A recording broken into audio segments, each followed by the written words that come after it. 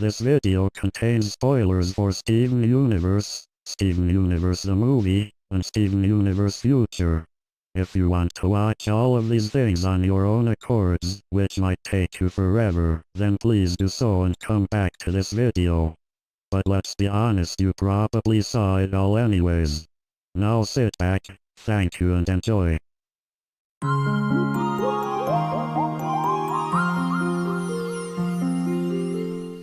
Before I go ahead with this review, I just want to say to everyone watching this, thank you. Thank you all so much for enjoying my videos. Thank you for reminding me that my opinions are valid and my criticism probably matters. And most importantly of all, thank you all so much for 1,000 subscribers. Even for as much hate as I get for the things I don't like, I still find myself coming back to share my opinions on things. I made this channel for 3 reasons. To give a good spotlight on things I enjoyed as a kid and see whether or not they hold up well to the test of time, to give my opinion and share a few modern things I like, and to give my opinion on some popular things that people like that I find to be overrated. The latter part I find the most fascinating of my channel because it allows me to share an opinion on something that is wholly revered by people that you don't really hear a lot. So far, I've covered the game Banjo-Kazooie and Disney's The Owl House, both of which are popular pieces of media that I find to be overrated with a couple of flaws that seem to be looked over. But ever since I started doing these reviews around March 2020, there's always been that one thing that has never escaped my head. Something I've been waiting to talk about for a while, but never really got into it. Probably one of the most conflicting things in the world, whether you love it or hate it, a little show called Steven Universe. Created by Rebecca Sugar, Steven Universe is an action-drama comedy series that aired on Cartoon Network on May 2014. I remember I was in my beginning years of middle school when I saw the show came on. This, along with Five Nights at Freddy's and Undertale, played to the grounds of my middle school back in the day, and growing up, I actually used to enjoy Steven Universe. I packed it in around Season 3, or whenever the hell that pink lion showed up, and I never looked back on it since. I came back briefly for Steven Universe the movie, which I thought was okay, and I'll get back to that later. And then I saw 4 episodes of the Future show and stopped immediately after, so it's a series that I have somewhat of a history with. It's something that I never had an opinion on, and so I didn't really care for it. Steven Universe as a whole is very fascinating as it's one of the most divisive shows I have ever heard in my life. It's about as divisive as Disney's modern treatment of Star Wars. People say the show's good, people say the show's bad, some people are in the middle, and some people even say the show was never good in the first place. In fact, making a long-ass video about Steven Universe is all but a stale cliche at this point. But now that I've amassed an audience of like 1,000 people, I can safely say that I am ready to tackle this show. Now before you outrageously give this video like what, 1 million dislikes, let me make this abundantly clear. I do not hate Steven Universe. I have said this multiple times with popular things I review. I don't hate whatever it is you like, and I'm totally fine with you liking something that I don't. I just like to point out criticisms that not many people do. I don't care if you like Banjo-Kazooie. I don't care if you like Owl House. I don't care if you like fucking Raid Shadow Legends. I just couldn't get into any of those things because they were either boring or flat out unfun. And the same will probably apply to this show. Today I'm going to don a most grueling task to celebrate a rather interesting milestone.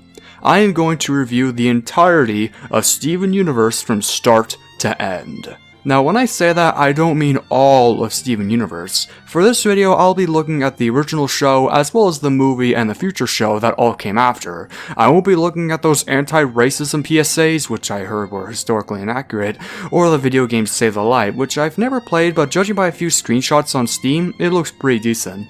This is a video I've planned on making for a while, and even though this will probably get not a lot of views, at least putting this on YouTube was worth it. So now, my long-awaited question is Steven Universe really that bad? Or is it really that good? Should you watch this from start to end? And most importantly, what is my opinion on Steven Universe? Sit back, relax, grab some popcorn, drinks, food, cookie cats, gems, diamond pickaxes, mining hats, whatever, because this is an overrated review universe of the entirety of Steven Universe. Chapter 1. A Star is Born.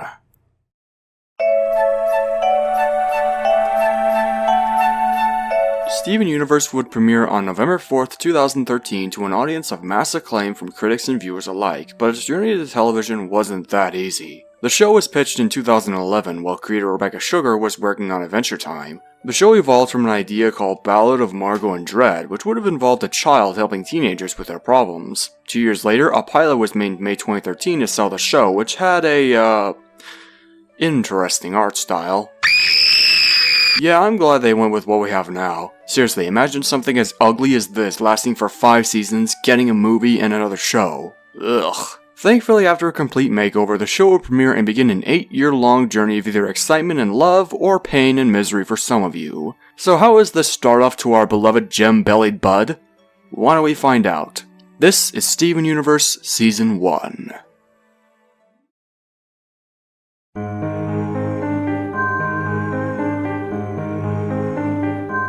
So to sum it up, the show takes place in the lovely coastal city of, well, Beach City, which looks less like a city and more like a town in the life of our young protagonist, the titular Steven Universe, an eccentric kid with a gem in his belly button inherited from his mother, living alongside his father Greg and the Crystal Gems, Amazonian-esque guardians of the earth comprised of Garnet, Amethyst, and Pearl. With all that set in stone, our hero now spends the rest of his life fighting evil monsters across distant lands, all while honing his powers, helping out some fellow friends, and getting into some wacky shenanigans along the way. So Season 1 of Steven Universe doesn't have much of an overarching plot to work with. In fact, it all starts out like an episodic adventure show similar to Adventure Time, which I think works well since this part of the show spends most of its time establishing the city and its lovely inhabitants. Mostly lovely inhabitants. So how is everything else?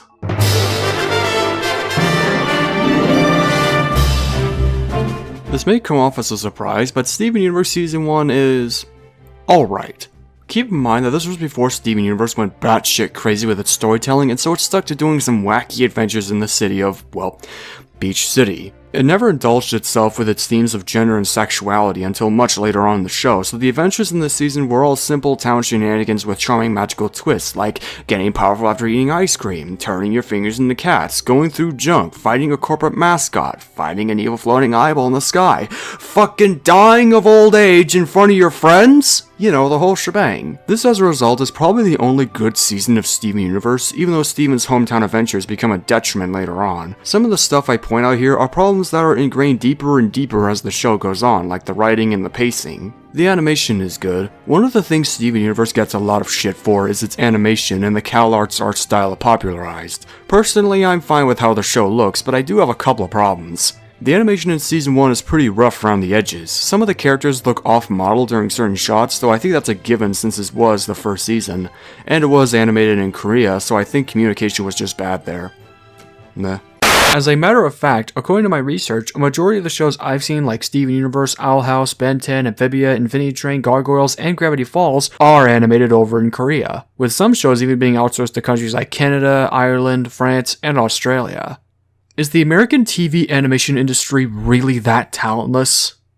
And a majority of the characters share the exact same facial shape as Steven himself. I'm pretty sure this was done to save money, but this just screams of unoriginality.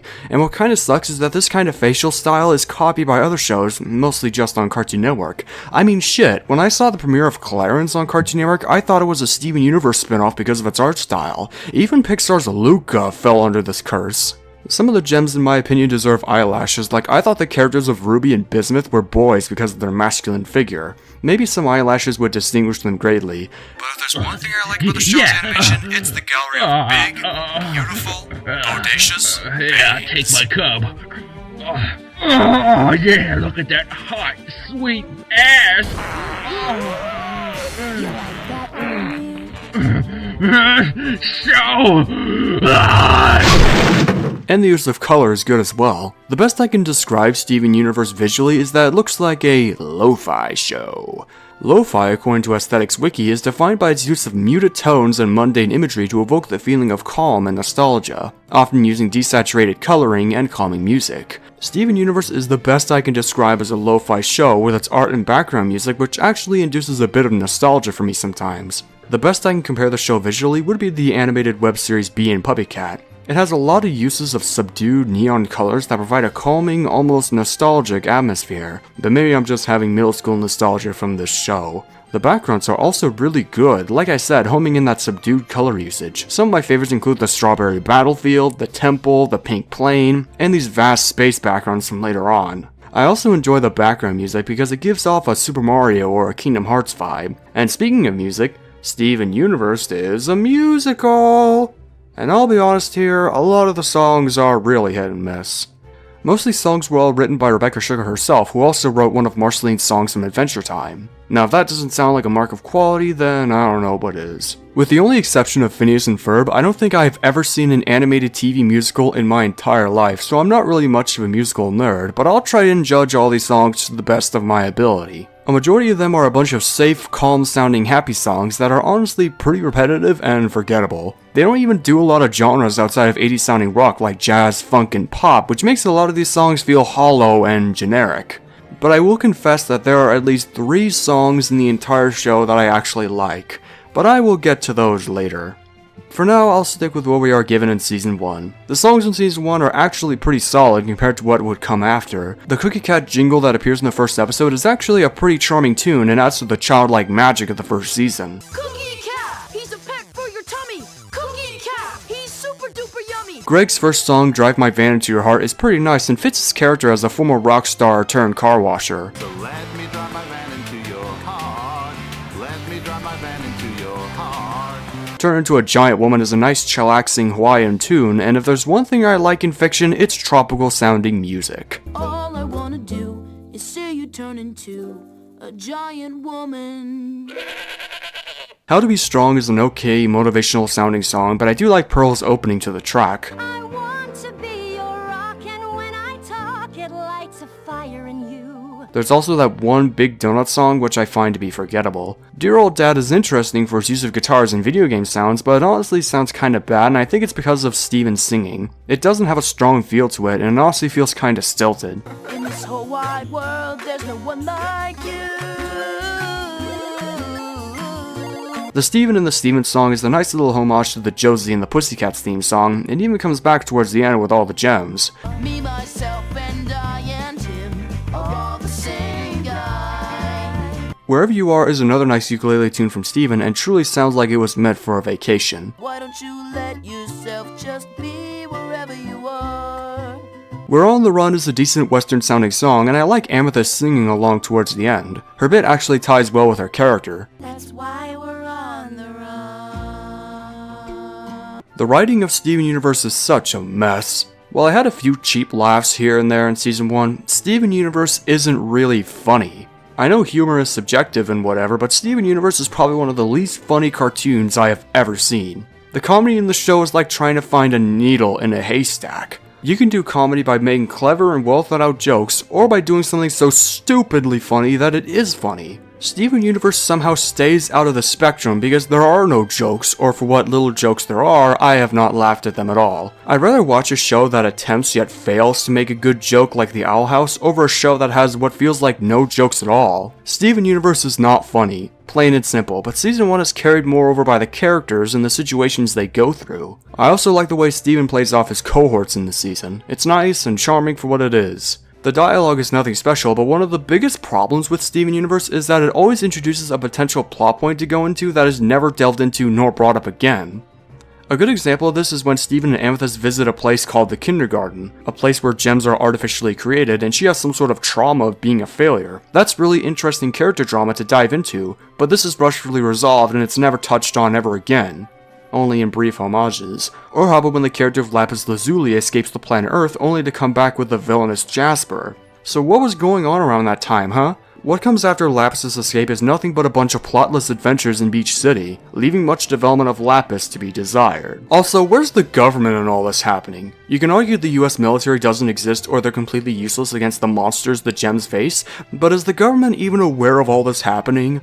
All the things that appear on Earth because of the gems? Do they have somewhat of a truce with the gems? Are they studying them? Who knows, maybe they're too busy fighting aliens on Mars. Moving on. Steven Universe constantly feels like it's fighting over which one of two shows it wants to be, either an episodic adventure show about Beach City, or an immaculate story-driven show that develops the characters and lore, which is all detrimented by the god-awful pacing. It can't even pace which episode should be a finale. Often after one of these story-driven episodes is an episode that completely ignores the events that happened in the episode prior. This isn't SpongeBob SquarePants where whatever happens in an episode is a one-off that is never brought up again. This is Steven Universe, and it has a story to tell. A story that is constantly getting ripped and ripped of its pages and plastered with new ones from a different story entirely. In fact, that's the best I would describe Steven Universe as a whole. It's created somewhat of a conflict of interest. Here's the problem. You can have the show be about Steven himself, or you can have him help certain heroes in their emotional struggles.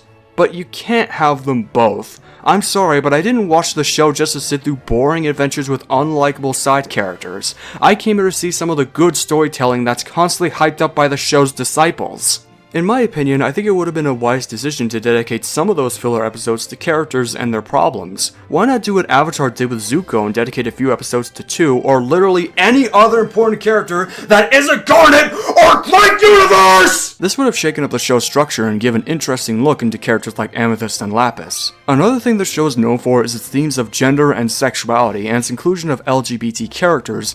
I want to go over the LGBT aspect later, as the show sparked a trend in not only just the animation scene, but in the media scene in general. The characters in Steven Universe are also alright. A problem with the show later on is that it introduces so many characters that get little development as the story progresses, like Lapis. It just causes too many cooks in the kitchen to spoil the broth. More like too many gems worth little in the stone. If only they stuck to their guns and only focus on about 3 characters, then maybe it wouldn't be a problem. But no, they just have to focus these episodes on these side characters that I don't care about whatsoever. Thankfully, this problem is less apparent in this season. Steven Universe is the title protagonist of the show. He's eccentric, kind, naive, and is somewhat of a pacifist, hoping for words rather than violence. I have a theory that nobody likes Steven Universe. People may love the show, but I just don't buy that people like the character. I think at most people just tolerate him. Steven is more interesting here because he's more naive and anxious than he is in later seasons of the show, which led to enjoyable adventures and a charming attitude. But in later seasons, he becomes more pacifistic and nice, therefore erasing whatever charm he had left as a character. He later just ends up floundering on stage like a fish as you wait for him to shut up and actually do something that equates to actual storytelling, or pass the spotlight to a character that actually deserves it. It's pretty ironic later on that the least entertaining part of Steven Universe is Steven himself. Steven, I know you're a nice kid, but I only came here to watch some characters grow and a story be told. Now get back to it, you pint-sized, bean-headed, pacifistic pile of poop. And now for the Crystal Gems. The Crystal Gems are alien gem people from the planet of Homeworld tasked to protect the Earth by Steven's mother. Together they are Garnet, Amethyst, and Pearl. And just like Dragon Ball Z, they can fuse after doing a dance into the astronomically large Alexandrite. Yeah, I should mention that the characters in the show can fuse to become more powerful. Garnet is the serious leader of the group, and her gem power is 2 powerful gauntlets. She's honestly my least favorite out of all the gems because she has perhaps no personality, even during later seasons. She's dull, often serious, and doesn't speak a lot, yet she's also shown to care for Steven. Amethyst is the purple one, and her gem power is the Whip. She's definitely my favorite out of all the 3 gems, if not for her personality. She's wacky, wild, and laid back, almost like a reflection of Steven himself. Honestly, if it was just Steven and Amethyst, then maybe I would have liked the show even more. Pearl is the sophisticated gem. She's wise, thoughtful, and has a knack for ballet dancing and swordplay. She was also a loving friend to Rose Quartz. And if Amethyst fuses with Pearl, they form Opal. And if Amethyst fuses with Garnet, they form Sugilite. There's also other characters like Greg Universe, Steven's former rock star turned car washing dad with a full head of hair. God, I wish I had that hair. Lars, a donut shopkeeper with donut ears who looks like he's made of donuts himself. Yo, Sprinkle, you a little donut boy. Sadie, Lars' friend and fellow shop owner. The Fryman family who run a fry stand comprised of PD and Ronaldo who documents all the weird happenings in Beach City and posts it on his blog. Fun fact, Ronaldo's blog is actually a real Tumblr page, you can access the link below. The Pizza family who sell pizzas comprised of Kofi, Kiki, Gunga Nanafwa, and Jenny who's part of the Cool Kids. Sour Cream, a friend of Steven's who has a really deep sounding voice that I kinda like. Mr. Smiley, who runs the town arcade and theme park. Mayor Dewey, the mayor of Beach City. Buck Dewey, son of the mayor, who looks like a gender bent version of Garnet, complete with fish lips. Onion, There's also the pink line Steven encounters later on, who actually shows up in Season 1, not Season 3. Rose Quartz, Steven's mother, who just so happens to be a gem, and Lapis Lazuli. Keep that name in mind as she will become important later on. I enjoy some of the interactions with these characters, especially in that wrestling episode, but honestly, a lot of these characters are pretty forgettable. While the characters, some of them, carry the show, the actors do it well too. I heard they got a bunch of theater or stage actors to play the roles of the characters, most of which I don't recognize since I'm not a theater or musical guy, but I will give them props for hiring a no-name cast. Sometimes I am tired of hearing Tara Strong voice literally every cartoon character in existence, so Steven Universe's cast feels like a breath of fresh air. One of the few that I know is Garnet, voiced by singer Estelle, known for her song American Boy featuring Kanye West.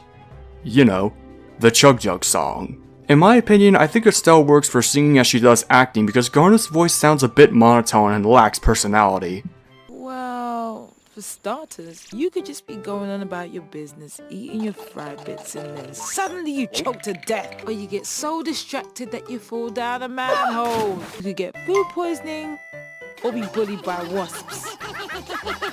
And that's just a few instances off the top of my head. Other voice actors I recognize are Sadie, voiced by Kate Micucci, the current voice of Velma from Scooby-Doo, Sugalite, voiced by Nicki Minaj.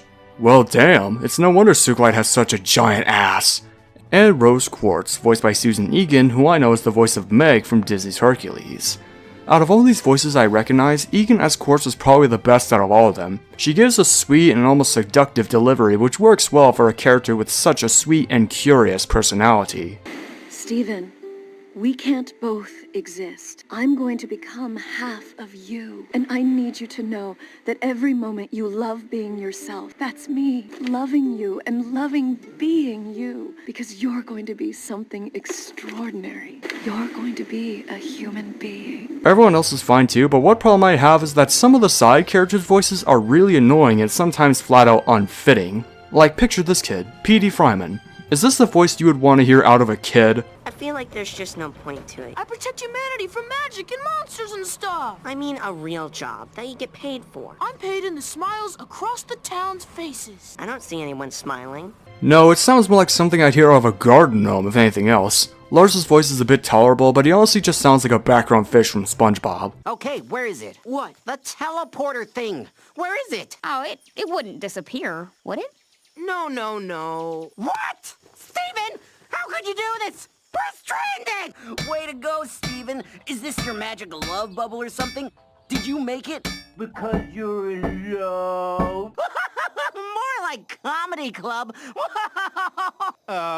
Could come in? I'm scared already. And Sour Cream? Actually, I like his voice, it's great. So overall, I think I had a lot more fun with Steven Universe Season 1 than anywhere else in the show. In spite of its problems, this part of the show shines the most because of its animation, charming demeanor, and the adventures that ensue. If Season 1 was the calm, then everything after it was the storm.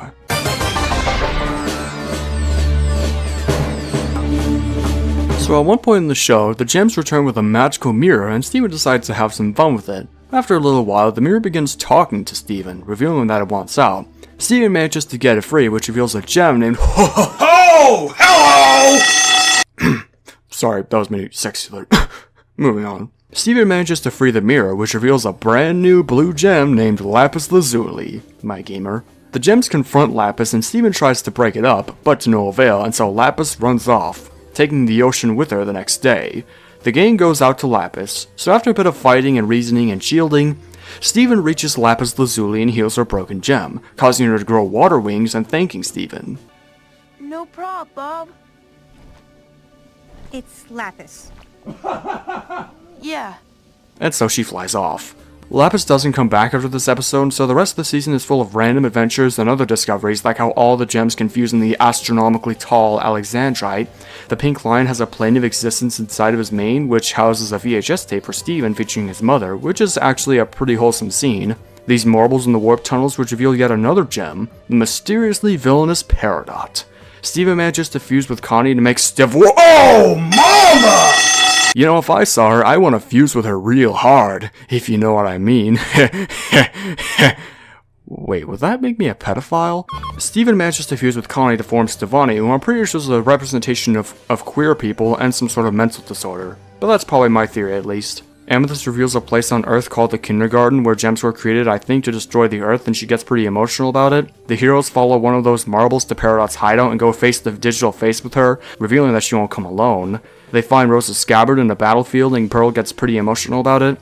And finally, they decode a whaling stone, revealing a message from our good friend Lapis Lazuli, revealing that Peridot is coming to Earth with a friend. And so the day comes. They fight Peridot's hand-shaped ship, but to no avail. With her ship, Peridot has not only Lapis, but also her friend, our brand new antagonist, the juiced-up jeweled Jasper. That rhymes with Casper. Now that's less insulting rather than saying she looks like Castor. Okay, I'll stop rhyming. I just want good comedic timing. So Jasper firmly graspers Steven, thinking he's rose quartz for some reason, and decides to take him to her master. Then Steven finds himself aboard Peridot's hand-shaped spacecrafter. Steven breaks out and helps out a fellow gem named Ruby find her partner, Sapphire. He even finds Lapis, but she doesn't want to go for some reason. So Ruby and Sapphire reunite and reveal that they were Garnet all along. Garnet tells Steven the location of the gems, and so he runs off, leaving Garnet behind.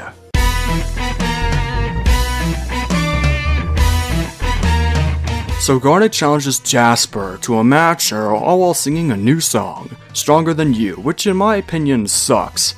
I'm fine with rap, but the singing feels stilted and the lyrics also feel stilted, and it just doesn't sit well with me. Props to Estelle for singing as her character though.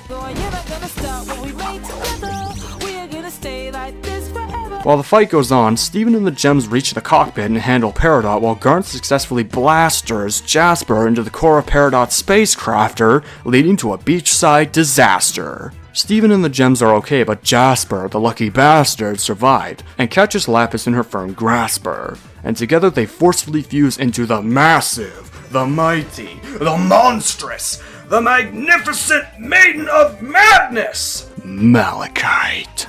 Malachite attempts to mash our heroes into earthy mush until she is water chained by the Lapis side of Malachite, and so she's dragged to the bottom of the sea. Yikes. They are really bad for each other. Yep, could have said it better myself, Garnet. So our heroes clean up the beach, but Steven keeps getting calls from a worried Connie. So after singing a bad song and struggling through the day, Steven initially tells Connie he doesn't want to be friends anymore, until he bails out. And so he lives happily ever after. The end. There are 2 other episodes left of Season 1, but those are just pointless filler episodes that don't add up to the catastrophe, so I won't even bother. Jasper is a pretty bad villain this season. I'm pretty sure her motivation is touched on more in this episode, but she was rushed in the last minute without explanation, and her voice acting just reeks of rotten cheese. It honestly sounds like some edgy villain from a Sonic game, and Sonic games have way better voice acting than this crap. I was looking forward to beating her into the ground. This is all that's left of her army? Some lost, defective Pearl? A puny, overcooked runt? And this shameless display? What is that? I'd honestly be okay with this if the show didn't take itself seriously, but I honestly can't help but find this ear-grating. And why does Jasper have an insanely detailed face when almost every character in the show looks exactly like Steven himself? Also, that one Steven song that followed is nothing worth talking about, to be honest. It's really forgettable.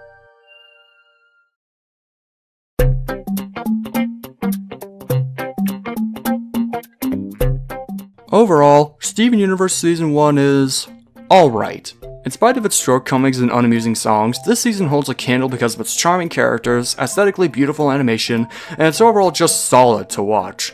It's not all a masterpiece, but I would enjoy it over what came after. This is probably the only good season of Steven Universe. It's a lot more simpler and less stupid and anger-inducing than later seasons of the show, probably because it never went crazy with its storytelling. Everything after this season would dig deeper and deeper into its own grave and fall into an endless pit of mediocrity, and that is a huge chunk of the show. For right now, I could safely affirm that I enjoyed Season 1 out of anything else in the show, as I rated an amethyst out of rose quartz. Or in other words, a 7 out of 10. It all just goes downhill from here. Chapter 2. A Rough in the Diamond.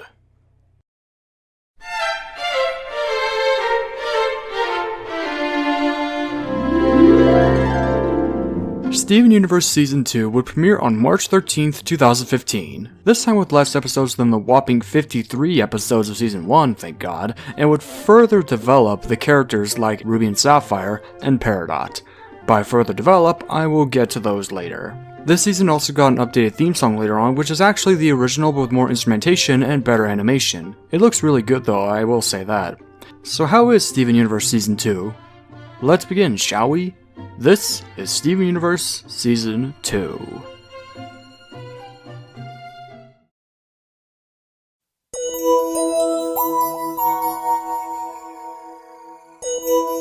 So Season 2 of Steven Universe kicks off with a crossover episode with Uncle Grandpa, which I actually like. No kidding, I actually enjoyed this episode of Steven Universe. It was fastly paced, the writing was on board, it's actually funny. I was laughing hard while watching this episode, and it even made me crack a smile, which is something not a lot of cartoons I've seen ever done. As a result, I'd probably go as far as to call it the best episode of the show. It's like they handled the reins of the show to the Uncle Grandpa team and improved the show for but a fleeting moment. Don't worry, bro. None of this is canon. That's a fake laugh. It's real! Totally fake. That is the most real, authentic, hysterical laugh of my entire life. I would definitely rewatch this over everything else after Season 1. The actual first episode of Season 2 starts off with a flashback to Greg as a rock star in Steven's oh no. Got him! Hold back! Sexy! Alert! You know, if I had Rose as a girlfriend, I want to dunk her into a hot tub of coffee and eat her up like the big, fat, pink frosted, sprinkled donut she is. This is the point where the show's story starts to kick in, as the main mission this time is to find and take down the nerdy brainiac Peridot. This season also has a focus on Garnet's fused relationship with Ruby and Sapphire, which I will go over later. So how's everything else?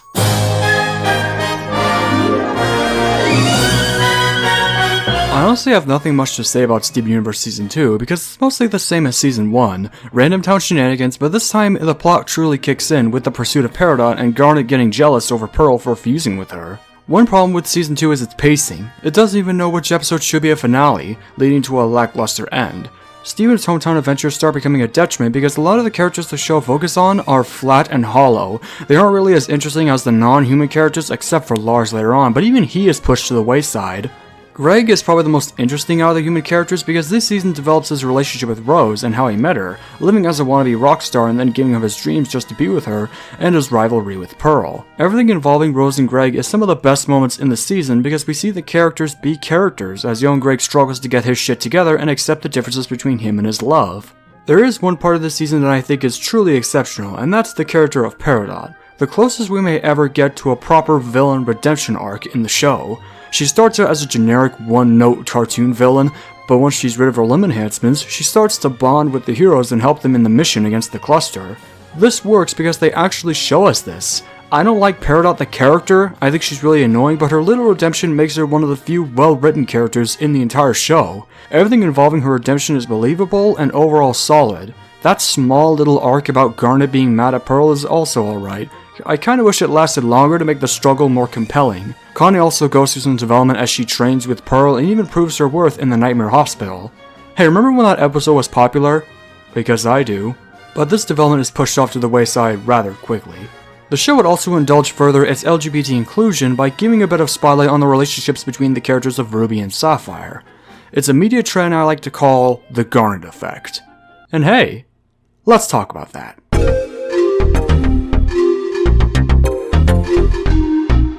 In case you're unfamiliar with the term, the Garnet effect is a writing disorder that I just invented where I start to notice a writer tries to make a character's sexual orientation or gender their whole identity. What I mean by that is that they seem to focus more on their sexuality rather than giving them a genuine personality or compelling story. It essentially boils down to an LGBT character having little personality or just being plain boring. While there is no malicious behind wanting good representation, this makes a character's character feel more like an afterthought, and as a result it makes the individual feel like a marketing ploy to attract viewers to watch a terrible story rather than like genuine interest in developing a character. Because cartoons and lesbians have somewhat of a symbiotic relationship, and it goes something like this. Hey, you like gay people? We have gay people, so come watch our show. Trust me, you'll love it.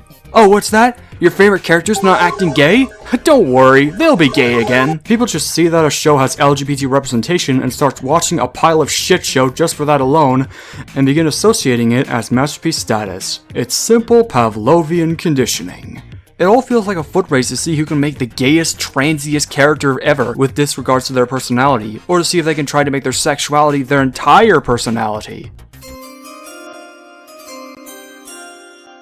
An easy example of this effect I can think of is Logs from Dead End Paranormal Park. Can you name a piece of his character other than being gay for Barney?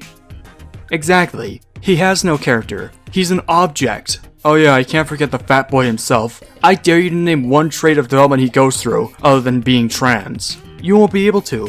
Because Barney is a fucking because Barney is a fucking flat slate and has no other traits other than the generic cartoon snark. And like, they could have made the trans story better with a few changes that went a long way and made it more likable, but they didn't. Another example I can think of is in Kipo and the Age of Wonder Beasts. That show had the black kid, I honestly don't remember his name, confess that he was gay around season 1, and they just do fucking nothing with him until season 3. He's mostly defined as a travel buddy and a fucking coward. Even Disney has abused this effect by hyping up their films for great representation with an LGBT character, only for the character in question to either have like 5 seconds of screen time or appear in the background, because do you think they really care? Of course they don't. They just want your money.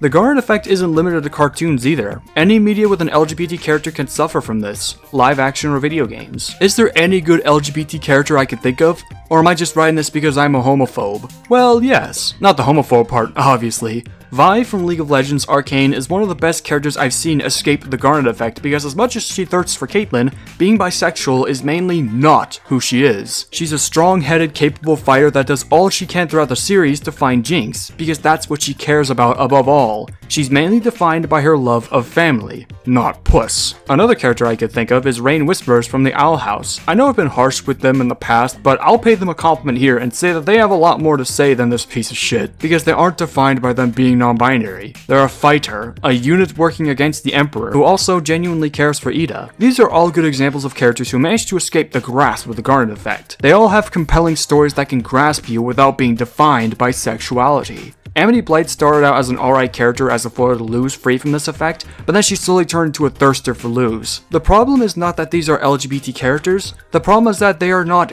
good LGBT characters. Is there a way to make a character's sexuality story good or compelling even if they do have good enough personality? Well, yeah, I just haven't come across one yet, because for the most part, I genuinely don't care about a character's sexual orientation because that's just not my thing. I'm not one of those diehards on Twitter, I just want to watch a good show. You can write good LGBT characters. It can be done without being too pandery. You just got to give them enough depth and make them overall compelling enough. That's like key to making a good story at this point. You either give them that, or you have nothing at all. So how is Garnet the patient zero of this effect? Well, it's complicated. The problem I have the most with Ruby and Sapphire is that the show drags this whole lesbian thing out for far too long. Like 5 seasons long, and it just becomes their whole shtick as characters. Can you name their other traits? Well, Ruby is a hothead, and Sapphire sees the future. You think with how much they love each other and how long they have been for thousands of years, they probably marry each other by now. But they don't do that until the end of the show. It just takes too long for their arc to come full circle, and I believe it should have been done before season 5. However, if we're talking about Garnet the Fusion, the character then becomes a bit of a double-edged sword, because Garnet, despite not being my favorite of the gems, shows more character than just being gay. She's wise, competent, capable, and strong, as befits the leader of the Crystal Gems. But even saying that is really all I can think of, and she's bogged down by the existence of Ruby and Sapphire. TLDW, the problem here is not with Garnet, the problem is with Ruby and Sapphire. Now let's keep going before I get cancelled on Twitter. The song game of Steven Universe continues in Season 2 with more jerky songs, starting with Greg's very own Like a Comet, which the instrumentation is brilliant, but my god, Greg's singing just kills it. In a bad way, obviously. If they brought in a different singer, I would have considered the song to be good. The writing of the song is also really awkward and too on the nose. But the moment that I hit the stage, thousands of voices are calling my name. Share This Jam is not worth talking about, honestly. Do It For Him is okay, but I kinda wish it was just Pearl singing because it's dragged down by Connie's awful singing. Deep down, I know that I'm just a human. What the hell is that? What Can I Do For You is honestly poorly written schlock, but I do like Susan Egan singing and that one guitar solo by Greg. On finding you quite this entertaining. I like the way human beings play. Something I Can't Do is actually fine on its own, but honestly this song would have worked for the story if Amethyst sang the song separated from the team. Is there something I can do? Can I make it up to you? Pink Limousine is okay, and that's about all the songs. This season also introduces some new characters, a majority of which are a bunch of nobody human characters connected to others, like Vidalia, an onion-headed biker chick who grew up to be Onion's mom. By the way, did you know Onion is related to Sour Cream? Marty, Greg's former manager, who just might be my favorite voice in this season because he sounds like a Seth Green impersonator. Can't give stuff away for free? What about my 75%? 75% of nothing is nothing. Are you worth nothing? That's right. I'm gonna make us both rich. And as far as these saltwater saps know, we already are. Next stop, Empire City. Steven also starts becoming more mature and nicer, which in my opinion gets rid of whatever charm he had as a character, and so he ends up becoming uninteresting. Everyone else is mostly the same, and that's about it. That's where my praises end. Steven 2 of Steven Universe is the first downstep into mediocrity. Despite some developments, it's genuinely boring as it drags on with its uninteresting side characters, weak song, and broken pace.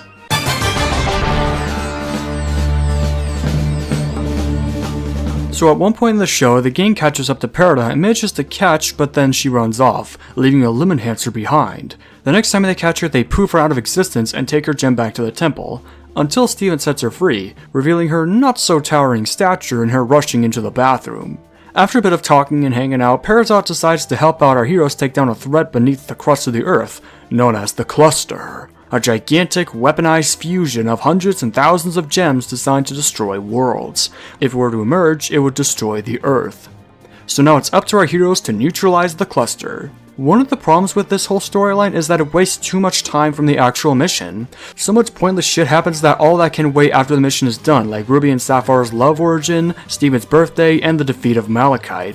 All of that should have came after they took down the Cluster, but I would still keep Peridot's short redemption. They take a drill and decide to put it to good use while Peridot hangs out some more and gets along with our heroes quite well. The final episode of Season 2 is an episode that explains how Ruby and Sapphire met, but honestly that's just so anticlimactic that it doesn't add to the main goal, so I won't even bother. After celebrating Steven's birthday, even though they are literally on the brink of humanity's doom, Steven and the gems go to the moon to collect the coordinates on the Cluster and even learn about the Diamond Authority. Peridot steals the communicator from the moon base and uses it to contact Yellow Diamond, until she bails out and calls her a Claude. The gems go out to fight Malachite, who's also worshipped by the Watermelon Stevens as a goddess, and they defeat her and take Lapis, leaving Jasper behind. Oh joy. But then the Cluster happens, so now Steven wakes up, Peridot starts drilling, and our heroes come face to face with the Cluster.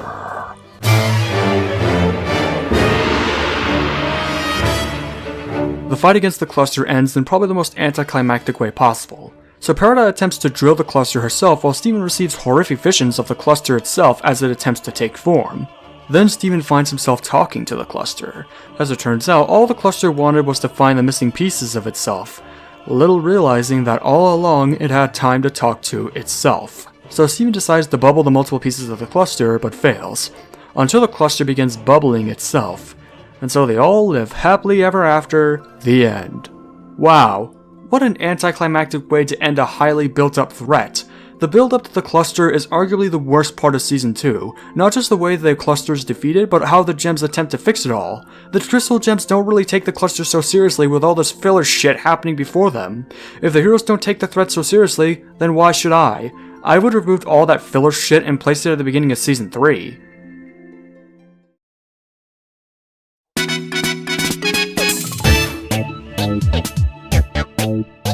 Steven Universe Season 2 kinda sucks. It's a lot less interesting and charming than Season 1 as it fails with its boring side characters, poor developments, and failure to develop the Cluster as an opposing threat. But it's honestly not the worst thing to come after Season 1, and it's nothing for me to get angry over. It didn't insult me with its utter failure to develop interesting characters like Seasons 3, 4, and 5, but it did insult me with how it handled the Cluster, which just might be one of the worst moments to come out of the show. This season is just the same as Season 1 without any of the magic that made Season 1 enjoyable. It's just a pure old 5.5 out of 10. At least it's better than everything that came after, I suppose. Chapter 3. No Pressure, No Diamond.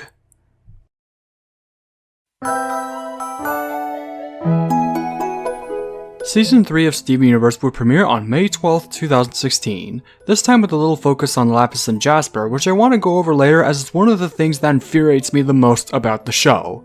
This might just possibly be the worst season of Steven Universe because there's almost nothing of worth here that I can think of.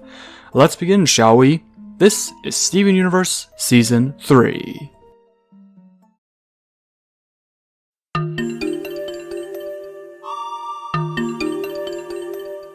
Steven Universe Season 3 story has a bit more focus on Lapis Lazuli after she's free of Jasper's control. After taking a look around the world and reflecting on her prison as Malachite, she decides she wants to stay and have fun on Earth, until she discovers she has to live with her old enemy Peridot, and it's at that moment all her personality had been extinguished. Meanwhile, it's up to the gems to go after Jasper and take her down, all while Steven still gets into some wacky shenanigans along the way. The story stuff in this season is easily some of my least favorite parts of Steven Universe as a whole because of how much they butchered the developments of all these characters. I'll elaborate further as we go into the contents.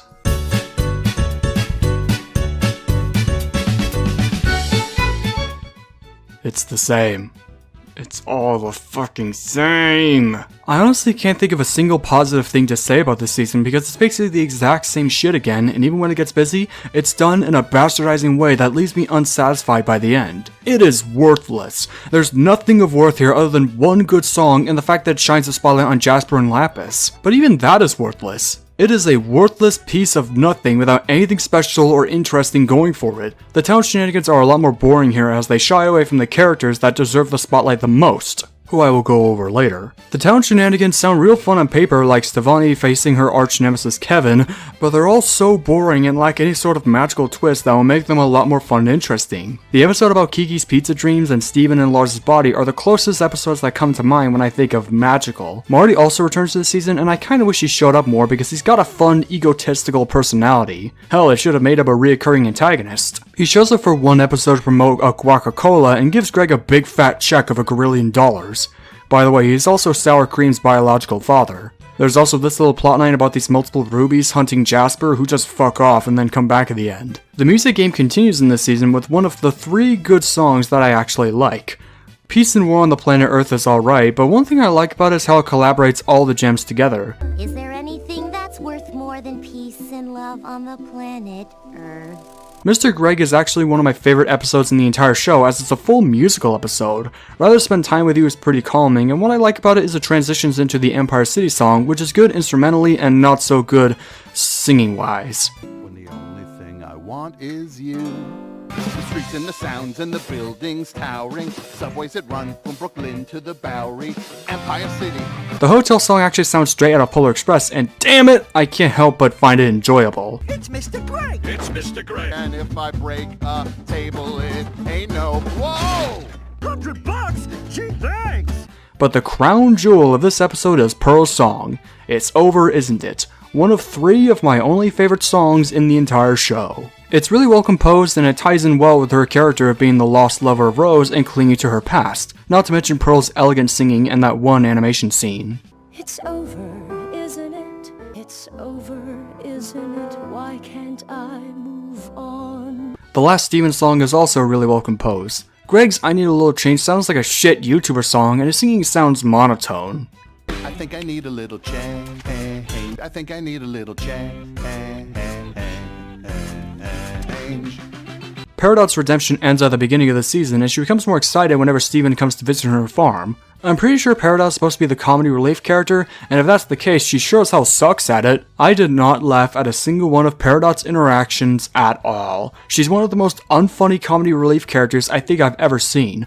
Her entire shtick at the beginning was that she was like Invader Zim, so they had her act all evil and shit, but after her redemption she becomes excited and speaks in techno babble and calls everybody a clod to force the joke of her character.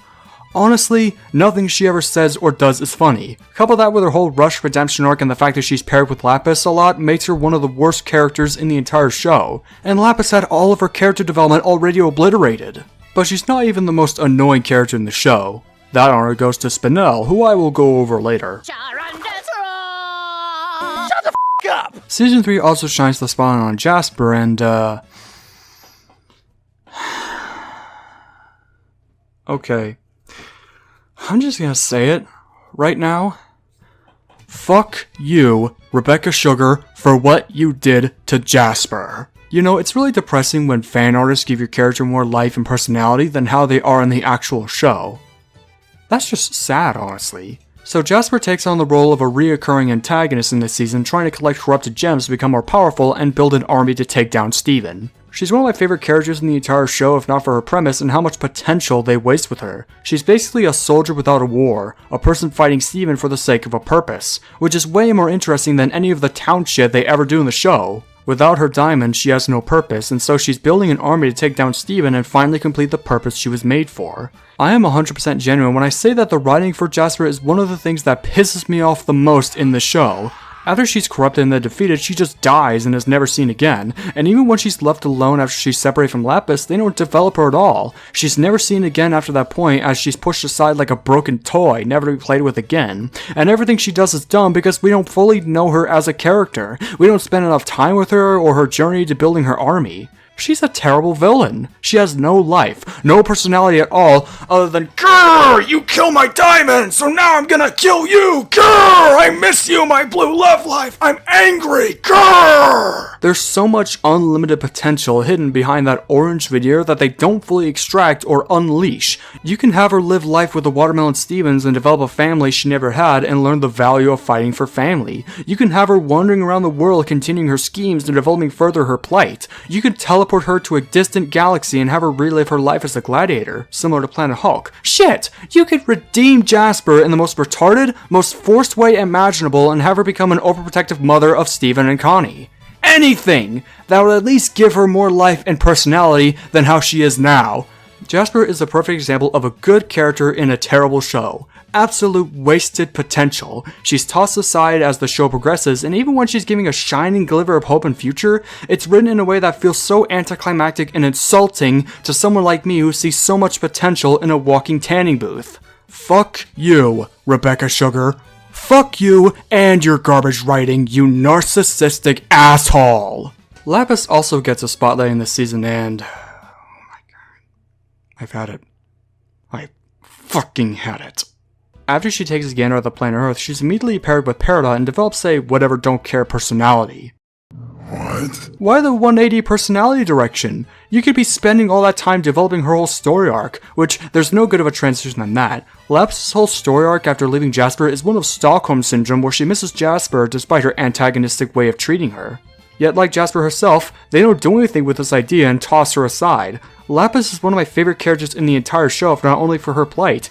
Yet they keep pushing her aside as if she's nothing. All the personality she showed in the episode Same Old World was practically extinguished in one ending, and that fucking blows. Because she shows absolutely zero personality afterwards. And they don't even develop her relationship with Peridot. It just kinda happens and is never touched on other than small brief scenes in the entire show.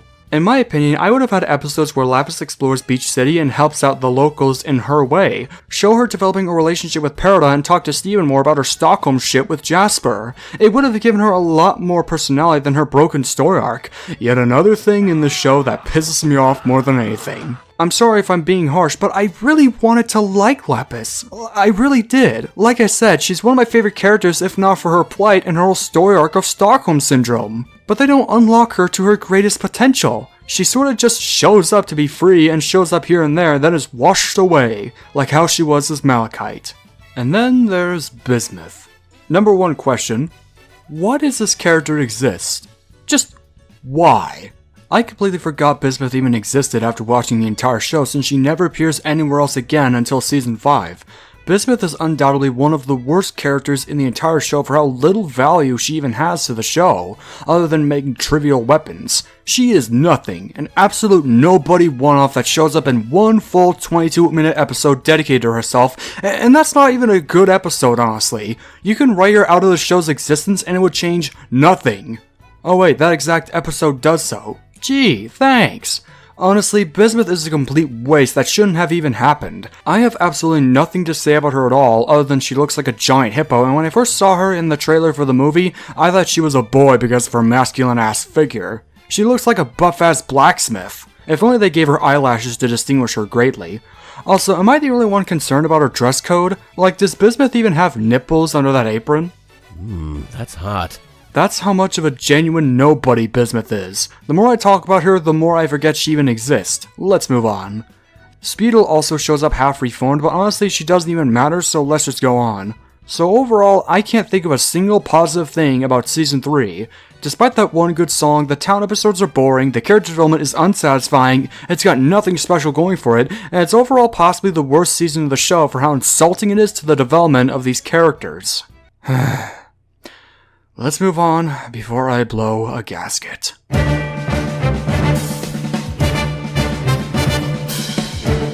So at one point in the season, Steven decides to take Lapis out to the sea for a good sail, until all of a sudden, it's Jasper!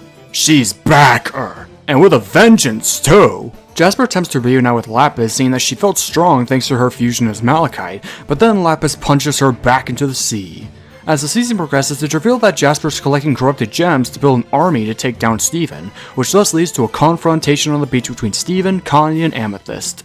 Jasper starts trash-talking Amethyst for her weak stature and her failure to become a defect, and then she poofs her out of existence. Steven and Connie fuse and take a strong hit on Jasper, and then Amethyst returns to see Stevani.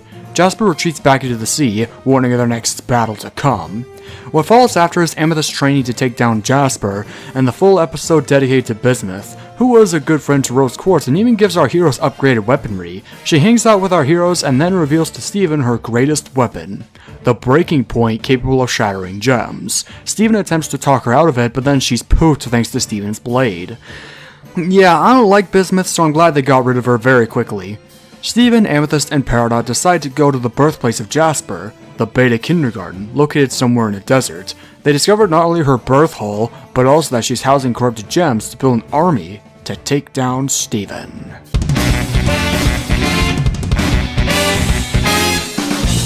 So Amethyst heads in and challenges Jasper to a rematcher as Jasper talks down to her about her weakness, stating that every gem must serve the Diamond Authority and those misshapen must be annihilated. Then Peridot steps into the fray and decides to put our metal magic to good use, but to no avail, of course. Amethyst tries to bash her, Jasper, without much of a scratcher showing on her. Amethyst decides to give up, and in a last-ditch effort, Steven and Amethyst talk and they fuse into Smoky Quartz, now wielding a yo-yo. One fusion I forgot to mention was Sardonyx, who's a mix between Garnet and Pearl. She's actually pretty fun.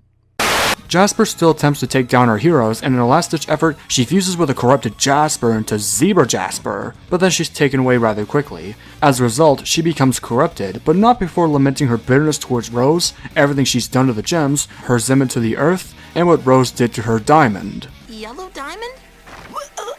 My diamond! Your diamond! Pink diamond! The corruption takes control, but then she's defeated by Peridot's metal spear, and is poofed away. You're welcome. Come here, sis.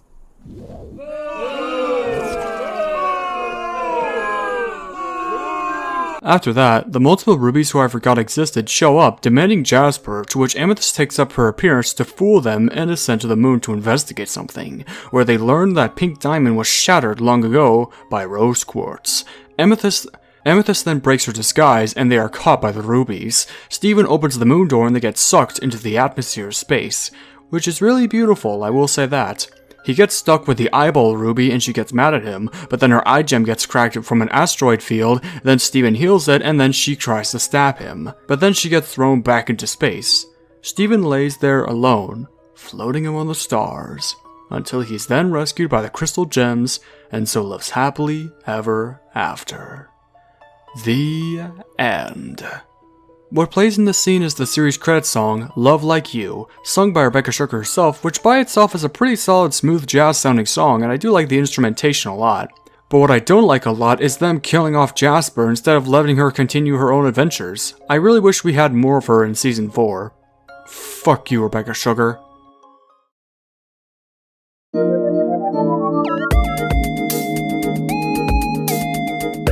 Steven Universe Season 3 is angrily insulting at best and painfully boring at worst. Aside from one good song, there is practically nothing of worth I can think of that came out of Season 3. This is a bad season to an already bad show on the slow fall of mediocrity that bastardizes its interesting characters, drags with its real uninteresting characters, and introduces a few wasted nudges here and there. This was the point in my first watch where I genuinely started to fall asleep while watching the show. Yes, this show is so boring that it genuinely made me fall asleep. I think that's a first for me, and I never really fall asleep while watching cartoons, which just goes to show you how boring Steven Universe really is. It is nothing, as I rate this season the lowest score so far on this channel, a 2 out of 10. What a worthless crock of shit. Chapter 4. Back in Bizmuth.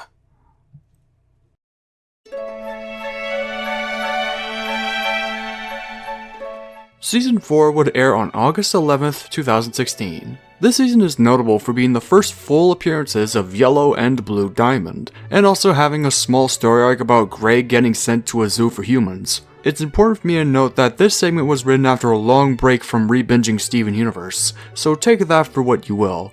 So after my long break, let's see how down here the series goes from here. This is Steven Universe Season 4.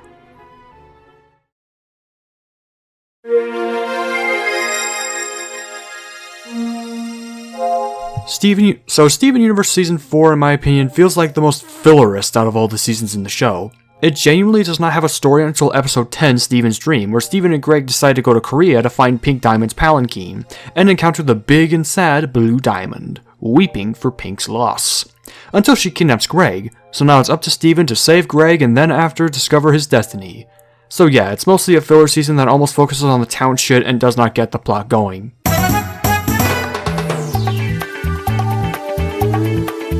I honestly don't have much to say about Season 4, except that I would kinda prefer it over Season 3, because at least it doesn't mangle its interesting characters to such an irritating degree. Well, except for the fact that Lapis gets no development, but still.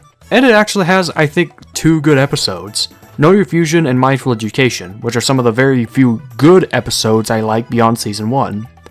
Know Your Fusion features Sardonyx, who is a pretty fun character whenever she's on screen. She's like a roided up talk show host, and she's got a fun personality, while Mindful Education has my second favorite song in the series, Here Comes a Thought. The song itself is pretty uplifting and actually has good singing from Estelle, definitely a step up from Stronger Than You.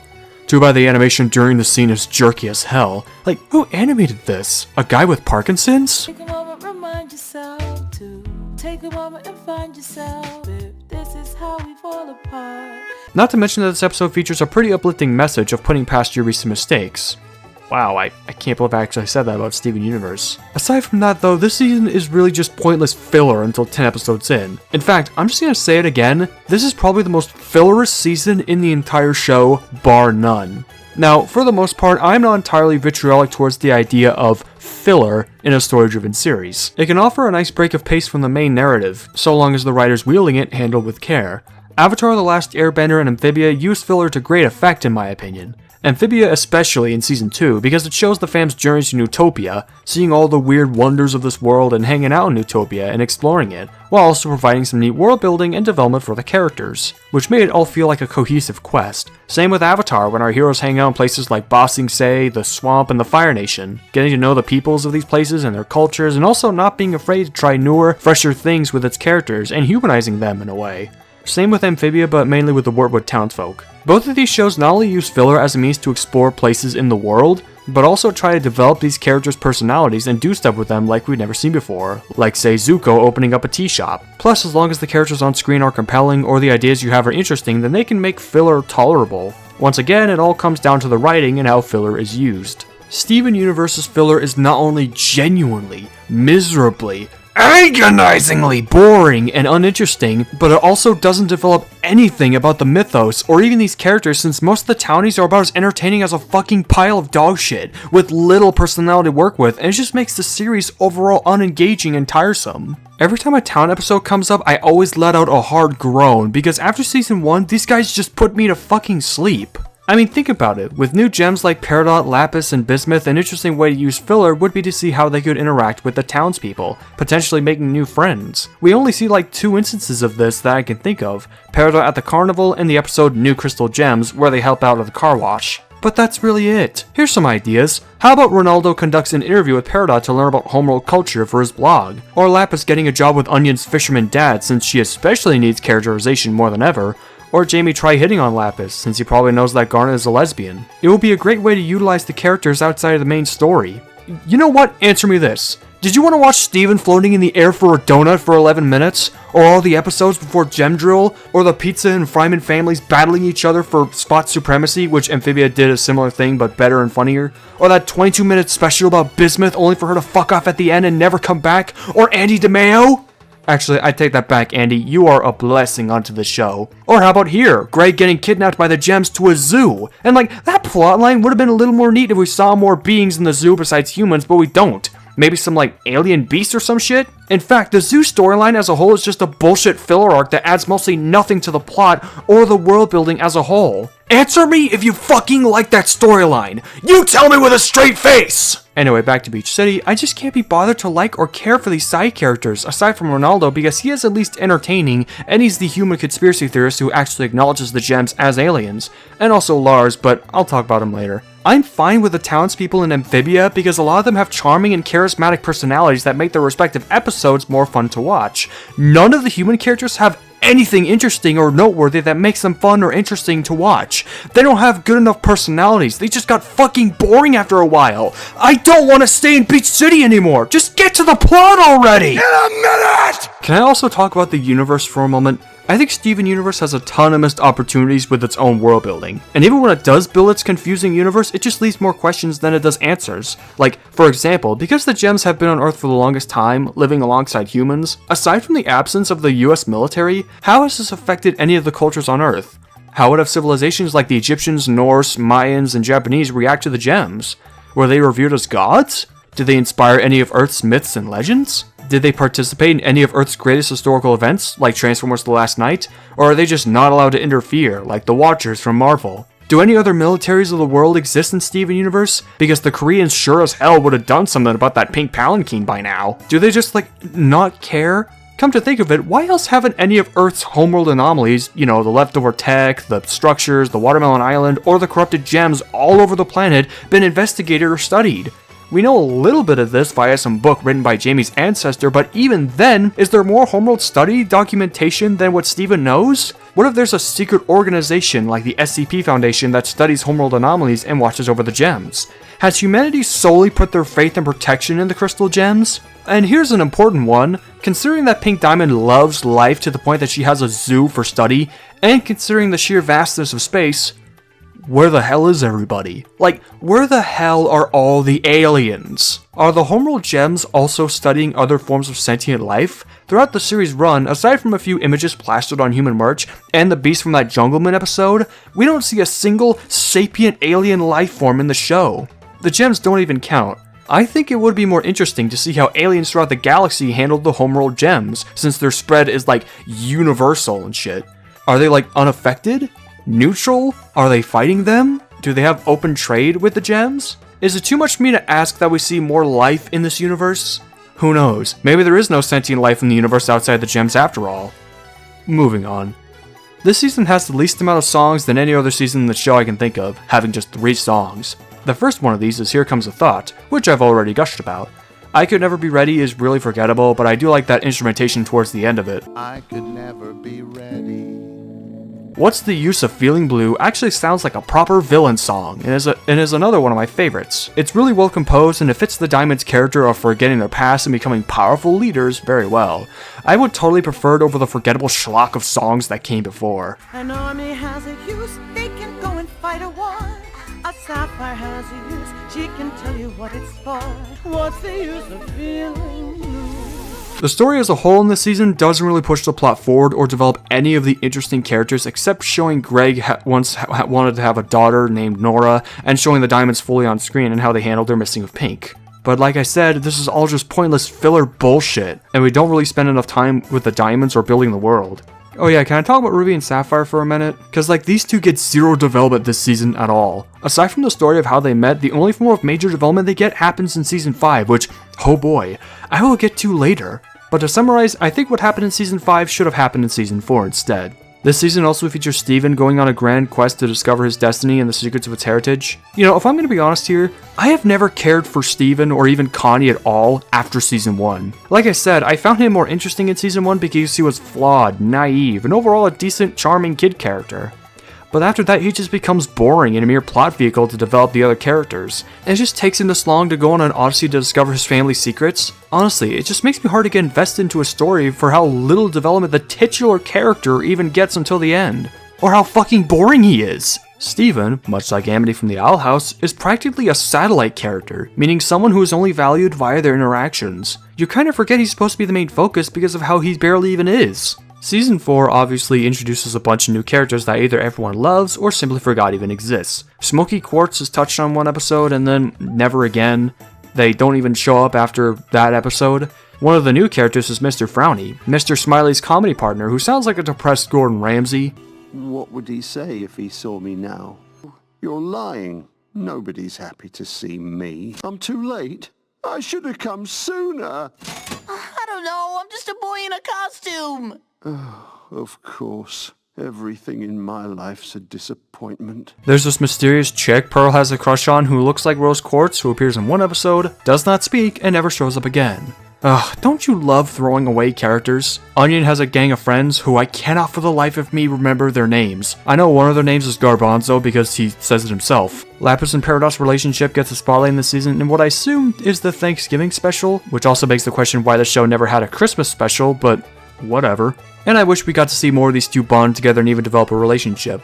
Also in this episode is Greg's cousin, Andy DeMeo, a pilot who might just be the best human character in Steven Universe because he's voiced by Carl from Aqua Teen Hunger Force? Yeah, every time this guy spoke, I always thought of Carl, and it just makes me laugh. You call me Uncle Andy. I'm an uncle. I can't believe it.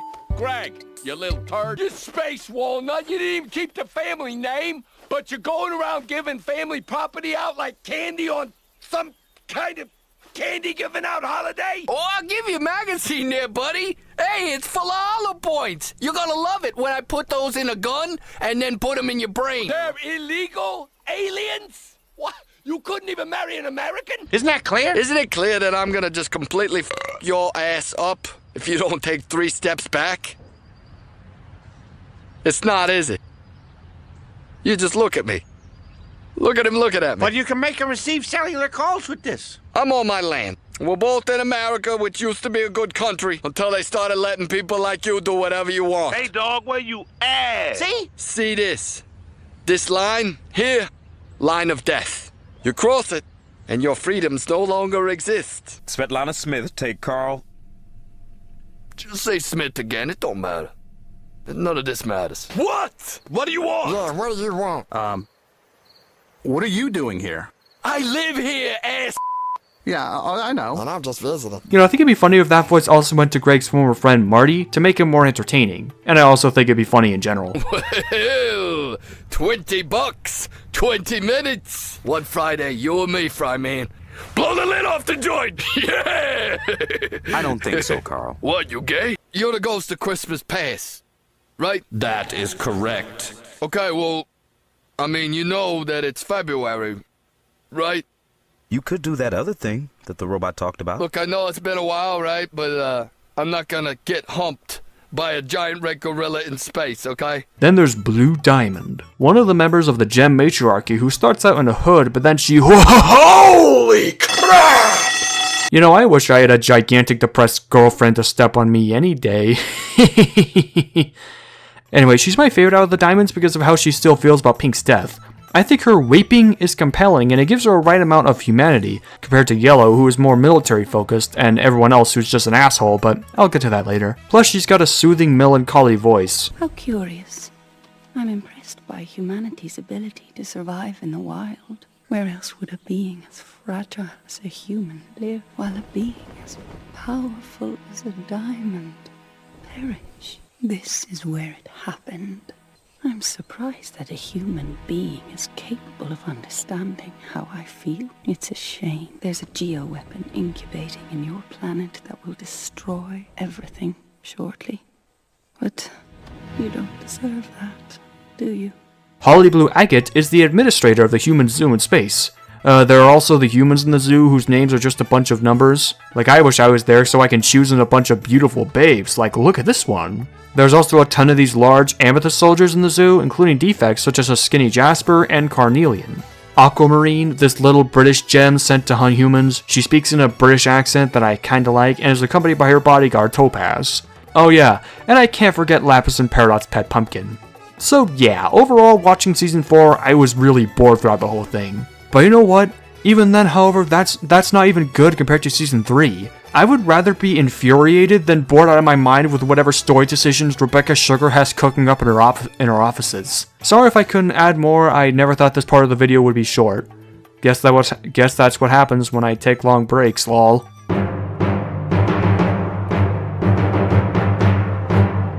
So at one point in the show, Steven sets out to find out his destiny, which leads him to an odyssey to a desert temple with pink legs. Dirty. This is where he discovers a VHS tape for someone named Nora, so he heads up to his dad and injects it in. Turns out the name Nora was the optional name in case their child was a girl. This plot point goes absolutely nowhere. The next day, Steven and Connie decide to help Connie's father on lookout duty at Funland, and they manage to catch Onion?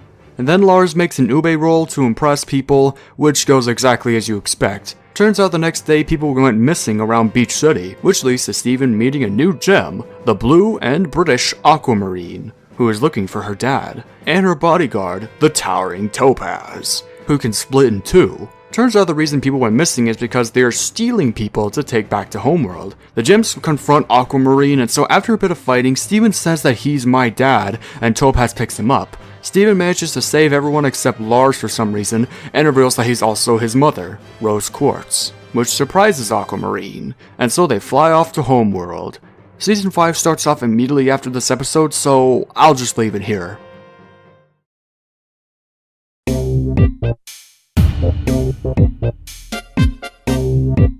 Watching Season 4, I was pretty much bored throughout the whole thing. Its only value is that it has 2 good songs, 2 good episodes, and a small few interesting characters, and that's pretty much the only worth it has. I can't be bothered to care about the human zoo, Lapis and Peridot, or any other aspect of the show's universe itself because it's barely even that creative. There's no aliens. While this season is kinda an improvement, I think I would rather rewatch Season 3 because at least it has more for me to talk about plot-wise. This is just a pointless filler season that doesn't do anything interesting with the plot except establish the diamonds, but even then we are never shown more of their development, not to mention how much of this universe lacks imagination in terms of cosmicness. I took a break from Steven Universe and it's still getting worse, but at least this is a semi-improvement as I give it a 3.5 out of 10. We're almost done with the show, so let's keep going. Chapter 5. Diamond is not forever.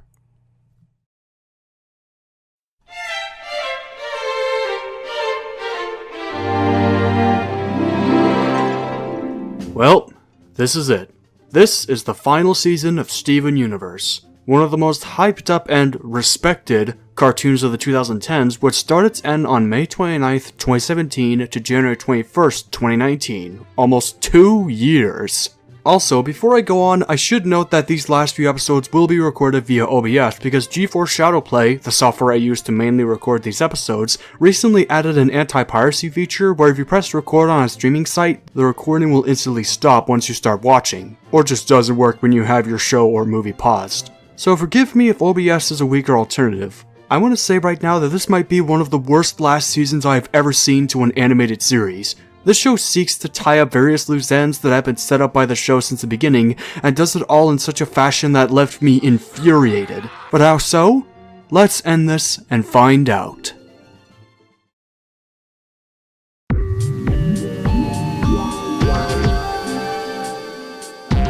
Season 5 kicks off an Aquamarine ship, where Steven along with his good buddy Lars are kidnapped by Aquamarine. Lars argues a lot with Steven about being on the ship, but as Lars tries to help, he laments about leaving his friend's party, throwing away that ube roll because he's a little bitch. To which Steven chimes in saying that he's also a bitch, and that he's scared of what's gonna happen to him, but he's doing this all to save his planet. Which somehow makes Topaz cry because of how honest it sounded, and redeems her, tempting her to help out. Because apparently honesty makes her a bitch. But then they arrive already and Steven attends court. In a scene that's really boring, Steven attends a court session with the Diamonds as they talk him about his crimes as Rose and her murder of even bringing in the blue palanquin. So after 10 minutes of talking, Steven and Lars take the palanquin and escape into Homeworld, the planet of the gem race. They escape, but then they meet up with a new gem named Ruddle, in a new group called the Off-Colors, comprised of misplaced gems such as Rhodonite, a fusion between a ruby and a pearl, the leader Fluorite, who is a mega fusion, and Papa John's Pizza, who is a sapphire that can't predict very well. Lars then decides to man up and help his quick new friends by destroying the robots, sacrificing his life. But then Steven cries like the bitch he is and it heals him, but it also gives him a scar and a pink skin color like Lion, complete with a portal to the pink plane inside of his hair. Does that mean Lars also gets Lion Super Roar? Steven heads back to Earth briefly to get some snacks for Lars and reveals Earth to the Off-Colors, to which he requests they come to Earth. But since Lars can't go through his own hair, they have to find an alternate route. And then Steven goes back to Earth, and this is where I start to see the season at its flaws. What are its flaws though? Well, let's keep going.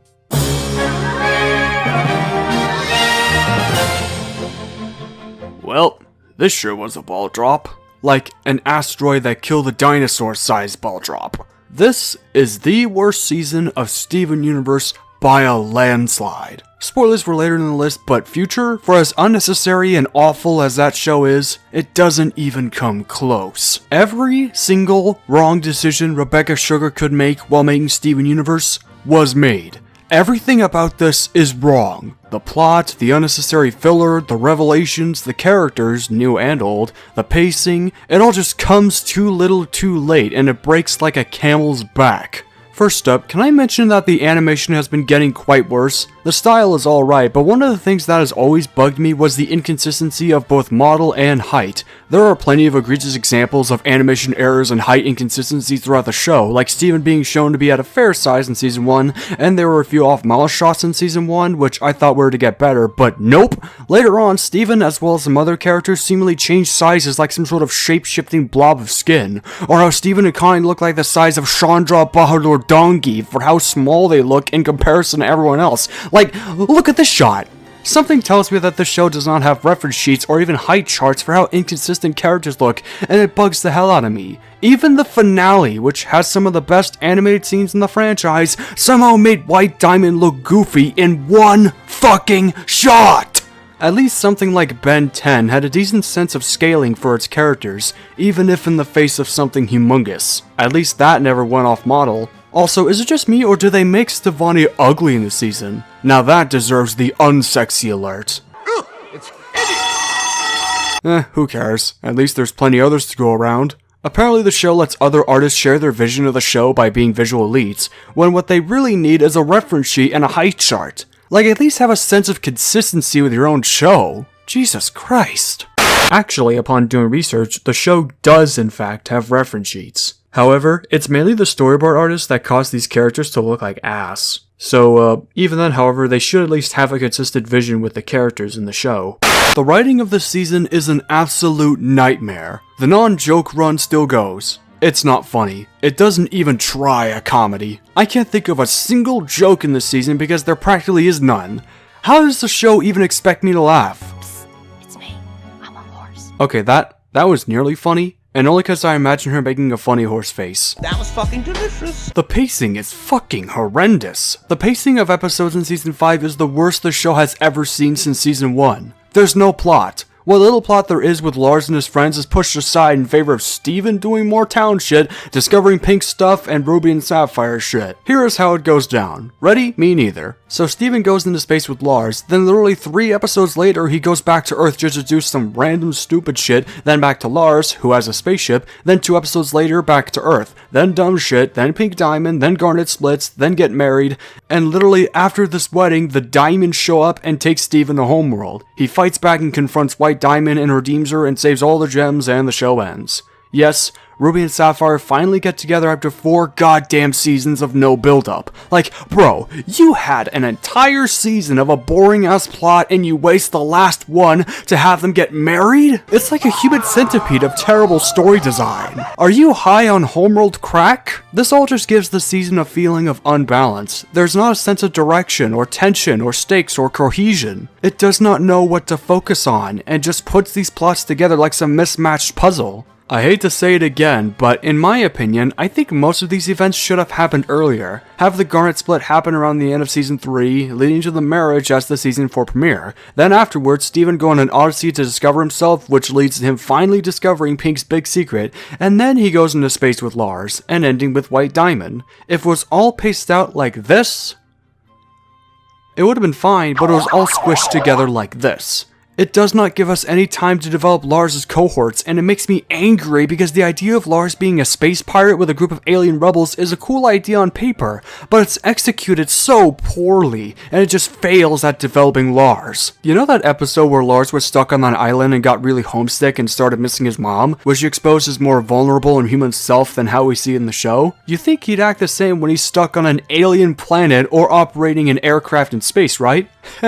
No, you fucking idiot! He doesn't act like that at all. He only bitches about how much of a bitch he is on Earth and he beats himself up for it. He's not concerned about getting stuck on an alien planet. He's not concerned about his family or whatever. It just takes Steven like 30 seconds of a speech to encourage him to beat up robots, get healed by Steven, and lead a rebellion in space. Like, bruh, you are several light years away from Earth, with barely any sign of sentient life other than this group of has-beens you barely know. And by the time Steven comes back with Lars and the off-colors, they already have a ship.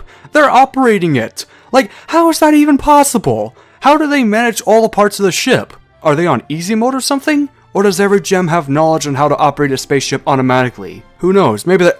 Okay, I'm done making assumptions, so I'll just say it right now. This show's world building is awful. There is basically no intrigue or imagination put into this universe other than it is inhabited by walking, talking rocks, and even then it brings up a lot of cosmic and earthly implications that are never explored in the series run. They don't answer any questions one might have about this universe, like do other minerals like granite, iron, copper, and sand make up the homeworld species? Pebbles exist, but what kind of pebbles even are they?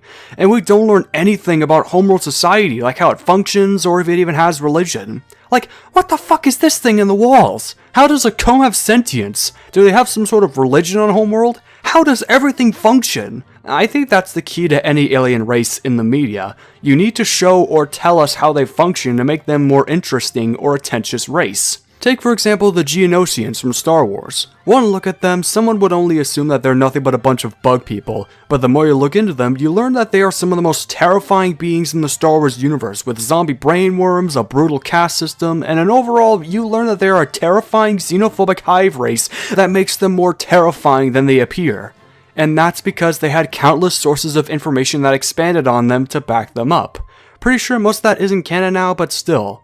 The Diamonds don't have this sort of backing. I mean, there are several comics, but I can't tell if those are even canon. We don't know much about them. All we do know is that they desire perfection and they hate fusions. But why do they do that? Is it because they're deadly, or is it because they fall out of line? Or hell, as I said before, how other aliens besides those Jungle Moon beasts are affected by the gems? We don't see how far their reach goes into the universe, so there's no tension of the Diamonds being such a huge threat. Or how about Lars' pink skin tone? How is that even possible? Does he also gain Lion's super roar? If so, then why doesn't he just scream a portal back to Earth? Can the pink skin tone also affect other species? Like say for example a mad scientist was able to get a dose of Lion's DNA and put that into some random Earth creature or an alien. Would they be affected? Would they gain a new power depending on what creature they are? Or is this power exclusive to those Steven loves? This entire universe, from start to end, is a bland, uncreative wasteland of never touched upon and wasted potential. There's absolutely nothing here. No military, no Russia. Legit, Russia does not exist in the show's globe. It's replaced by some giant crater. I guess that's one way of getting rid of communism. And no aliens, except for those seen on the Jungle Moon, and that's it. This is all the life we see in this universe, and they all suck, because they are intelligent and they have these lame-ass designs that look like they were drawn by a 5-year-old. How can you take Steven and Lars to space and not show them meeting any intelligent aliens? How do they handle the gems? Do they just straight up hate them? Are they at war with them? Are they all racist towards gems? Do they go back to a planet after it has been colonized? What is the origin of the gems? Where's the world building? Are you stupid? Are you dumb? If you can't make anything interesting in this universe, then why the hell should I feel invested in it? The Off-Colors and their nemesis Emerald are incredibly flat, tepid, boring characters that absolutely get zero development as the season goes. They don't grow, develop, or gain chemistry with each other as they go along because the season's terrible pacing prevents them to. They don't feel like people with their own personalities, motivations, and quirks. These are not characters. They are just tools to move the plot along with half-ass interactions with Lars and his super friends. They don't even try to help in the slightest other than piloting that dumbass ship, the Sun Incinerator. They don't even have powers. These characters suck. In my opinion, what they should have done is make this season about Lars venturing across the universe and becoming a bounty hunter, fighting aliens and monsters and alien empires that are far worse than Homeworld, while also discovering more planets battling the Homeworld menace, showing some alien racism and segregation towards the Off-Colors, and show their methods of battling the gems and other enemies of the galaxy, while also developing Lars and the Off-Color in a Guardians of the Galaxy style, if you know what I'm saying. Giving these characters distinct backstories, motives, and chemistry while also developing them as their own characters. Have Lars feel insecure about missing his home and being charged with leading a bunch of misplaced aliens, and throughout the story, as the Off-Colors do adventures, they warm up to him and he gains advice, eventually growing into a strong, confident young leader with no fear, with each episode focusing on exploring parts of the universe and an Off-Color struggle, and replace some members of the Off-Color with different aliens for diversity. Xenodiversity, if you will. Hell, you can even bring along one of Lars' friends, like Sadie or Ronaldo, and have them develop their relationships. Or even run to Lapis after she left Earth talking about her depression and shit, developing sorta romantic feelings for Lars. Oh yeah, and have him hone his pink powers.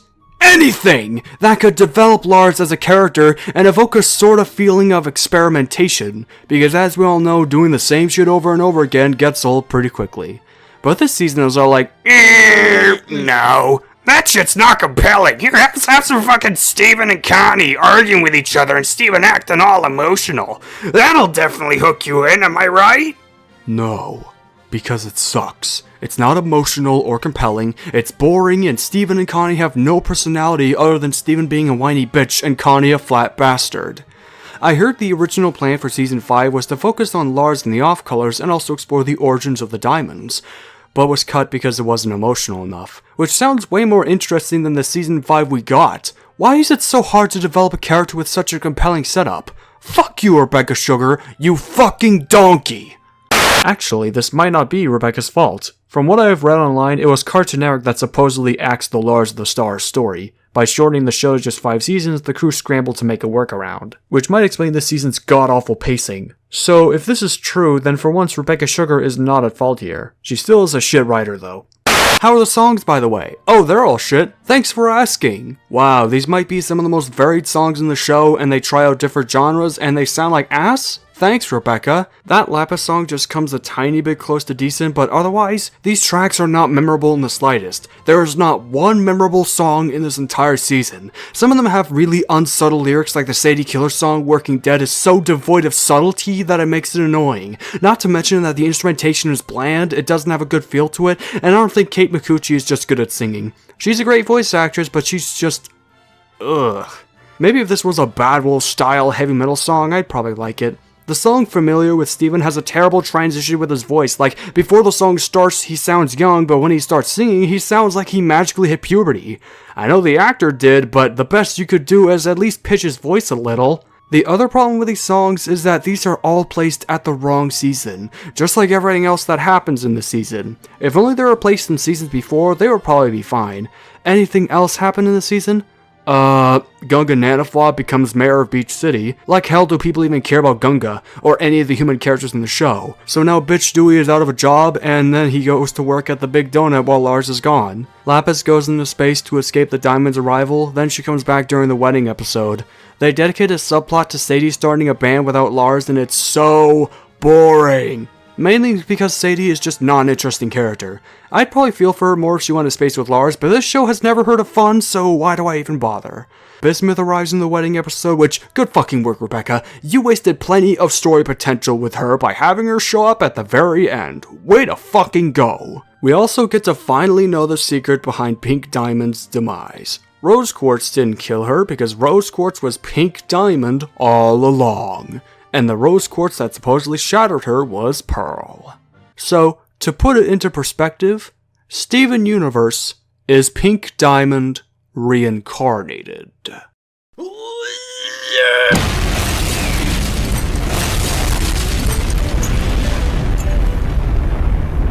And you reveal it this fucking late after all that filler.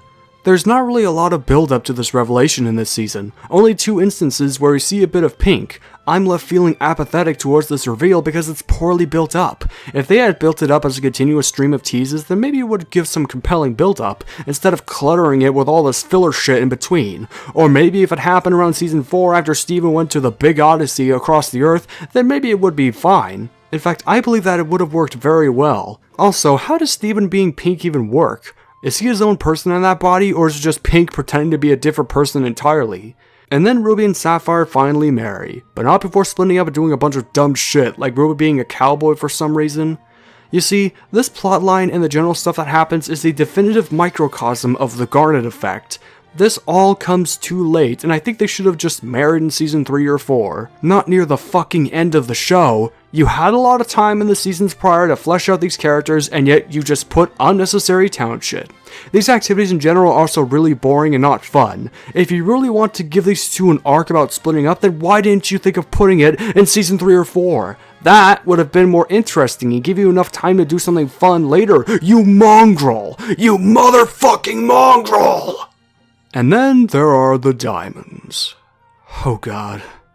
The diamonds are such terrible villains. For one thing, we just don't know anything about them. Like I said, we don't know their motivations, their backstory, or how deadly of a force they are in this universe, because this show does not show us why we should fear them. Sure, they can colonize whatever planet they want to, but like, why? Why do they need to colonize so many worlds across the galaxy? If it's a necessity, then why don't you tell us? Otherwise, why should I care about them? They have no reason to be evil. They are evil for the sake of being evil. All you have to say is that nothing in the universe is perfect, which is honestly just a bullshit motivation because that sounds more like an internal struggle, which makes the redemption of White Diamond at the end completely unjustified because she is a maniac bent so hard in universal destruction that removes any kind of humanity from her. Yet after Steven does some dancing, she thinks, "Oh, that's cute, I guess I can stop." It's literally ripped out of fucking Shark Tale. A joke of a movie. And you know what's even funny? The Lego Movie did a better job at this. Side note, I actually had to rewatch Lego Movie for this tangent, and yeah, not only does it hold up incredibly well and is a better Warner Bros. Movie than Steven Universe the movie, more on that later, but it also did this kind of redemption better. Lord Business was kind of like White Diamond in a way that he wanted everything to be perfect, and his redemption actually works because it ties in perfectly with the film's message and themes. The themes of creativity and the message that everyone is a creative artist, and that everyone is special in their own way. At least that's how I interpret the Lego Movie. Plus, Lord Business is a genuinely funny and more entertaining villain than White with a personality and actual motivation. Steven Universe, however, feels like it does not have a firm message to justify this redemption. Sometimes it feels like the message is LGBT related, but then it immediately jumps to this whole nobody is perfect shtick, and it just feels inconsistent. It's fighting over what it wants to be. If anything, I think it should have stuck with a message about warfare or something. And remind you, this ending is not from some afternoon preschool show or a terrible kids movie. It's from Steven Universe, one of the most highly acclaimed and respected cartoons of the 2010s, has one of the dumbest, most cartoonishly bad, that's funny, endings I have ever seen to a story-driven show. And you know what's even worse? You know what grinds my gears about this? She got away with it. The diamonds. White And the Diamonds, the end-all be-all villains of the Steven Universe franchise, got away with intergalactic genocide, and it was all thanks to a little boy from planet Earth, which probably makes them even worse war criminals than Rose Quartz. And they are never even shown making amends across the universe, just on their own planet. That is so sad and funny. This ending is a motherfucking joke. You can't just magically make me feel better. Badonkers. Whoa, mama! There's Here I go again. In my opinion, I think Steven should have just killed White Diamond right there on the spot and take her place as the leader of Homeworld. It would have at least made sense with how unhinged she is, and I think it would have been very natural since with this note, he can fix Homeworld's reputation and save the corrupted gems. But no, her maniacism is just gone the second Steven says a mediocre speech, and she just helps out at the end. Fuck you, Rebecca Sugar, you uncreative clod. Also, now that I think of what I said in Chapter 1, where's the whole feeling of gender and sexuality supposed to be? As the season progresses, it certainly doesn't feel like a gender-related or inspired story. At least to me anyway, as a straight person, and what there is in the show is handled about as well as a chimp in charge of a roller coaster. Especially the Garnet stuff. Maybe Rebecca Sugar just constantly kept forgetting about it. I think I've rambled for too long about Season 5, so overall, Season 5 is undoubtedly the worst season in the entire show. It is agonizingly bad. It is a soul-sucking, worthless experience that absolutely fails at storytelling, character development, pacing, and experimentation. Thank God that fanfictions exist, because the fans are doing the work for me, apparently. Now let's end this once and for all.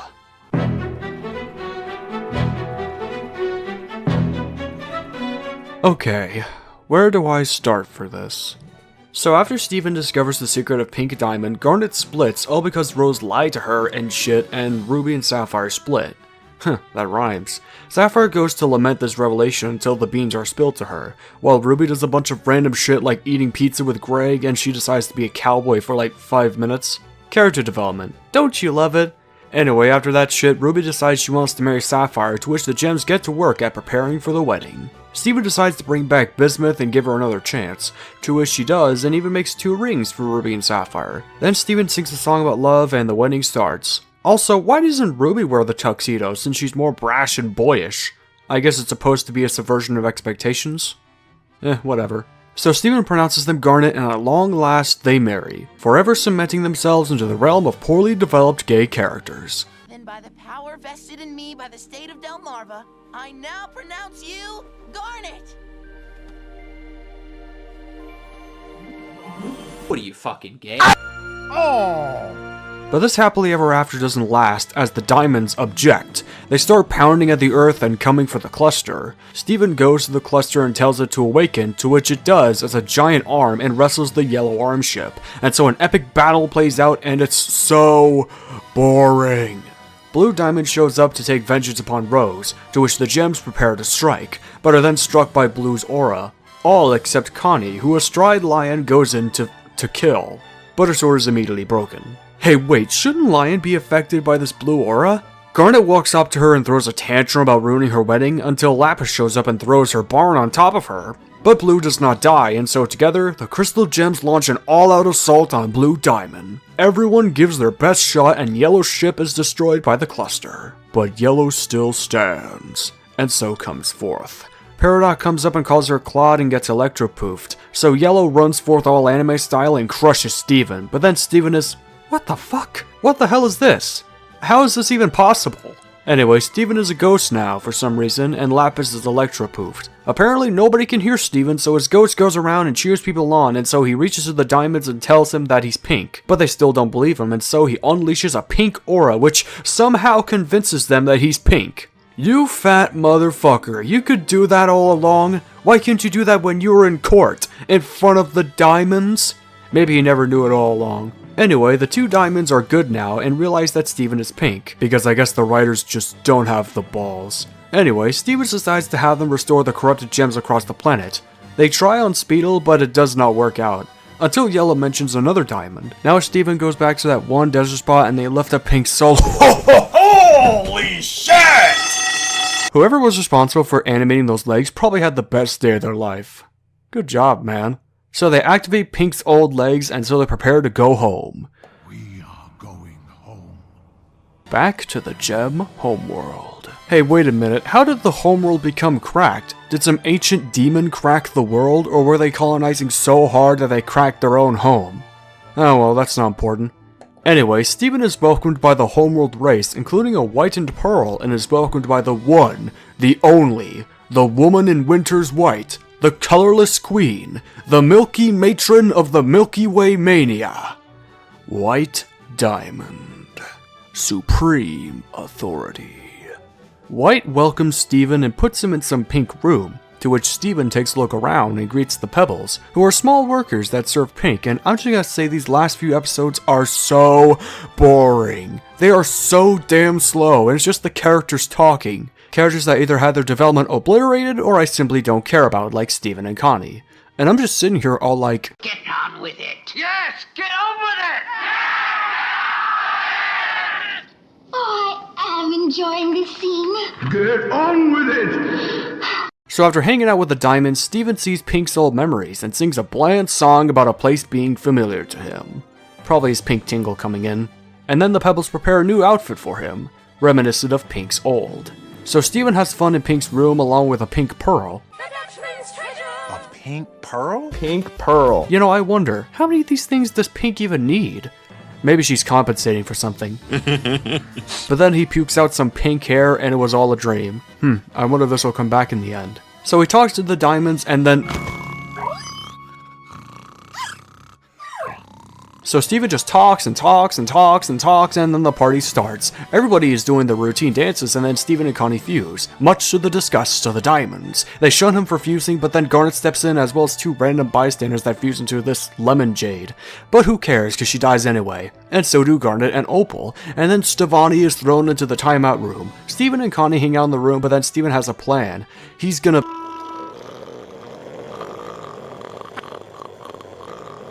He sleeps and possesses a melon, builds a ship, sails back to Beach City to warn Bizmuth, and so she promises to come and help while some random song plays in the background. Guess we'll see what happens.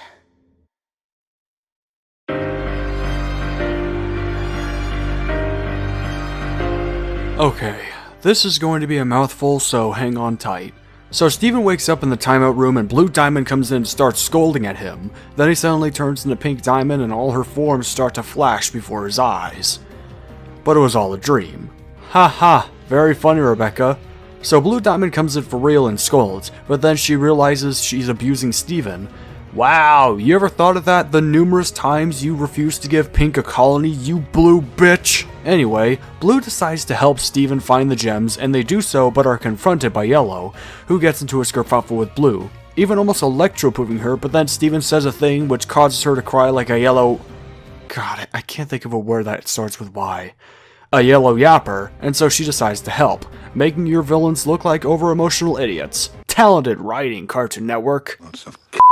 Anyway, they head back to Pink's legs but are confronted by White, to which the ginormous white bust comes alive and attaches to the pink legs, and then the blue and yellow arms arrive, controlled by good old Bizmuth, Peridot, and Lapis, now with brand new designs. That's cool, I guess. So Steven says another thing and the arms duke it out with the bust, but then they attach, forming the Mega Diamond, or as I like to call it, Gemtron. So Gemtron lifts up the diamonds and they talk, but because White Diamond has no personality, she turns them into her slaves, and then Steven falls along with the gems. In order to save them, Steven decides he has to fuse with the gemstones, resulting in him once again becoming Smoky Quartz, followed by fusing with Pearl into Rainbow Quartz 2.0, with a male sounding voice this time too. Took him long enough, but not nearly as sexy as Rainbow Quartz 1. And then with Garnet into the smoldering and snarky Sunstone, complete with some insightful commentary. But remember, kids, if you ever have to deal with a bully, be sure to tell an adult.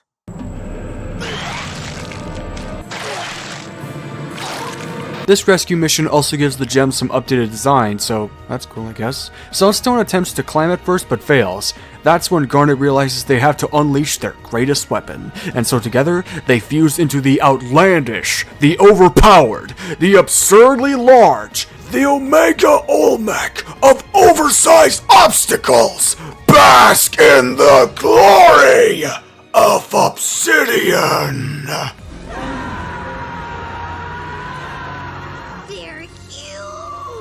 So Obsidian, with all her might, climbs up Gemtron, and combining all the gem weapons, she pulls out what looks like the Hellblade from Doom and uses it to get up to Gemtron's face, allowing Steven and co to head into the mind of the beast. This fight was really boring, between the stiff animation, the constant talking. Like, the final battle for Endgame is longer than this, and that came out the same year, and I would rather rewatch that, because at least it has more going on, and at least it felt impactful and earned to its own story. Anyway, Steven meets up with White once again to talk about healing the gems or something. I don't know, I forgot. To which White laments her sister's imperfections, and then enslaves the others. To which she states that everything must be ironed out in order to truly become perfect. But Steven says she's wrong to White, and they keep on blabbing until Connie shows up. But then she's taken out. So they keep talking, Steven's life starts to flash before his eyes, and then White pulls out the source of Steven's life. The engine that kept him thriving. His gem, and plucks it out of his body to truly unleash the pink within, leaving Steven as a weakened husk and a pink reflection of himself, which responds to White regarding the location of pink in a very nice manner. She's gone!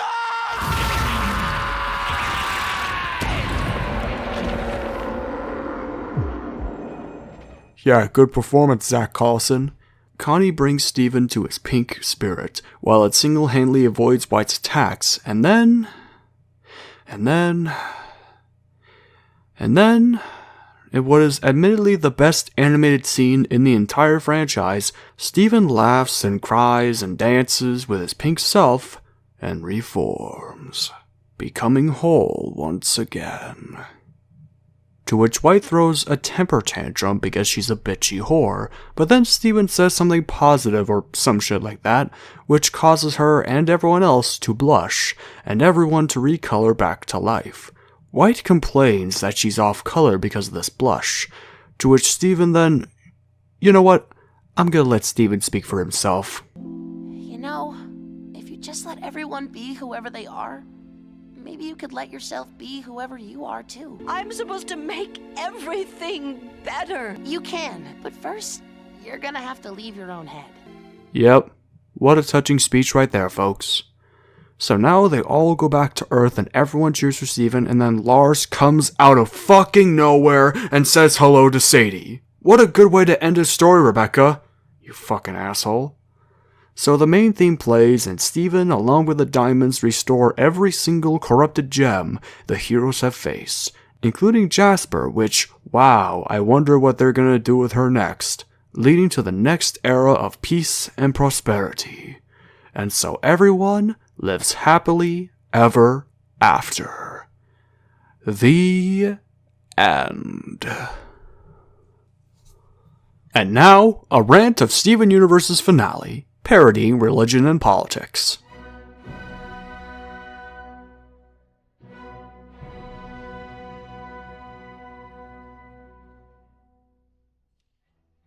Finales and endings will sometimes make some people lose their perspective and give way to ranting and raving and carrying on like emotional children. They either refuse to discuss it with reason or else they prefer argumentum ad hominem, which is a hell of a way to conduct a discussion. Well, anyhow, this finale sucked. I thought that the show would end on a note that would satisfy me for being this long and arduous journey, but one look at the air date and I started to feel like this finale was cursed to awfulness, which is all true as you know if you watch Game of Thrones or Star vs. the Forces of Evil. Anyhow, I was right here sitting at the finale, but out of my mind and said not a word except at the end when I started to chuckle, and that should be a good indication that this finale was shit, and left me asking why didn't he kill White Diamond if that was the way he wanted to save the homeworld race. Next thing you know, the whole blooming finale was more like a bomb, the bat that flew thick and fast, and the noise was incredible. Forgot to say Steven is a bitch, and Connie a bastard that constantly whine and bicker like the emotional children they are, which you don't need to tell me I switched up the slurs between the two different genders, and is ironic because Steven and Connie are teens. Well, anyhow, I think the diamonds are such pathetic excuses for villains. They seemingly don't think for others until Steven starts to ramble, and why didn't he think redeemed the diamonds for all of their shit? Are any aliens affected by their so-called perfect rampage? How do aliens feel? What was he making a statement of fact as he knew it, or where was his documentation to back up his claim? I think Socrates would have written a more engaging and satisfying finale that is I wish the show could show us, but all it could offer by way of rebuttal was more of the same about how we don't need to be perfect and that being bad is shit. But he wouldn't say why, he kept on repeating it. That and the part about Porsches and hot dogs and corrupted dupes, and I'll have to confess that I got really angry and wanted the show to stuff its ideas of its, but you don't have to tell me it's hardly a way to convince anyone in an argument. Then I got sullen and threatened to give Steven a punch in the mouth if he didn't shut up, and I really got hot, and I'm sure others did too, and we all be the shit on a Mr. Conservative, and after all, Steven had only himself to be blamed. This is still a free country, and anyone telling a fellow like me the finale was good and that I'm full of shit, you better be good and ready to answer politely when asked if you care to say why!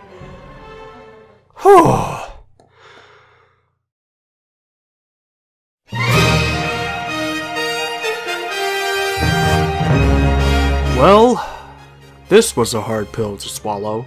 Steven Universe Season 5 is the lowest point for me in this entire viewing/binging experience. Do I need to recap everything that is wrong with this season? You know exactly what is wrong with this season. The development is pathetic, the pacing is out of whack, the animation is inconsistent, its revelations are too little too late, and the ending blows.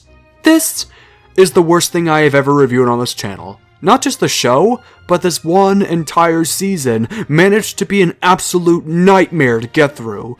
It amuses me how the crew were able to make such a biblical fuck up. 2019 was not a good year for entertainment between this, the Game of Thrones and Star vs. finale, and Star Wars Episode 9, which funny enough was the finale to a saga. At least with the other seasons, there was some stuff of use to them. Season 2 was a 5 out of 10 because of the redemption of Peridot, the scenes with Greg and Rose, and the Uncle Grandpa crossover, which is the best episode of the series. Season 3 is a 2 out of 10 because there was one good song and one good episode. Season 4 is a 3.5 out of 10 because there was one good episode, 2 good songs, and I liked Uncle Andy and Blue Diamond. This entire season is a worthless piece of nothing, in my opinion at least. It has absolutely nothing to offer and should be watched by anyone, regardless if they liked the show or not. It's the most god-awful disgrace in human existence, and it doesn't even deserve to be called a cartoon, which makes it my absolute pleasure to rate this kid's show my very first 1 out of 10. What a pathetic piece of shit.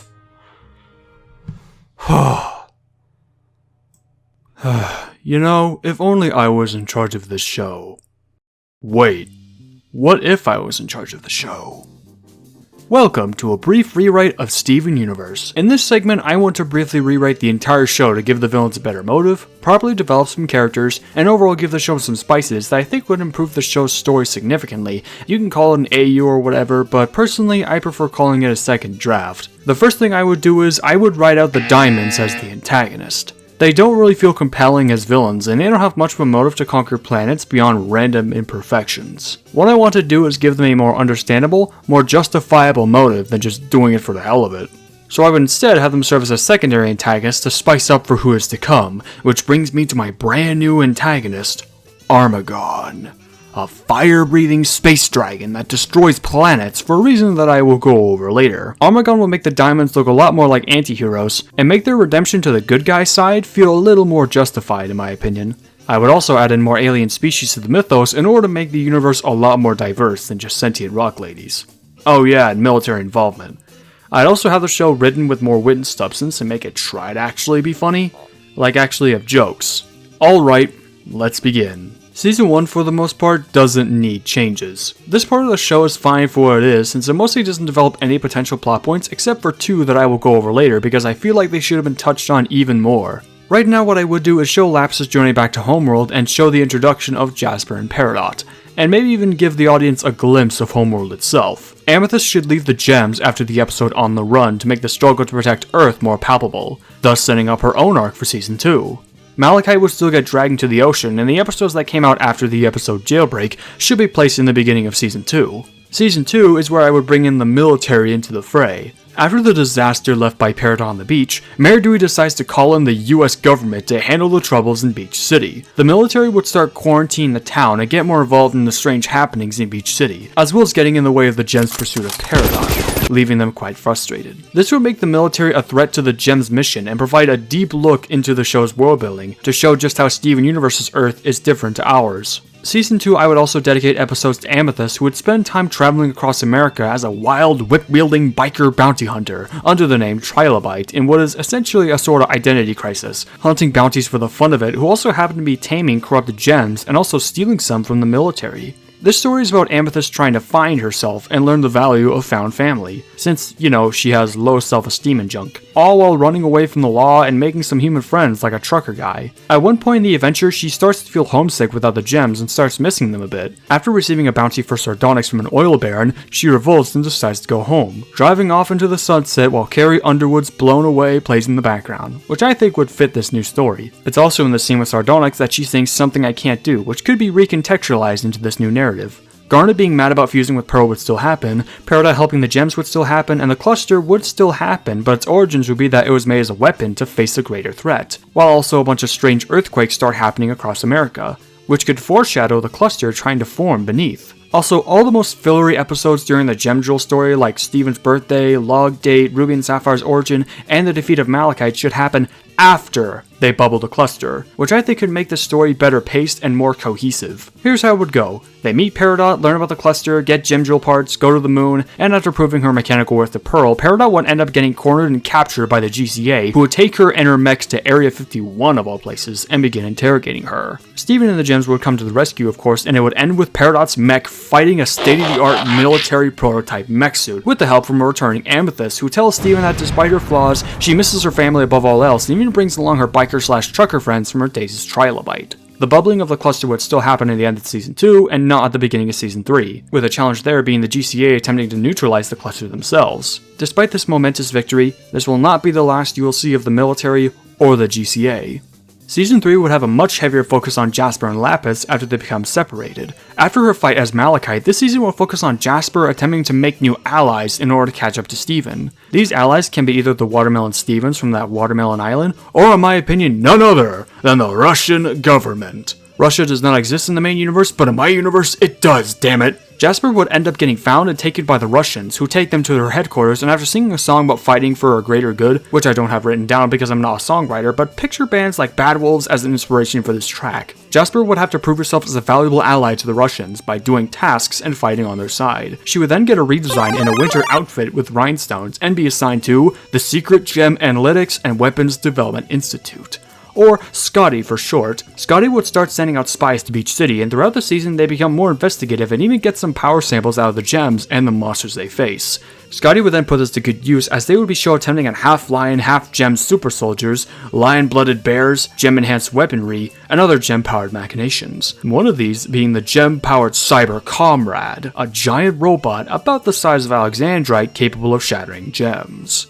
Jasper would still be seen collecting corrupted gems, but this time for Russian purposes, and she would spend most of her time this season trying to earn the trust of the Russians by doing labor work, training with Scotty technology, taming a pink bear named Yaga, and being charged of protecting a small town that has become a frequent subject of gem monster attacks, and getting to know the locals and overall discovering the good and worth within her. Think like that storyline she had in Future, if it was actually written good, and Peridot's redemption for inspiration. She even gains a little human friend named Milena Kalamov, or Millie for short. Eventually, after proving herself to the Russians and gaining their trust as an ally, she would climb the ranks from comrade to commander and lead the charge upon Beach City. She would also reveal in a pretty interesting scene to Millie our first insight into the Diamond Authority, and how each of them represent a key principle in what's known as the Diamond Mission: ambition, calculation, compassion, and perfection. At least that's how I interpret the Diamond Authority.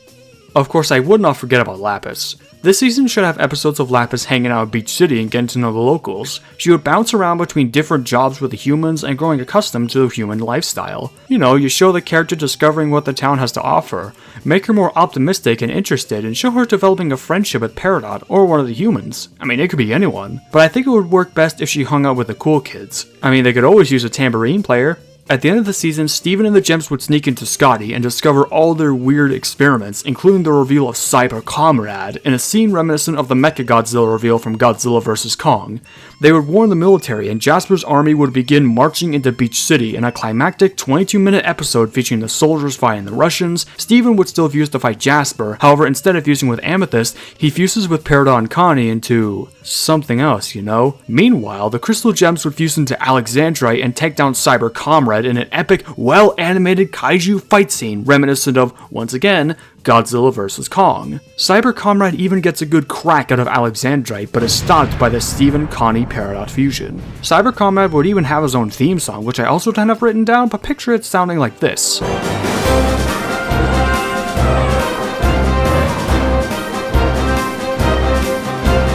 Jasper lashing out at Steven would still happen, however, instead of lamenting Pink Diamond, she reveals that she's not trying to destroy Earth, but to save Earth from a terrible future to come, from the wrath of Armagon. And this is the first time he is mentioned, by the way. And then Jasper retreats. After this event, Steven and the Gems are congratulated by both Beach City and the President of the United States, who calls them the greatest heroes in American history, with a statue of them being made in their honor.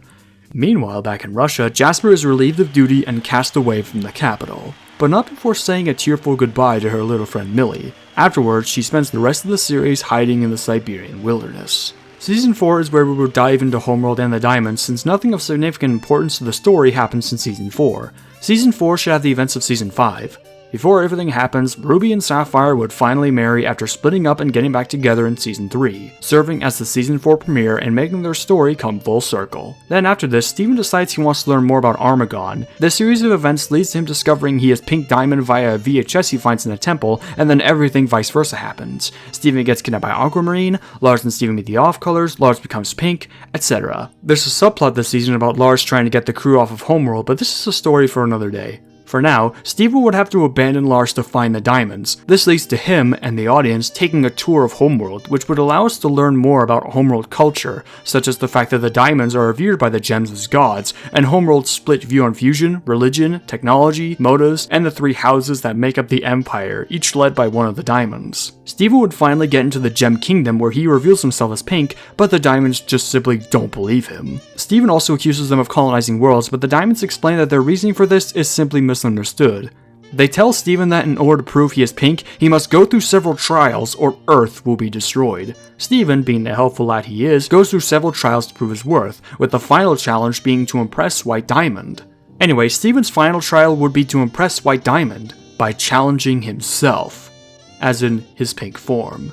Steven says no one says a speech and that well-animated scene would still happen and he would pass the trial, earning the Diamond's trust and reconsideration of Earth's destruction. But before that, he has a chat with White where he accuses her species of being a bunch of assholes, but she gives us a reason for why the Homeworld race does bad things and their motive as an empire. The motive here is that Homeworld is simply driven by survival, since long ago their world was shattered by an evil force. Their mission is to rebuild their empire by colonizing and raising new gems across the universe, even through means of war. My goal here was to make the Homeworld Empire a little more sympathetic, with a motive similar to the Eldar of Warhammer 40k. Season 5 is where the threat of Armagon picks up. This season is split between the first half fully dedicated to developing Lars and the Off-Colors and show them exploring worlds and getting jobs as mercenaries. Steven would explore the various planets long destroyed by Armagon and trying to find a way to get to him. Lars' crew here is akin to that of the Guardians of the Galaxy, taking oddball jobs while escaping Diamond forces in order to buy a light speeder to get Lars back to Earth, and eventually everyone back to their home planets. While doing so, Lars and Steven discovered not only life beyond Earth, but also the origins of Armagon. It would turn out that Armagon is the last of a peaceful race wiped out long ago when the Gems started colonizing planets, and so engulfed in rage, he now spends the majority of his life destroying planets throughout the cosmos. After hearing of Armagon's next destination, Earth, Steven would have to rush his way to warn the Diamond Authority and get back home, and with the help of the Homeworld Empire, Steven engages in an all-out battle against Armagon in front of planet Earth. Gemtron would still be there and the fusion to Obsidian would still happen, but when all hope seems lost, the US military intervene, firing nuclear missiles and sending space jets to assist the fight, and Jasper would show up too with the arrival of Cyber Comrade Mark II. Bigger, badder, and armed with a giant hammer, they fight Armagon and push him through a portal to Homeworld. Armagon would reveal that not only did he love Pink Diamond, but he's also destroying planets not out of revenge, but to prevent the spread of conflict even further throughout the cosmos. Basically, I'm trying to write this way where Armagon is trying to manipulate Steven. Armagon believes himself that he can save the universe by purging war itself. Steven's final choice will be either to kill Armagon and let the wars continue, or join him in his crusade to prevent the spread of war throughout the galaxy. Of course, Steven does none of those things. They fight for a bit, and he gives a deep, passionate speech about peace and life throughout the galaxy, which of course changes Armagon. He then decides on peace and fixing the universe, everyone cheers for Steven, they all have a nice, delicious cake, and everyone lives happily ever after. The end. The movie in future never happened, but if they did, in the movie I would replace Spinel with a wisecracking alien bad guy, and for future I would make it an anthology show with the final episode having Steven take down a much, much greater evil. Now, I know what you're thinking. How does any of this relate to the show's themes of gender and sexuality? Exactly, it doesn't.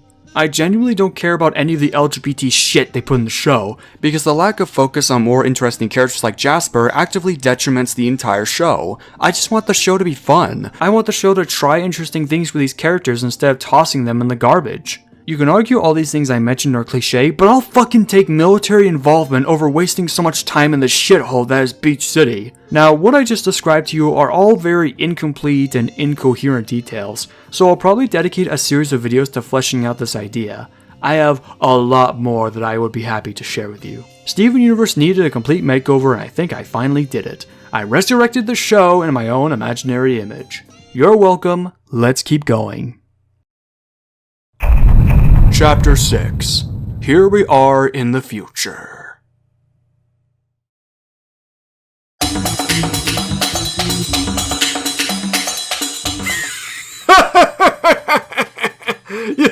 You thought Steven Universe was actually over.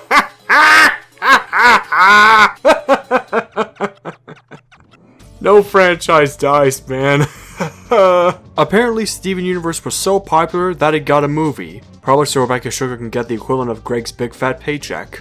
And this time Marty is Cartoon Network. Steven Universe the movie was announced back in 2018 at San Diego Comic-Con, with the trailer in July the next year, and it would air on September 2nd, 2019. One day before my birthday, in fact, so consider that either an early birthday present or an early sin.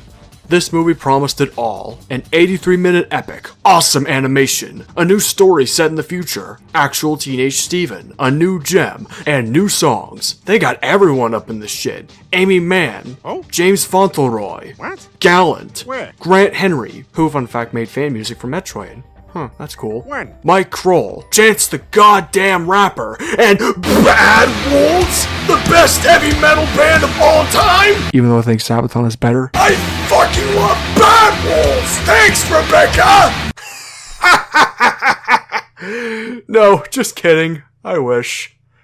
Bad Wolves in an animated movie would be awesome though. All this would pay off to unanimous critical praise from both the fans and critics. While it didn't make any money, it premiered to 1.5 million viewers, which isn't really a lot by money-making standards, but hey, that's something. More attention than Delgo, I'll say that much. I'll admit I actually thought this movie was okay on my first viewing back when it came out. I wasn't into Steven Universe at that time, nor have I seen the show past season 1 or 2 or 3, I honestly don't even know. But I saw it anyway because people were hyping the shit out of the new character Spinel. And trust me, I'll get to her later. Eventually. But now that I have seen the actual show and with all its horrors in mind, let's see how this movie fares to continue the legacy of the Pink Child. This is Steven Universe, the movie.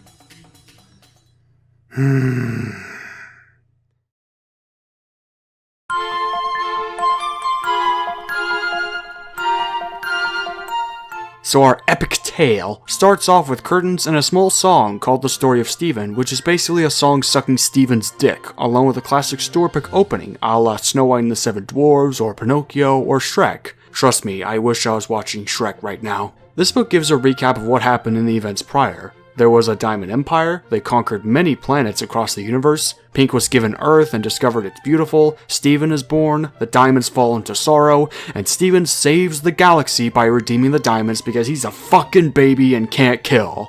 Wait a minute, he didn't save the galaxy. He saved one planet, and that was Earth. Like, what the hell? Anyway, it's been 2 years since the Great Redeeming, as I like to call it, and Steven is now 16 years old. Finally, he hit puberty. Wait, 2 years isn't even that far in the future. Like, what the hell? We see him give a speech to the race of Homeworld, saying that he's thankful for saving all their planets. You know you didn't save every planet in the universe, right? Like, what if other empires don't agree to Homeworld's redemption? What if they're still hateful towards the gems? Oh, well, who am I kidding? This movie's supposed to be enjoyed with your brain off. Yet at the end of the day, he's still human and plans to stay in Beach City, or as I'll call it from now on, Bitch City. The Diamonds beg Steven to stay since it's all that's left of Pink's legacy, and so they sing another song? Heading for a double whammy here, are we, film? They sing a song about wanting Steven to stay in the palace and smother him with their love. But Steven leaves and goes back to Bitch City, which has recently opened itself up to gem employment and gem citizenship, as well as a community for new gems called Little Homeworld. I mean, this brings up plenty of earthly implications, but like, who cares? World building and consistency is for pussies. Anyway, Steven comes back and sees Connie, who's gonna attend space camp for some reason. Probably gonna put that blade to good use against the Martians. And then Steven sings one of the more popular songs of the movie, Here We Are in the Future. Yeah, don't worry, I'll talk about the songs in a bit. All is going well in this not-so-futuristic part of the future until the day is ruined by a giant machine called an ejector that's piloted by our antagonist, the Killer Instinct character Spinal! I mean Spinel, with an E. Yeah, Spinel. This is Spinel, a brand new, never-before-seen gem who apparently has a history with Pink. She also has powers to squash and stretch, and wields a light scythe called the Rejuvenator. She takes a glimpse at this majestic menagerie and sings her own song, Other Friends, which it's literally just a Five Nights at Freddy's fan song. You can't convince me otherwise. Gee, it's swell to finally meet her other friends. So she sings the song and manages to kill the crystal gems. Just kidding, what she actually did was reset them to a non-memory factory state. Steven has had enough of this charade, and Mrs. Spinelli hits him more with this Rejuvenator, but it's not effective, and Steven grabs it and poops Springtrap out of existence, which leads to him discovering that his powers don't work for some reason. The Rejuvenator has also reset BeeMaister to this happy-go-lucky, playful state, and now she's here to play and be the bumbling, childish comedic relief. Yay. So with all that set in stone, it's up to Steven to get the crystal gems back together and save the Earth, all while singing a bunch of random songs along the way. One of the problems with this whole story is that it just drags on with this whole get the gang back together plot.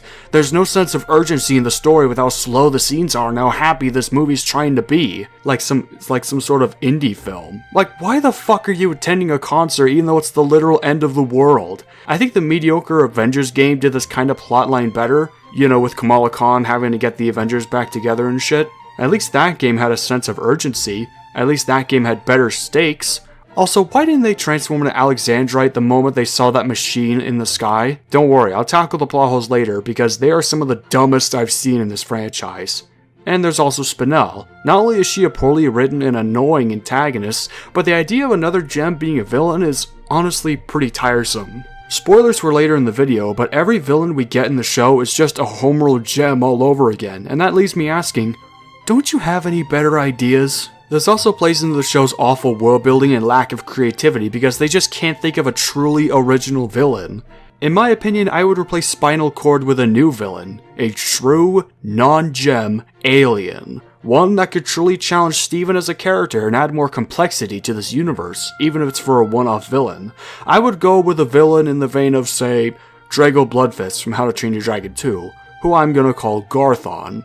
An intergalactic warlord from Pink's past scarred from her actions, leading an alien armada that rivals that of Homeworld. Garthon's goal would be to take control of the cluster beneath the Earth using a form of mind control magic or technology and use it to destroy Homeworld and rid the gem race from the universe, to liberate the peoples of this galaxy.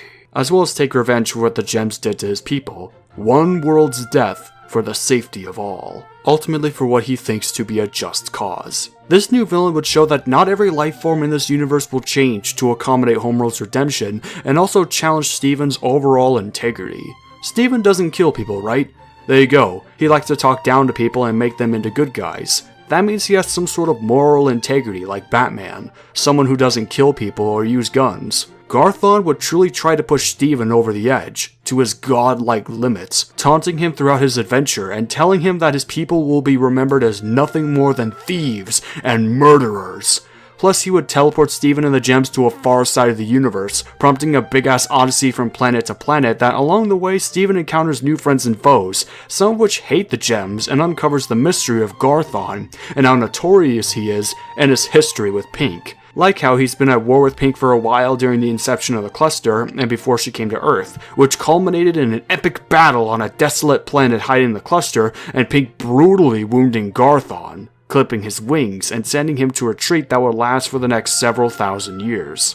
And in present day, as his strength healed up, Garthon will receive Steven's message about the galaxy, prompting him to take action. While Garthon in the plot would take control of Bitch City, making the inhabitants into slaves and sparking a side plot involving a rebellion led by the Off-Colors and the remaining gems, and Peridot serving as the comedic relief. Oh yeah, and Lars getting along with Lapis during this rebellion, forming somewhat of a Gamora x Star-Lord relationship, which all culminates in the finale where Steven and friends return to Earth and an epic final battle where an army of Bitch City residents led by Steven charge into battle and save the universe. And in the final battle, Garthon will push Steven really hard, to the point of Steven killing him out of spite, which would rightfully transition to the whole trauma thing going on in future, which, don't worry, I'll get to that later. That would be an interesting take on a Steven Universe movie, one that truly pushes the characters and adds more natural and cohesive details to this mythos, while also developing characters that truly need it like Lars, Lapis, and the Off-Colors. But unfortunately, this is the bad timeline where creativity and good writing don't exist in Steven Universe. This plot is too dark and violent for Steven Universe. It needs to be wholesome and happy and kind and fan-servicey. Of course, not every story has to be dark and serious, and trust me, it could end on a positive note, but for me personally, this story I may or may not have pulled out from my eventual rewrite video might just work for Steven Universe. It would build and explore the universe in thorough ways more than the show itself, it would develop characters that absolutely need it, and it would challenge Steven as not just a character, but a hero, a defender of the universe. Now, let's sit back and examine the movie itself.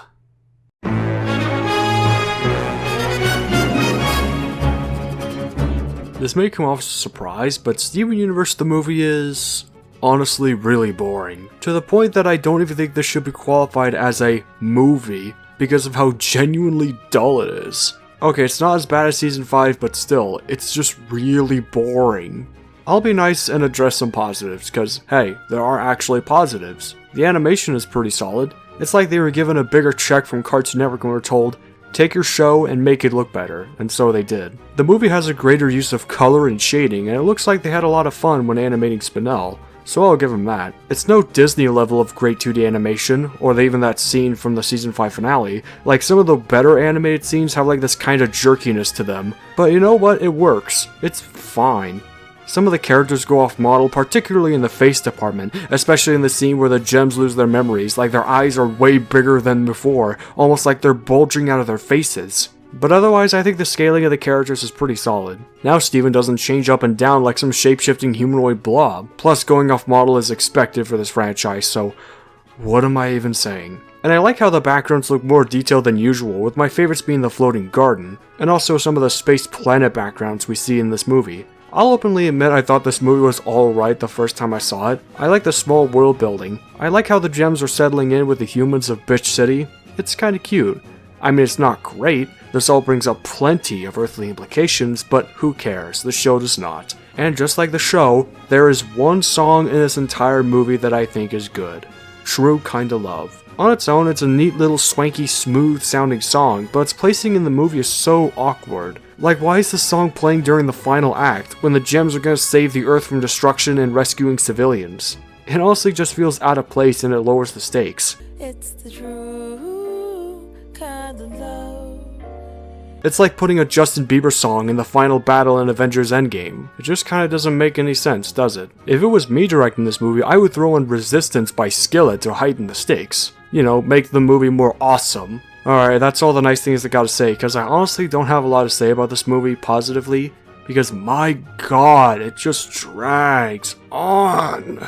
At best, it's honestly a really bland, straightforward musical onslaught with non-stop singing and "Oh no, Spinel killed all the gems, and now we gotta get them back together," while she literally dances around like a jackass and kills the very planet we walk on. Doesn't that sound like fun for the whole family? No, because it isn't. It doesn't feel urgent or compelling, it's boring and the exact same crap that the show suffers from. Wasting so much damn time and not actually doing anything until the very end. It's so tiresome. This movie doesn't have a strong sense of urgency. If anything, it feels more laid back, just like the show, which I believe is the wrong tone for a story like this. Do I have to bring up the Avengers comparison again? Infinity War is longer than this movie and came out a year prior, yet it manages to be more engaging, more thoughtful, and more urgent while also having its moments of levity. Because of, I don't know, actually good fucking writing? This is a mission to save the planet, so act like it. You want to save the Earth so badly, then stop wasting time and think of other solutions. Which rightfully transitions into the plot holes of this movie. It's really amazing how bad at their jobs the crystal gems are in this part of the future. I mean, these girls have done some insane feats like dodging lasers, fighting corrupted gems for presumably 6,000 years without breaking a sweat, can survive light speed travel in space, and score up to the diamonds, the rulers and presumed gods of the gem species with about enough power to destroy and or corrupt a fraction of their species and annihilate planets. And this fight was after a wedding, for God's sake. These damsels do not fuck. And when they do, they fuck their enemies up hard. Yet they easily fall to a spindly Johnny with a light scythe? Yeah, great team, Rose. Seems kinda out of character for the sake of the plotline, but what do I know? I guess they haven't faced an enemy in like 2 years. And so the rest of the movie is just Steven getting the gems back together while he lets the Earth die. It's boring as hell. None of the characters are engaging, and the ones featured when the gems go out are the more flatter characters, except Peridot, but even then she has sure as hell been reduced to a one-note NPC. This movie's so boring I actually went to take a piss at several intervals. Doesn't Steven have any other ideas? We know he's weak since the Rejuvenator made him weak, so now it's up to Bizmuth, Lapis, and Peridot, and they're flat as usual. They are only in this movie as mere vehicles for the plot and nothing else. Despite being together, Lapis doesn't even get a word with Peridot about her leaving Earth. Not even in the Epilogue show Future, which, don't worry, I will get to that later. Not to mention that our trio is useless in terms of the story. They do absolutely nothing. Why don't they fuse into a giant mega fusion and use their strength to get the injector out of the surface? Which would have also come in handy in the finale against Gemtron had they actually think? I know the injector explodes, as Peridot puts it. Just do it gently, or move it into the ocean, or call in lift helicopters, you cosmic c***s. In fact, why don't the bitch city residents help out or evacuate immediately? They don't even evacuate on first sight of the injector or call in special reinforcements. Probably because the government doesn't exist in this universe. Like, don't the other gems living in bitch city have some form of superpowers? You know, cause most of them are uncorrupted gems. So why not use them for the injector? Why not gently push the thing out of the ground? Also, how does Pearl recognize Spinel when she's never even met her? Like, in the few scenes we have of Retro Pearl, she's never shown hanging out in Pink's garden. That was never shown until this movie, just in Pink's palanquin. Was this another one of Pink's secrets Pearl didn't want to tell? Was she conceived after Pink left the garden? Do the other diamonds have their own Spinels, much like how they have their own pearls? Did they just forget about them or eliminate them? If anything, these Spinels would be used as weapons of war. Give them a real weapon and they could devastate entire armies in a matter of minutes. Maybe. I don't know. What is this, Total War Steven Universe? And why? Why in the motherfucking fuck doesn't Steven call upon the cluster? Where is the cluster? You have literally done this 2 years ago, despite being told that if you were to fuse, it would destroy the Earth, and that caused no problems for the Earth whatsoever. So why don't you just do it again? Oh yeah, it's because Steven lost his powers. But even then, Steven is shown using the limited fractions of his power, so he can just use it to call upon the cluster, right? Or does Peridot still have that machine she used to dig up the cluster? Why don't you just use the cluster, you half-breed clod? Stop thinking like an idiot for a moment and start thinking like a hero! Okay. Is this because the movie would be over quickly if the cluster was involved? Okay. I guess that's good writing. You still drinking? Cause in my opinion, I would have the plot of the movie revolve around trying to save the cluster. I laid down my hypothetical plot earlier already, but if I were to make the excuse for this movie, I would have it be that Spinning Top is trying to get through the cluster to destroy Earth and get revenge on Homeworld. She would teleport Steven across the galaxy and it would be up to him to get back to Earth. Same plot as my idea, but it would at least eliminate all these plot holes in this movie. Also, how the hell did Spinda get that injector and rejuvenator? Did Pink Diamond just have these things laying around her garden, or did she steal these things from a Homeworld factory? Or are they just leftovers from the Homeworld War? The story is fucking broken! None of the characters act intelligently to the situation. They just sit around until Steven comes in to save the day. It's like all these smart decisions were ignored for the sake of the plot and the fan service. And oh boy, this movie sure loves its pure, unadulterated fucking fan service. This movie's self-indulgent, to say the least. First, it's LGBT couple that get no development to all this, probably to keep the fans' attention with this boring-ass plot. It packs as much of a punch as a Zack Snyder DC movie, or a multiversal Spider-Man movie, but at least that one earns its fan service with such a well-written story. All these moments are just tools for the plot and to shove in your face as much as possible, not to mention that they just drag on too long. Like, there's just one point in the movie where in order to get Pearl back, they have to go to a Sadie Killer concert, and Steven fuses with his dad to make a JoJo character named Steg Multiverse. Which, finally, an actual male-gem fusion. You know, I'm not gay or anything, but because it's a running gag, I'll just do it for the sake of it. You know, I've read online that fusion is supposedly a metaphor for sex, with Jasper and Lapis' forced relationship being a metaphor for rape. So, does this scene imply that Steven had sex with his dad? On stage? In front of a live audience? Oh god, the more I think about it, the more I don't want to live on this earth anymore, so let's move on. These events just feel like padding for the runtime, or so that the team can save money for the epic final fight scene, or so Rebitchka Shitgirl just wants to flaunt the fact that she got all these nobodies to do all these songs. Had the heroes just used their brains, the movie would probably be the length of an average Steven Universe episode, or 22 minutes at most. Hell, if a Scotsman watched this, he would probably be in a fit of rage because nobody is using their brains! Oh, you're not using your brain! It makes me wish that the franchise had like a tongue-in-cheek tone or an iota of self-awareness, akin to that of a modern-day superhero movie.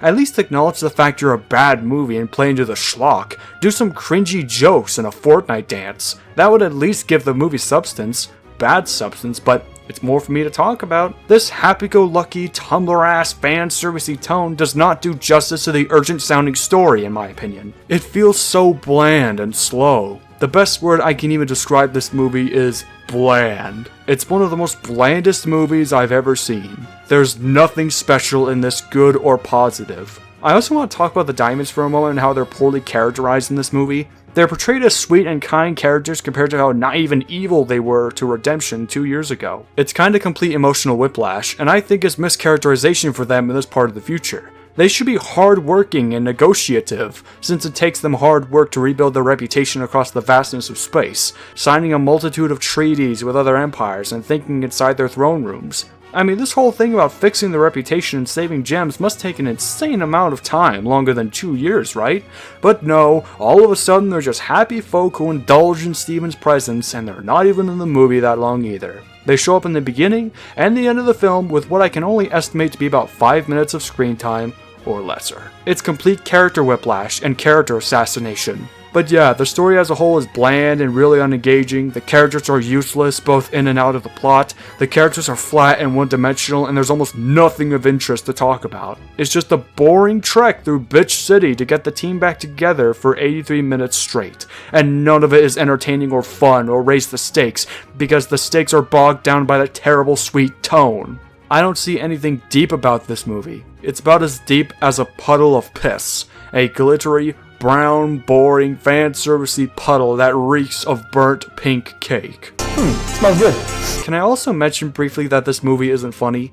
It's almost bereft of any funny jokes I can think of. Swindle isn't funny, Peridot isn't funny, and Amethyst isn't funny despite being one of my favorites. This movie is not funny. I didn't laugh at anything cutesy Spindle did. If anything, I was rather annoyed by her presence, which I can't tell if it was intentional or whatever, but I kinda wish Peridot was more the comedy relief because she's tolerable compared to this bitch. How are the songs, by the way? Oh, most of them are shit, thanks for asking. Wow, Rebitchka spent most of her movie budget on these celebrity songwriters and most of their songs sound like ass? Thanks, Rebitchka Shitger. True Kind of Love is, like I said, my favorite for as misplaced as it is. The rest just sound pretty bland and unmemorable, using the same video game sounding instrumentation of the series. Not to mention that there's just too many of these songs, and they're mostly the same positive sounding schlock. They don't sound epic or enticing. There's barely any moments of levity in this movie because it has to jump between the next song and the next. Out of pure curiosity, I edited out all the songs minus the opening and ending track, and the longest the movie can go without someone singing a song is 49 minutes, 39 seconds. That's a few minutes longer than the series finale. This movie isn't even that long, but goddamn, I feel every minute of this movie's runtime. The opening song, Story of Steven, is actually just fine. It's a decent introduction, just nothing special. Plus all it is just a song sucking Steven's dick at how good he is. Come Live With Us in the Palace is about the Diamonds wanting Steven to stay, and honestly I think it's wasted potential for their characters. To be fair, almost every character in this franchise is wasted potential. They should sing a song about their efforts fixing their mistakes in the galaxy, not pining for Steven's micro-penis. Come live with us in the palace. Just let us adore you. Here We Are in the Future is honestly really boring. Probably because it's the longest song in the movie, clocking in at around 5 fucking minutes. It establishes everything we know about the gems and their stories, and it honestly just drags on. It also might as well not be a good introduction to audiences who've never watched Steven Universe, not to mention as well that Steven's singing is pretty bland and the instrumentation feels pretty samey. Once upon a time I thought I'd always be in my mother's shadow. Here we are in the future. Other Friends is up next, and it's Spinell's very own villain song. As I alluded to earlier, this shit sounds like a Five Nights at Freddy's or Undertale fan song I'd find on YouTube. And I've heard my share that sound infinitely better than this. And it's somehow the most popular song in the movie. I mean, the song is fine, I guess, in terms of fandom-y songs, but it's honestly really forgettable and cringy from Spinell singing to the general beat of the track. It makes me kinda cringe the more I think about it. Yeah, at least the cringe is something substantive. What did she say about me? What did she say? What did you do without me? What did you do? Pearl's new song, or as it is officially called, system/boot.pearl final3.info, reminds me of the game Wario World for some reason, particularly the beat of the song. Like, here's the Wario World bonus theme and here's the song itself.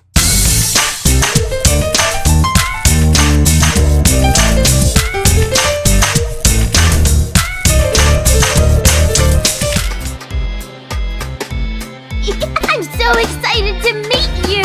I'm pretty sure that was the inspiration, since this franchise does love its video game sounding music, but whatever. Also, they didn't remove the talking bits from the songs on Spotify, so it's really distracting when there are long pauses of song just so the characters could talk. Anyway, I don't have much to say about the song. Pearl's singing is alright, but it's just too plain for my taste. It doesn't have a special kind of pizzazz, unlike It's Over Isn't It, which uses, an actual instrument and sounds elegant. A ruby guard, but just a single one. That's who the ruby's for. Who We Are is the first time Bizmuth has actually sung a song in this franchise. I honestly don't have much to say about it. It's just there. It's actually one of 2 songs that I feel like is unnecessary. It's also sort of weird that Bizmuth is singing because she has done fucking nothing of importance in between Season 3 and 5. Don't count saving Steven in Season 5 because it was too late. It also uses a similar motif to Here We Are in the Future. Here we are in the future and it's wrong. We'll find a way to save the day. That's who we are. Isn't It Love honestly feels kinda unnecessary to the movie? I mean, the song itself is fine, but it does not really relate to the events of the film.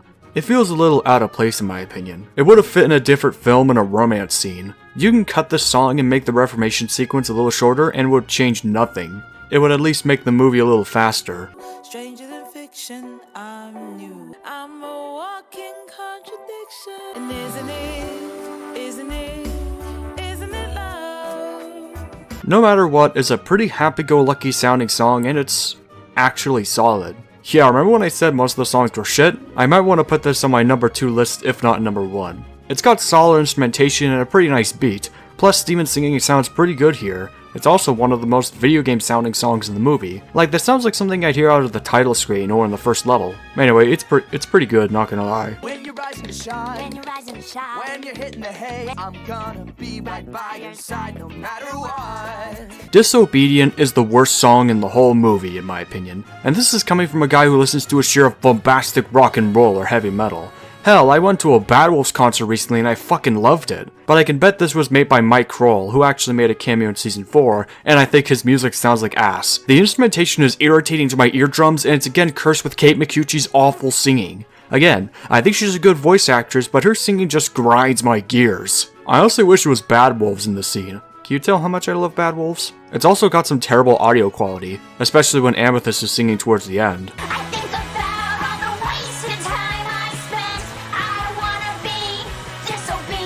What a tarnation is this shit?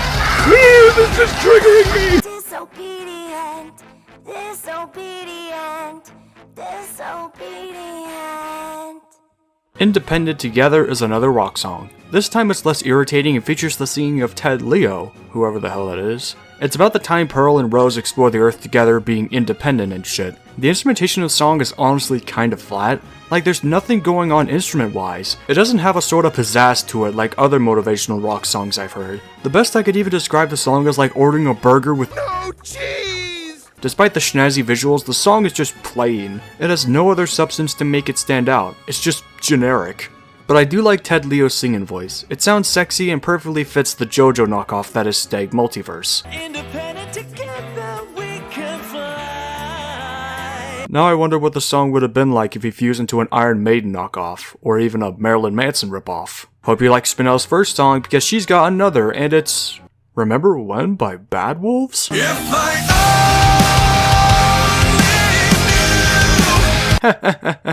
Just kidding, I wish. It's called Drift Away, and it's a sad song. It's about how Spinell was left behind by Pink Diamond and...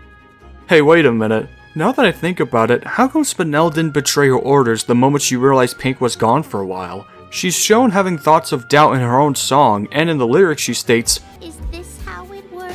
Am I doing it right? was she really that patient for 6,000 years?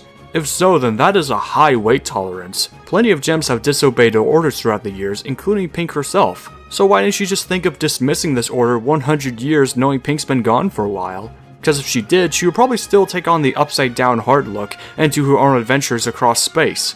She could maybe get a job as a bounty hunter or a space pirate, or even an intergalactic superhero, putting that stretchiness to good use. Or even become adopted by aliens as their surrogate child. Or is she fueled by play, or is she just really that stupid?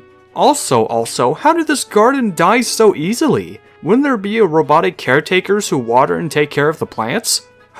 This movie punishes you for thinking. Anyway, the song itself is pretty flat. It's mostly just one beat done over and over again. It's really nothing special in terms of sad kids movie songs, and I've heard my share of sad kids movie songs that sound better than this.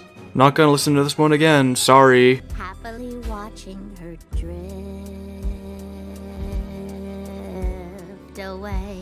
There's also the small song Steven sings after Drift Away, but it's only a minute long, so who gives a shit. True Kinda Love I already gushed about because it's my favorite song in the movie, and again, why is it even playing here? It feels really out of place in this scene, and I would have replaced it with Skillet's Resistance. Would have made the scene more badass. In fact, if I did direct this movie, I would totally put Skillet's Resistance into the final battle scene, to enhance the epic experience. Make a change, it literally sounds like a final boss song. I'm not even kidding, like here's the final boss theme to Bowser's Inside Story, and here's the actual song.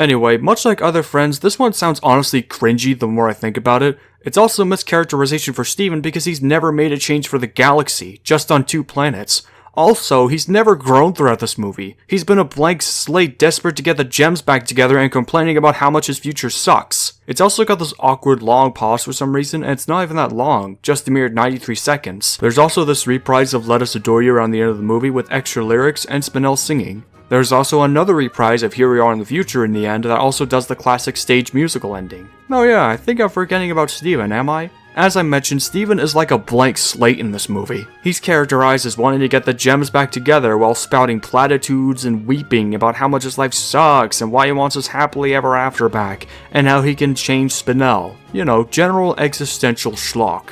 And the thing about change is never touched on until the third fucking act. It sure as hell feels like Steven has never grown in this movie. All he's ever done is just walk around and do some random shit to get the gems back. That's not change. Seeking destiny is change, in my opinion. And he's barely even reached the cusp of it in the real show. The time he discovered Pink Diamond, he stumbled on it while seeking Pearl's phone. He claims himself to change, but he sure as hell didn't. He may have changed a bit in the show, into an annoying piece of shit, but Steven has shown no sign of change in this movie, just indulgence in the love of his friends. Hiccup changed in How to Train Your Dragon 2 because he hung out with his mom and made a valuable choice for himself, to stay and explore more of the world, or protect Burke and become a beacon of peace. That felt like character growth. Having Steven act all nice and shit in the third act sure as hell doesn't feel like character growth. Have him go on a big journey across the universe and see for himself how the Homeworld Empire affects other peoples. Give him a whole new perspective on the galaxy at large. I don't know, man. Do something interesting with your title character for once, instead of making him a blank scroller for the plot. Steven Universe the movie, much like the Edda and Eddie movie, introduces one new character to the Steven Universe mythos. Spinley Johanna. A newly armed, pigtailed, fake-tiered, and semi-corrupted? I think? Maybe? Like, if corruption feeds on traumatic negative emotions, shouldn't Spinnerack be some sort of monster like the gems prior? Like a newly armed demon? Like, Pink leaving her behind feels like a traumatic moment for her. Is there more than one level of corruption? Like, how the hell does that even work? Can other beings in the universe become corrupted monsters? Oh, fuck it, this movie doesn't want you to think. Anyway, she's a gem with a vendetta against Steven. She was once Pink's play pal during her olden days, where they would spend so much time together in Pink's garden. Yet after she was abandoned, she became angry and decided to kill the Earth as an act of vengeance. And when she's struck by her rejuvenator, she's reset into this happy-go-lucky state like nothing ever happened. Until she comes back towards the end because plot convenience, I guess. Also, she can make her finger into a horn that sounds like a didgeridoo for some reason. Like, why can't you make it sound like a real horn? Like, at least steal the horn sound from Darksiders. It's just weird to me. Now, I know what y'all are thinking, even though I've already said this earlier. Okay, maybe she's a good villain this time, and no! She's honestly a bad villain, if not one of the worst in the show, and I don't understand how many of you people can love her when she's one of the most blandest in the franchise. Forget Jasper or Flabbergaster or White Diamond Plumbing, she's really about as entertaining and deep as sitting in front of a hippo while it takes a flaming shit. Spinel has zero growth throughout this movie. She shows up with the injector, then she becomes this unlikable and flat pleasure mate for a majority of the film's runtime. Despite being with Steven throughout the movie, she doesn't grow or learn anything new. To be fair, Drago Bloodfist doesn't grow in How to Train 2, but he's a better villain because he was competent in his own mission, and his place in the world made him relatable and sympathetic, and he had a point. In fact, he's what kind of villain Steven Universe needs. Someone doing what they believe will build a better universe for all life forms, and cleaning up the Diamond's mistakes.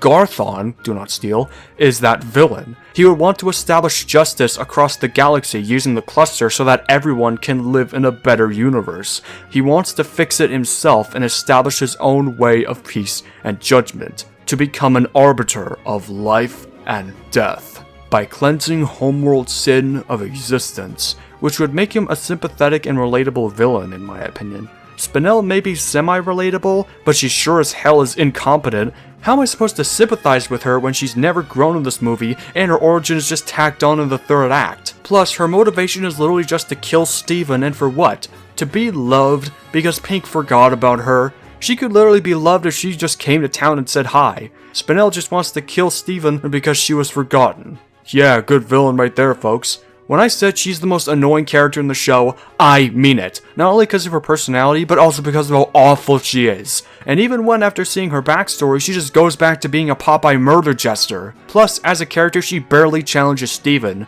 She just has him walk around Bitch City in a long trek. She doesn't push him to his godlike limits to the point of anger like an actual villain would do. Spinel has no impact on the story going forward. She's just a character to throw at the fans. She's redeemed at the end of the movie because it's Steven Universe. No heinous villain is truly allowed to die after Steven sings a song about change and does not even apologize for her attempted planetary destruction. You can't just make everything better by singing some stupid song! What? Yes, he can. He literally changed you by singing a song and saying a few short words. He changed you, you fucking Harlequin. At this point, if Steven is such a saint and sees the good in people, he should take a trip down to Apocalypse and have a chat with Darkseid. Maybe sing a song and convince him not to get the anti-life equation and apologize for his war across the multiverse. Fucking hell, man. That is something I would absolutely love to see. Anyways, fuck you, you spindly bitch! You don't deserve redemption, you deserve death! Spangler should be thrown in interplanetary jail, stand trial in the face of the Diamonds, for God's sake. She must have forsaken the presumably new laws of the Diamonds. She should answer for her crimes. But no, she's just taken in as the Diamond's very own playmate and never shows up until future, where she serves no purpose and is just there for fan service. She's swiftly forgotten about after this movie and then is thrown in for the sake of it. Much like how Pink had forgotten her. It's sad. And funny. That's how much of a bad villain Spinel truly is. Granted, the Diamonds are even worse, but still. She's more annoying than Peridot, she's a cold-blooded murderer like Jasper, her reasons and redemption are dumb like the Diamonds, she doesn't grow like the Off-Colors, and she's as much of a nobody as Bizmuth. Is there a way to make her a more interesting and entertaining character? Maybe. Maybe if she was a gem space pirate with a talking monkey sidekick on a quest for identity, maybe I would have liked her. But this is what I'm dealing with. She was happy to stay and had fun with her play, but when their purpose was done, at the end of the day, she was happily drifted away. Finally, I really don't have much to say about the voice acting if I'm being honest. Everyone sounds the same except for Zach Collison as Steven, who finally sounds like an actual teenager compared to the 14-year-old dwarf in Season 5. There's no standout voice for me personally, but I did like Ted Leo as Steg Multiverse. So overall, Steven Universe the movie is ass! Maybe this movie is a perfect representation of the series. Perfectly bad? At best, it's a competently made, competently animated, competently sung bore made from an incompetent mess of a franchise with almost nothing of worth. They don't even need to try anymore. They'll just throw shit on a plate and the fans will eat it up. Despite its solid animation and like 2 good songs, it's boring, uninspired, unfunny, frustrating, the characters all suck, the songs range from meh to unlistenable and unremarkable, and something I won't be listening to anytime soon, much like how I won't be watching this movie anytime soon. And it's dumb, and not in a good way. But it's not as bad as Season 3 or even Season 5. Now let's keep going so that we can get to Chapter 7.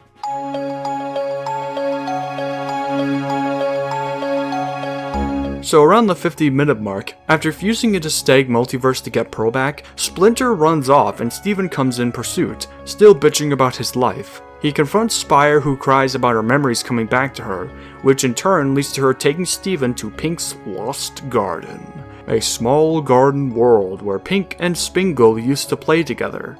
As it turns out, when Pink was given Earth, she had to abandon her old playmate by playing a game of Stay that apparently lasted for 6,000 years, all told through the visuals of Drift Away. That was until recently, of course, when Steven's message went out to the whole galaxy. Okay, but how did this message even reach Spiller? That communication thing really does work after all this time? Well, to be fair, it is glitching a little. So it's fine. So it was with this discovery and all this weight that finally broke Sergeant Sphincter and turned her into the teary-eyed clown we all know and love.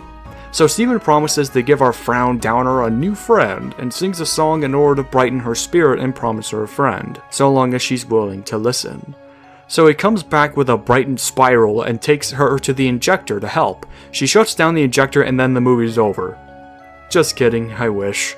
Steven goes to save Garnet, but then Spyro thinks Steven's gonna forget about him and goes crazy, causing him to drop her injector and fall into the hand of Retro Garnet. So they talk for a little bit, and Spice Runner digs her injector deeper and argues with Steven and holds Garnet hostage, causing Steven to break the Rejuvenator and Garnet to break free and reform, and to sing True Kinda Love. So they fight for a few minutes, and Spylo digs the injector even deeper into the Earth. The team devises a plan where the gems save the humans, and Steven goes up to save the day.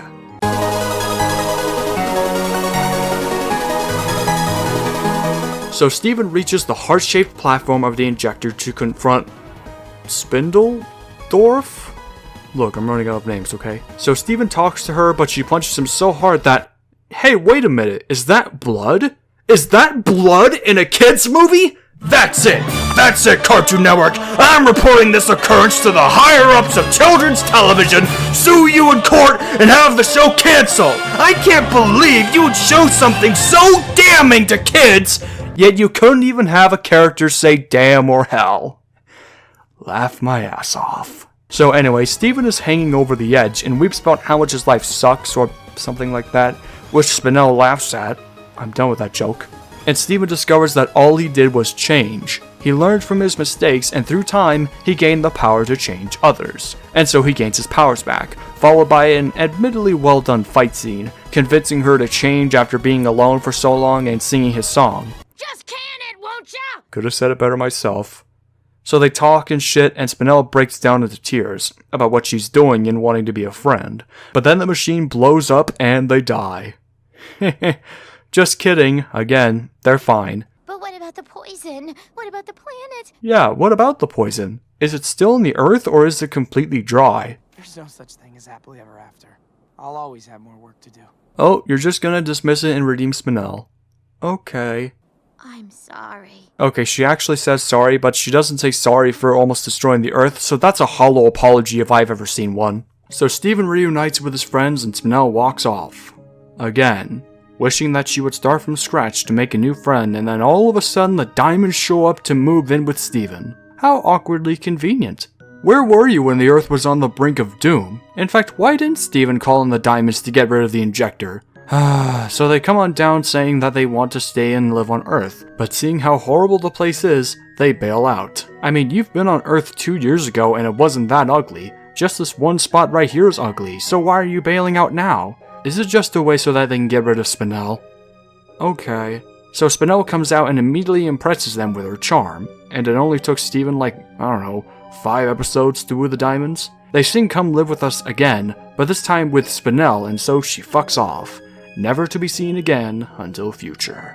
Goodbye, Spinal Injectory. And so the movie ends with a big fat end of movie Fortnite dance party! No, just kidding, I wish. Would be the funniest shit, not gonna lie. No, it actually ends with a character singing a reprise of Here We Are in the Future, the song Steven sung earlier. I like how Laramie, yeah, that's Lars' full name, Laramie Barriga, just sings with Sadie as if he's done fucking anything. What a great way to characterize one of your only 3 characters of Filipino descent. The other 2 being his mom and dad. At least that's what the wiki says. But who cares, cause he's not a fucking gem. Anyway, as everyone sings, the town is rebuilt and everyone is sitting by the fire, and then a Broadway ending? So does this imply this was all an act? A play?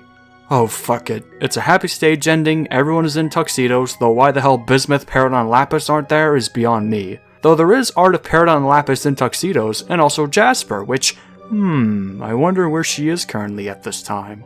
And Steven gets his flowers. The end. Thank God.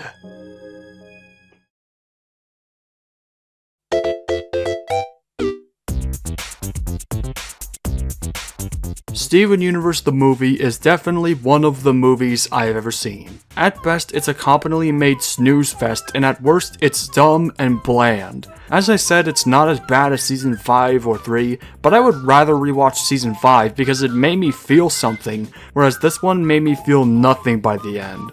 It's got a few decent elements, yet at the end of the day, it's boring, it's frustrating, the characters suck and don't think logically, Spinel is a terrible villain, and yeah, this is not a good movie. It's a movie for babies, and No, actually scratch that. Because I refuse to believe that children, Cartoon Network's target demographic, actually like Steven Universe. At best, this is a movie for the fans. Literally fucking man babies that clap their hands when their favorite characters do something romantic or wholesome on screen, yet lacking in actual substance. At least for me, anyway. Like, what can I even say anymore? This movie sucks, but it doesn't suck hard. I would legitimately rather rewatch something like Home on the Range than this dump. I understand that's an unfair comparison because one movie's theatrical and the other isn't, but in terms of bad animated movies, Home on the Range is actually more cohesive, more entertaining, sometimes it's actually funny, some of the songs are more memorable, the villain is entertaining even though his motivation sucks, and it's honestly a lot less boring than this actual pile of human feces. But in terms of animated musicals, I would pretty much watch it over DreamWorks Trolls, because at least this movie doesn't have shitty pop music. But even that is an insult to some of the better animated movies that use good pop music. Someone in Discord actually suggested it's a good movie with your brain off. Like, this is Steven Universe I'm talking about here. All the best cartoon fans never turn their brains off to the show. But if I want to watch something else, I'm better off watching the Transformers movies. Those are probably worse than SU the movie in every conceivable way, but hey, at least they got cool action sequences for as stupid as they are. I would rather watch something so dumb it's entertaining over something so dumb it's bad. But hey, in terms of Cartoon Network movies, I can always go back and rewatch Ed, Edd n Eddy's Big Picture Show. Anyway, to bring this to a close, Steven Universe the movie is the most safest, blandest thing to come out of Steven Universe. It's the worst kind of bad. Not so bad it's good, it's just plain bad, as I rate this one a 3 out of 10. What an 83-minute waste of my life. Chapter 7. The Endgame.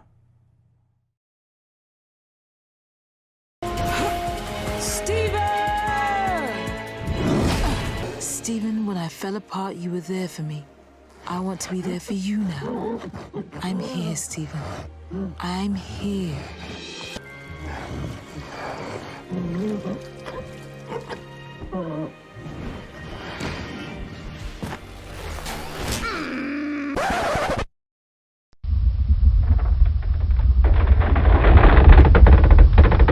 Well, this is it, folks. We are in the endgame now. One more Steven Universe thing and I am done. I can finally rest knowing I saw this franchise and play World of Warcraft for the rest of my life and binge watch some actually good shit. Steven Universe Future would be the final nail to the coffin of Steven Universe, airing from December 7th, 2019 to March 27th, 2020. Right around the beginning of the pandemic. Whether that is a good or bad sign is up to you. A short miniseries consisting of 20 episodes, the least out of any season in the franchise, promising to tie up all the loose ends and answer any questions left up in the show, like, who is that pink pearl? What does the future hold for Lars and the Off-Colors? Will Lapis apologize to Peridot for leaving Earth? Will Bizmuth do something relevant for once? Where the fuck is Jasper? All of these questions will be answered as I tackle this show, which, I want to say ahead of time, is an absolute mess of an epilogue. And completely unnecessary at that. Steven Universe Future is a cultural tumor, and just like all tumors on this planet, it must be eradicated. It has to be pulled out by the roots. So buckle up, boys and girls and theys and gays. This is what this video has been building towards. This is the end of my journey that has taken me about a year and a half to make. This is the bane of my goddamn existence. This is Steven Universe Future.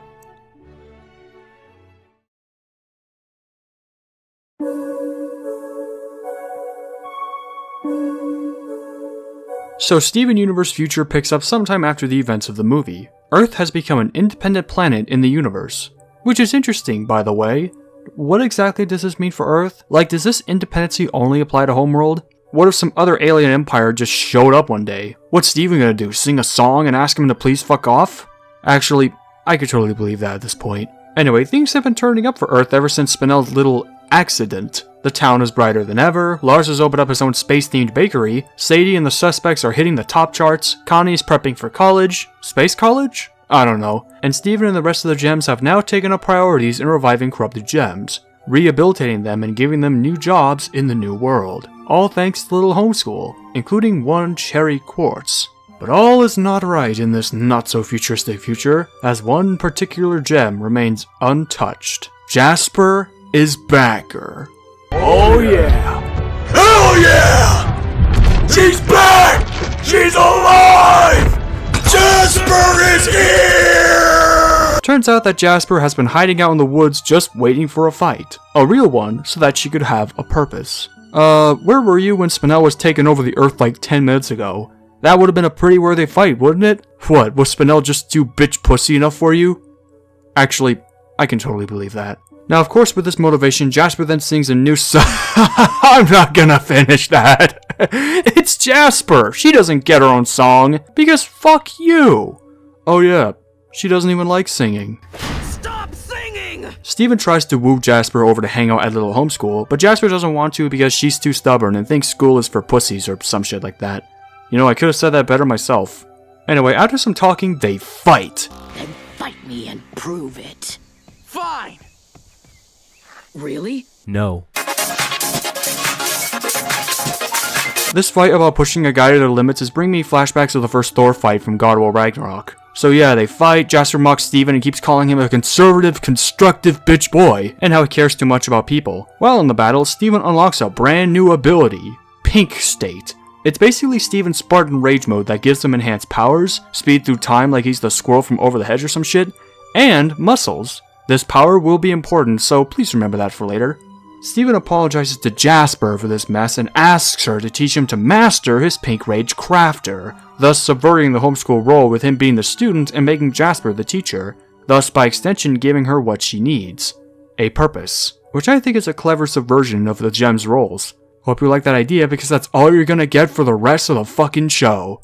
Yeah, after this moment, the show just kinda forgets that she even exists for like 14 episodes. The rest of the show is all about trying to poorly tie up the loose ends left behind by the series, and also Steven's whole mental trauma thing that's built up around it. So how about everything else?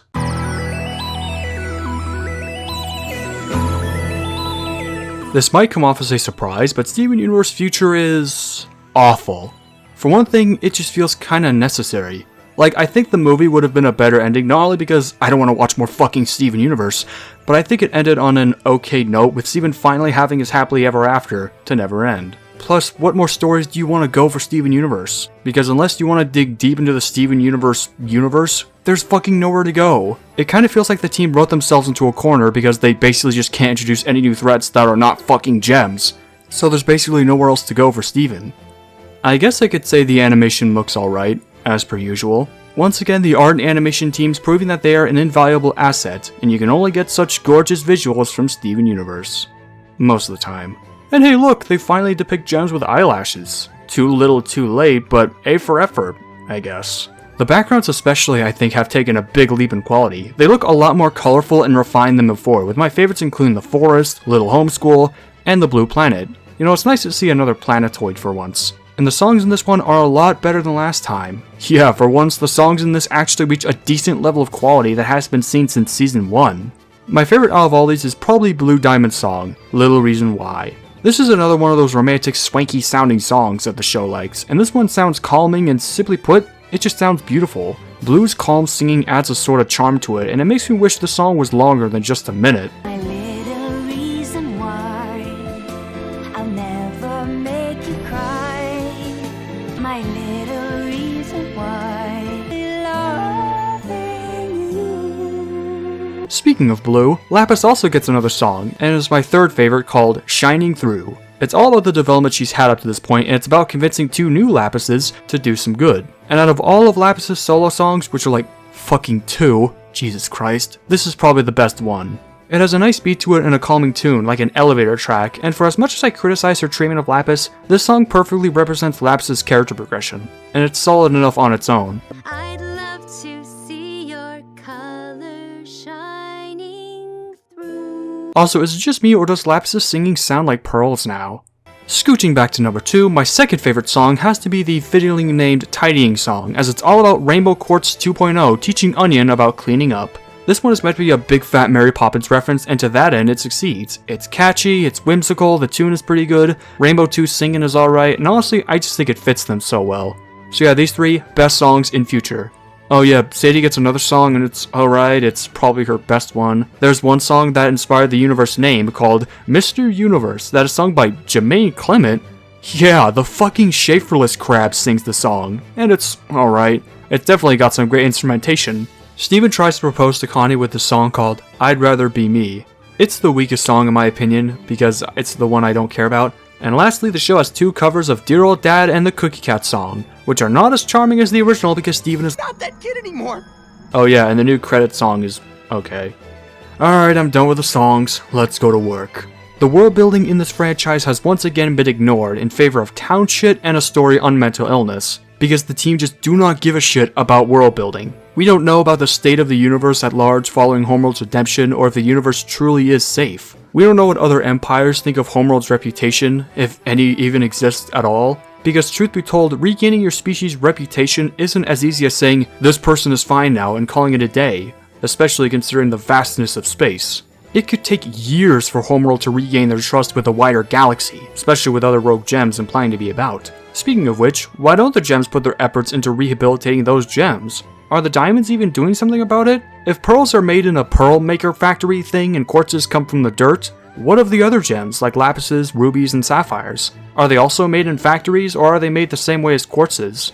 I mean, what more is there for me to ask about, honestly? This just goes to show you how creatively dead the Steven universe actually is, in terms of its world building and how the writers never gave a shit. There is not enough imagination or depth. Most of the concepts in the show are either never explored or explained very well, we don't know about Homeworld as a society or a culture, and we don't see how they affect the wider universe save for like 2 fucking planets. And I will say again that I sincerely believe there was potential in turning the series into a grander mythos. Stories and episodes about how a long-time war can affect an entire universe, living in an aftermath with its consequences and trying to move on from it all as a betterment of society. Kinda like the MCU post-Endgame. Not to mention the remnants of what could have been. It's just that these writers, or maybe Cartoon Network, failed to look at the forest through the trees and now are forced to reap the fruits of their labor. And compared to some of the best story cartoons out there, this is genuinely frustrating and sad to watch. Oh, and speaking of things frustrating and sad to watch, are you wondering how the show manages to tie up those loose ends I mentioned earlier?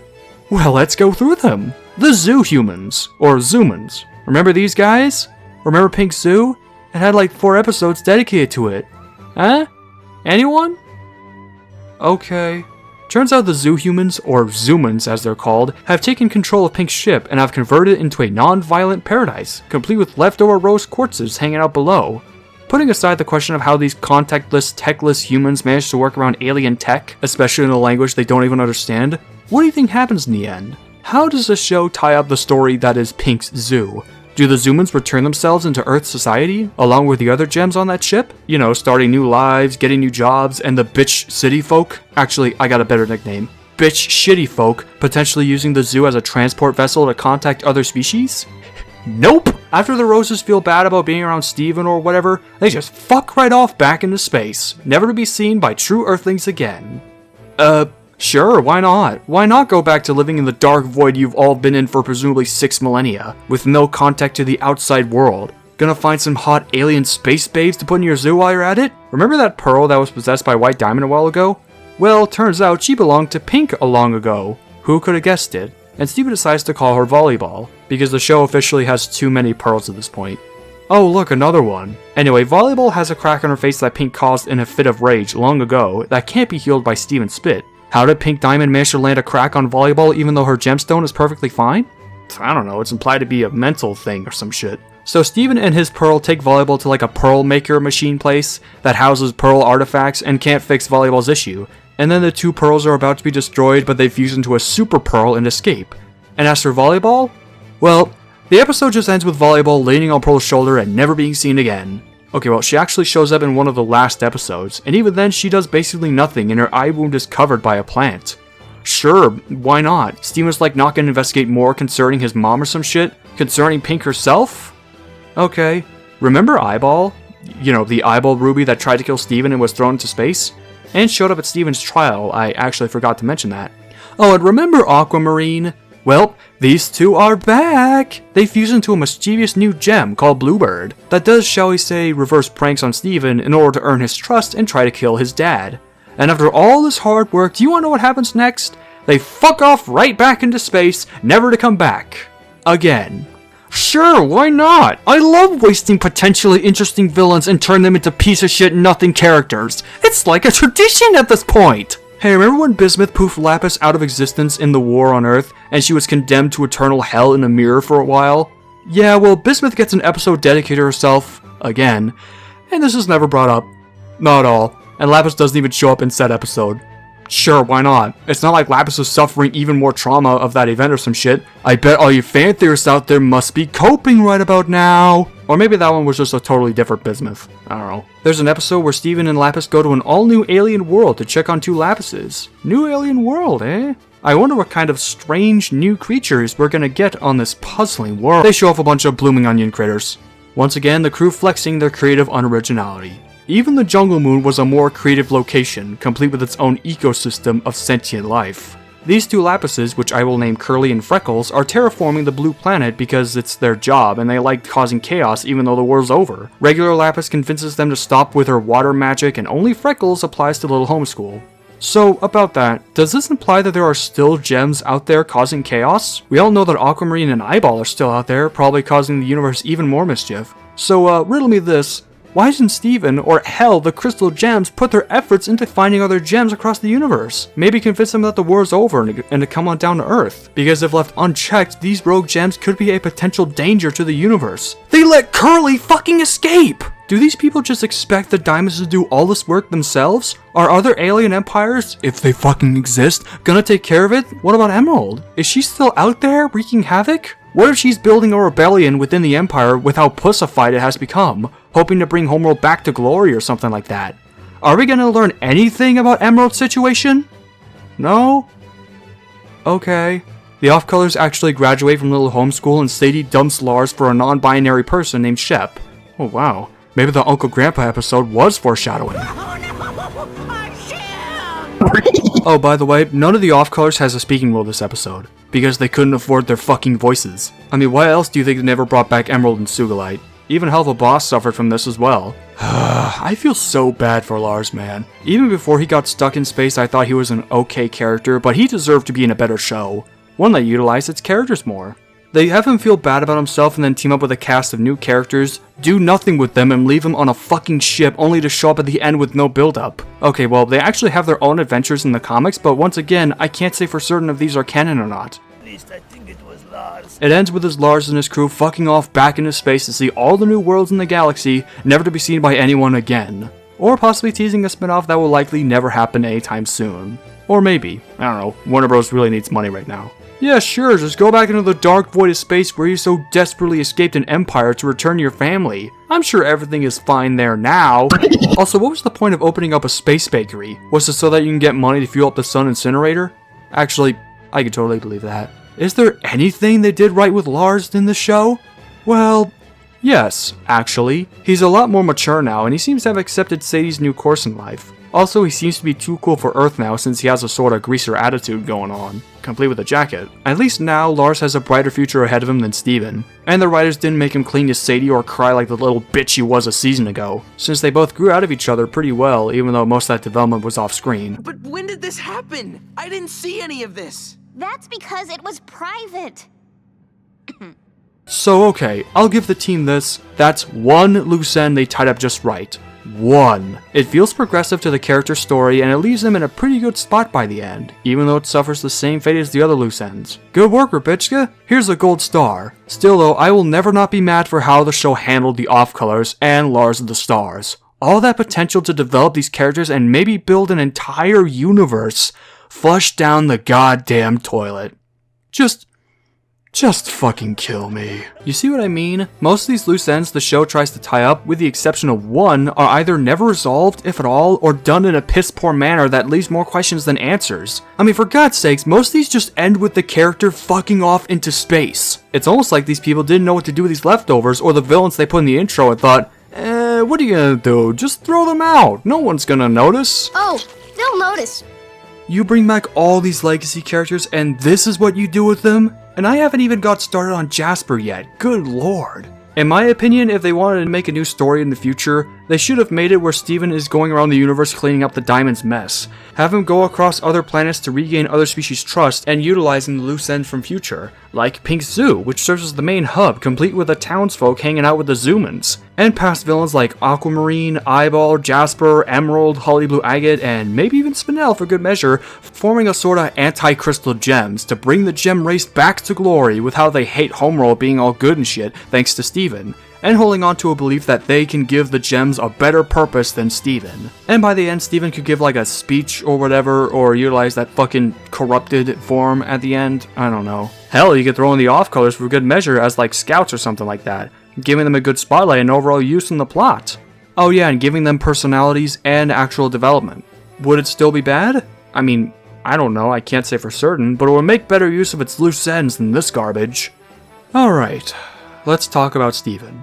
Now, I'm not much of an expert of mental illness, as I'm sure these writers aren't, and I'm sure someone out there has written about this problem better than I could, but fuck it, I'm gonna criticize it because why not? Plus the video has gone on for too long, so I might as well talk about it now. Steven's been having it rough in this show. His work at Little Homeschool is burning him out, his friends are leaving him, his mom's impact on Homeworld are starting to haunt him, he's failing to move on from it all, and overall not having a good time. Steven's having these like rough feelings in his head, and even vengeful thoughts. So why doesn't he just talk about it with the gems? Especially with Garnet, who might be the most understanding of the bunch. Or if you don't want to talk with the gems, that's understandable. Why don't you just visit a therapist? A space therapist? Steven does not once confess his mental troubles to any of the gems, and even when he does visit people like Ruby and Sapphire or the Diamonds about these issues, they do jack shit. They just make it worse. Ruby and Sapphire especially just feel way out of character for them, and we have seen Garnet be consultative emotionally before. So why didn't Sapphire predict Steven's emotional problems? Is this show trying to tell you that your friend's change is bad and you shouldn't accept it, or consulting people about your feelings is bad? Because that is a fucking terrible message, especially for people with actual mental illness. I don't know about you, but if you're suffering from any of these mental problems, you should consult somebody, a doctor, family, a friend. You should be brave enough to show your true feelings. Shep perfectly sums this up better than I could. Your magic's all about your feelings, right? I don't know, it just seems like you're sad about all your friends drifting away. Maybe you're trying to figure yourself out right now, and you want your friends around to help you through it.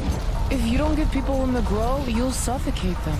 I don't see the connection. What are you, stupid? Why is it that this character perfectly tells Steven what to do than any of these two characters? Why is it that fucking Lars is able to sort his life out better than Steven Universe? This all just paints Steven as a depressed and clingy asshole that just can't learn to let go of shit or confess himself out. He thinks he hasn't changed a bit or learned a lesson even though he admitted in the movie that he did change. He learned from his mistakes and grew. Now he thinks he fucking sucks? And this story just ends with people sucking his dick at the end. Metaphorically, not literally. So it was all for nothing. You might say, oh, people with mental illness act like this, and alright, maybe, but even then, that doesn't really apply to the world of fiction. There was potential in creating an uplifting story about mental illness, or moving on. A big plot point in Amphibia was about one of the girls accepting change and moving on. You could have Garnet or even Jasper somehow fulfill the role of a therapist for Steven, and him accepting all the changes in his life and leaving his mom's supposed taintful legacy behind or whatever. Have him feel like he was truly changing for the future. It could provide hope and solace for those depressed, and that maybe everything will get better. Which is why I think the movie is a better ending for Steven Universe than this wreck. That one had Steven content with his accomplishments and how much he's changed, only for them to fucking throw it away! Steven Universe has got to be one of the most annoying, unlikable main protagonists I have ever seen in a cartoon in a long time. He's such a fucking baby that can't do shit for himself or he backs down on his ideals. How do you fucking go back on your character's morals? Just how? You have got to be a special kind of stupid to even think of that. God, fuck you! Any new characters show up in the show? Well, there's these 3 totally different rose quartzes that show up just hanging out in the zoo. There's the hippie, pink amethyst, and totally not the real rose quartz. They fuck up at the end because they're making Steven uncomfortable. Bluebird, as I mentioned earlier, is a new fusion gem of Aquamarine and Eyeball, and the two also fuck off at the end thinking about how they're gonna fight Steven again, and they just don't show up at all. Wonderful writing, by the way. Rainbow Quartz 2 gets their own episode, and so does Sunstone in the appropriately named A Very Special Episode, which is ironic because the episode isn't really all that special, and I'm actually going to compliment the writers here again, because I actually like the dynamic between Rainbow Quartz 2 and Onion. It gives off a Mary Poppins vibe, or a Nanny vibe, and honestly I think it just works for these two. Kinda makes you wish there were more Townie Gem interactions, doesn't it? Sunstone was also in this episode, and they say some dialogue that makes me want to choke. Just listen to this shit. You're rockin' pal, Sunstone's here to shine. Don't slip up. Clear objects off the stairs. Make sure you cover your trash, or you might attract wild animals. Come on, let's go. Don't leave the water running. It could flood your house. Never jump off a cliff unless you're a trained professional, that is. Oh yeah, I can't forget Shep, as I'm pretty sure a lot of you did. What do you want me to say about them, other than they're just here for diversity points, because they never show up after their debut episode again? Like, Rain Whispers is looking at the schmuck and laughing at them. I mean, that, and their voice acting is genuinely awful. So bad that it makes you want to jump into a wormhole. It's no wonder the show never brought back Shep. They're not even trying. Just take a listen. Well, we're gonna go grab some cake before we go on at 7. Yeah. I don't know, it just seems like you're sad about all your friends drifting away. So you trapped us all in this dome to keep us from leaving. Maybe you're trying to figure yourself out right now, and you want your friends around to help you through it. If you don't give people room to grow, you'll suffocate them. In this case, literally. It makes every other character I've mocked for having a goofy voice look like Mark Hamill. Jesus Christ. Connie has 2 friends that show up once. I don't know their name, but one of them is Iranian because other cartoons have that, I guess. Oh yeah, same with Pearl. She has this like group of hippie friends or some shit. Why are they here exactly? Is it because Steven's friends are gems and they want to reverse that by giving the gems human friends? I don't know. Oh yeah, and I saved the best for last. Jasper. Good God, what have you done to her, you hacks? For one thing, she barely appears in future. It's like someone on the team was like, "Oh no, Lois, we got this franchise-long character to write. What are we gonna do?" And they came up with the idea of making her a teacher and completely forgot about it until someone brought it up. And like, the potential was there. Making Jasper teach Steven about fighting could provide potential growth for her in particular. She could reevaluate her life values and think there's something worth fighting for as she trains Steven and think, what if I went down to homeschool and became the teacher instead of the student? This could open up the other emotions within her about being alone ever since Pink left or some shit like that, giving her the more depth that she deserves and giving Steven exactly what he thinks she needs, a purpose in teaching others to hone their craft. Maybe she could even explain her whole motivation in like an I Want song. Can I really just bring up the fact that they never gave Jasper a song? I mean, pretty much every main character has their own song at this point. Even Sadie. Hell, even Lars got to sing one verse in the movie for no apparent reason. You'd think maybe after all these years, and since this is potentially the last show in the franchise, the crew would probably give Jasper her own song in the show. Like a Bad Wolves inspired I Want song about her motives or some shit. Complete with her rocking a guitar. Nope. No songs for Jasper. We don't like her. She sucks. I know it makes sense for her in character, but come on. Anyway, the thing about Jasper in future is that they failed to develop the idea of her being a teacher. Her being the teacher is only an excuse for Pink Steven to happen further and for Steven to turn evil, and all she gets out of it is just a few conversations and one montage of her actually training Steven, when that could have been done more. And who could forget this gem of a line? Get it? Find something better to do with your life. Damn you! These people are just too stubborn to give Jasper another fucking emotion besides anger and stubbornness, or making her feel like an actual person. Much like how she is stubborn in joining Little Homeschool. And you wanna know what else? Do you wanna know the cherry on top of this rotten sundae? This whole storyline for Jasper accomplishes fucking nothing by the end. Just look at this scene. Heard you're leaving. I'm coming with you. Jasper, I'm going alone. Then who will protect you? I can protect myself. I know. Farewell, my diamond. She fucks off at the end like everyone else. She hasn't changed. She isn't happy. By the end of the show, she's reverted back to her status quo of being alone. Forgotten without a purpose. Don't you just love undoing all your characters' development and have them fuck off at the end? Yeah, that's how it feels to be a fan of Jasper. Out of every loose end Future try to tie up, this one is the worst, most frustrating of all of them. It just goes to show you how much this franchise fucking hates Jasper. Your feelings for her are not real. They are real to me! I'm sorry if I'm being harsh, but it bears repeating that I have never felt such genuine anger for a show's writing of a fictional character until I saw this show. You might as well just have her die. Oh yeah, she already did die, but you know what I mean. Rebitchka, listen to me. You had one job. Make Jasper happy and put her in a better place in life. To give her a fucking purpose. You were on a roll, but because you have a sort of hate boner for Jasper, you had to shove in that bullshit mental illness story. You took all her chances, all her hope at a better life, and just threw it away. She will be forever in that forest, unsatisfied, unhappy, and alone because of you!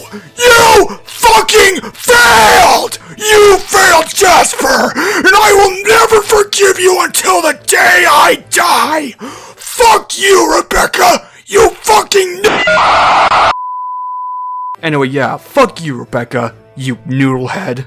I guess if there's one last thing I want to bring up, it's that they keep portraying Pink Diamond / Rose Quartz as a villainous asshole for hurting the Diamond so much, when I think her saving Earth is totally justified. Sure, Pink did some, should we say, questionable things like leaving behind a few friends or hurting them, such as the case with Volleyball and Spinel, but even then, Pink Diamond was like a fucking victim of abuse. It's the other Diamonds that are the real assholes. Plus, there's a thing where even good guys have to do bad shit for a just cause and just morals.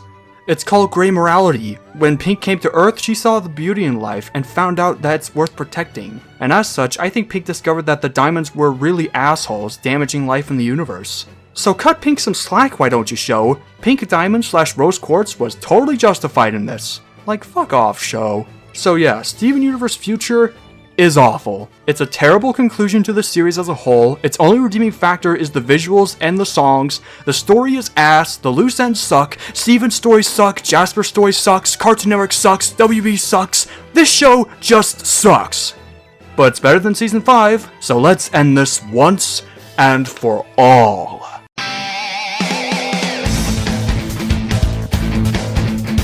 Okay, so at this point, I was losing it. I just dozed out because it was boring as shit. Right, so after Connie rejects Steven, she decides to take him to visit his mom, Dr. Maheshwaran, about his outbursts. Yeah, it's actually Connie's last name, Maheshwaran, just thought you should know. Apparently Steven has never had a doctor's appointment in his life prior to this point. Why he's never had a doctor's appointment? I don't know. Dr. Maheshwaran runs through some tests with Steven's condition, and comes to the conclusion that his outbursts are a result of some PTSD outburst type shit. Apparently all the crazy adventures he's been on as a kid and all the things he's seen are coming back to him, causing him to overall distort like he thinks it's the end of the world. Thankfully Greg shows up and promises his old stewball it's gonna be okay, and puts him in bed. The next day, Steven and Greg are on a road trip with a reprise of Dear Old Dad to boot. They arrive in an old neighborhood where Greg used to grow up in, and eventually his old home, where he's here to receive an old treasure of his. Why didn't he ever take young Steven to meet his grandparents? Well, we actually have an answer for that. Because his family life was dog shit. Eating meatloaf, curfew, chaperone, restriction of music, the works. Overall controlling him like he was in some kind of jail. Thankfully, Greg found his treasure, the song that inspired the name Greg Universe. Sung by not David Bowie, this song was the peak of Greg's self-discovery and inspired him to go out there and find his destiny. Become a rock star, meet Rose Quartz, and conceive the child that would become Steven Universe. Only Steven isn't happy about this revelation because he wished he grew up with Greg's life like a normal human, which Greg's insistence on giving his son a free life is also probably why Steven never went to school in the entire series. Well, at least Greg's parents weren't genocidal, universe-wide fascists. Steven throws another fit and crashes the van. The episode then ends with Steven deleting Greg's old photo on his phone, because he doesn't want to be like his father now? I don't know, I thought he didn't want to be like his mother. The show then realizes that Jasper exists because in the next episode, Steven runs away to come and visit her. Still not wanting to confess his feelings. Like, I know you don't want to confess your feelings to your parents, but just call a fucking space therapist and move on with your life. Anyway, Jasper sets to training Steven to master his pink state, telling him that his pussy friends are holding him back from harnessing his power, and they're making him feel bad about being himself. They get into a scuffle where Steven starts to feel good about his power, and then they start training. I guess my training starts now. Which thus begins a montage of Steven harnessing his pink state, which apparently makes him taller and gives him facial hair. In 3 days, believe it or not. Was that like a side effect, or did he just hit puberty that quickly? With his training complete and his power controlled, Steven decides it's time for a rematch, and so they duke it out. Jasper during this time keeps calling him a bitch and a coward, with Steven laughing all maniacally, and then he traps, and for the first time ever, he shatters Jasper, killing her. Don't worry, she's fine, because apparently death means nothing in the show. Steven pussies back to the temple and brings her back to life. Ah, character death impermanence. My favorite trope. Also, apparently Steven killing her makes Jasper easily respect him, even calling him her diamond. Steven, traumatized by killing a girl, decides to go back to the family he has left, the Diamonds. Oh yeah, and during the scene he tells Jasper directly to fuck off and do something better with her life. Which no, I will not talk about how this represents the crew telling all the Jasper fans left to fuck off and do something better with their lives. Just a thought. So Steven arrives at Homeworld and meets up with Spinel. Oh my Jesus, what in the Christ are you doing, Shepard? You know it's dangerous to play Amnesia at night. It's dangerous!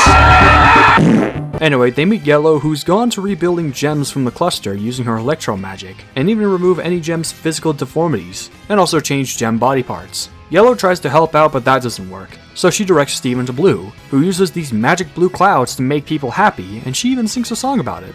And it works. For like 2 minutes. Finally, Blue redirects him to White. Hey, remember when White Diamond was able to like mind control a bunch of gems under her control? Well, her power works in reverse now, and White is now letting the gems mind control her, which Spinel demonstrates in, "Oh God, kill it! Burn it with fire!" So yeah, her powers work in reverse now, and how is this going to help Steven with his mental condition? Well, she lets Steven try to find out, which goes exactly like how you expect, with Steven going all evil and exacting his vengeance on White, but it fails and he runs away. Also, I like the detail that White is talking to Steven using Steven's voice. It's kinda cool. Anyway, Steven runs off, dropping his slipper in a Cinderella reference? Okay. Steven tries to live the pain away by hanging out a little homeschool, which goes exactly like how you think, and then, okay. Before I go ahead, I want to give you a heads up. What you are about to see actually happens in the story of Steven Universe. Something that defies the laws of professional storytelling and writing that makes me laugh and cringe. It is probably, in my opinion, the single worst episode in the franchise, bar none, for all of the hilarity that ensues. This is where the show's writing becomes too stupid to be forgiven. It's like a gift from the devil himself and his damned disciples, dredged from the darkest, deepest, dreariest depths, so bad that it can hold up to something like the end of Game of Thrones. I've actually never watched Game of Thrones, but you get the point. Are you ready? Then let's go to work.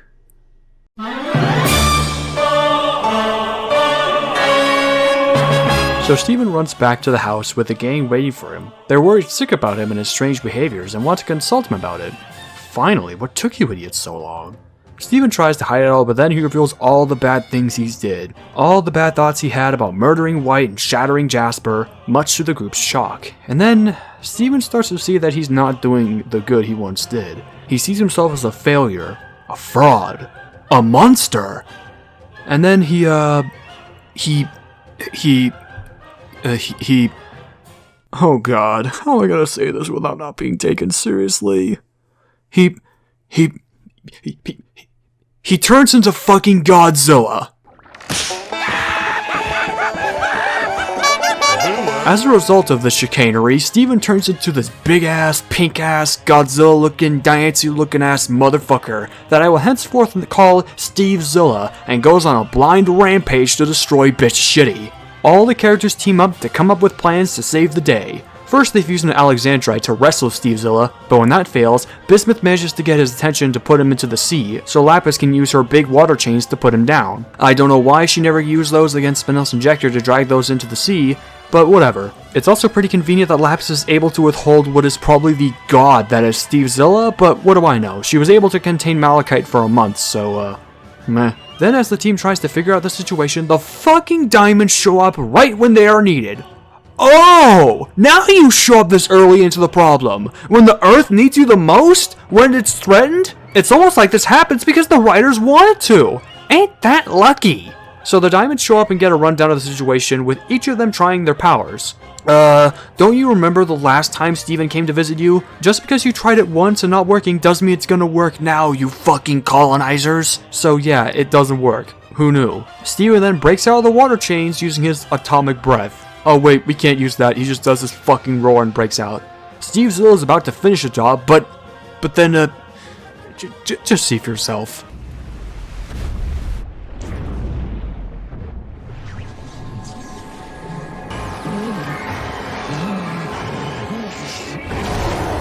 Oh, are you fucking kidding me? Now the cluster shows up to help you guys? Then why didn't it show up to get rid of the injector? And how is it that fusing a goddamn arm doesn't rupture the planet? Is everyone in the cluster a bunch of cave brain clods that can't pay attention when the Earth is being threatened? Holy batshit! What a cosmic contrivance, Batman! So the cluster's arm luckily pops out of the ground to hold off Steve Zilla in an arm Zilla wrestle? I don't know. The gems start thinking that in there, Steve Zilla might be housing the good in Steven, and then Lars comes back and says, "Hey guys, look, I'm naked." Yeah, made you look.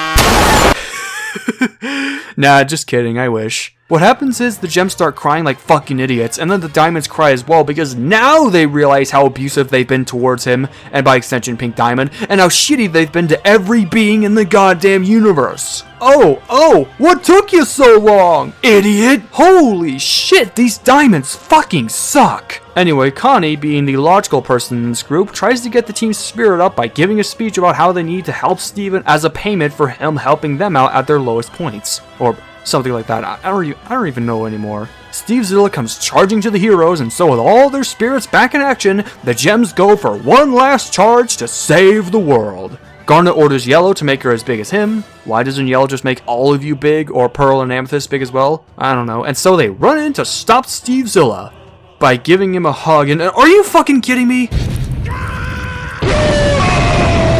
Again? Do you people have little self-awareness? As if redeeming the diamonds wasn't stupid enough, they hug Steve Zilla for how much they love him, so they're basically like sucking his dick to make him feel better, and then for the final topping on this shit Sunday, Connie goes up on Steve Zilla's forehead, assures him that everything will be okay, gives him a kiss that makes him cry like a pussy, and it actually fucking works!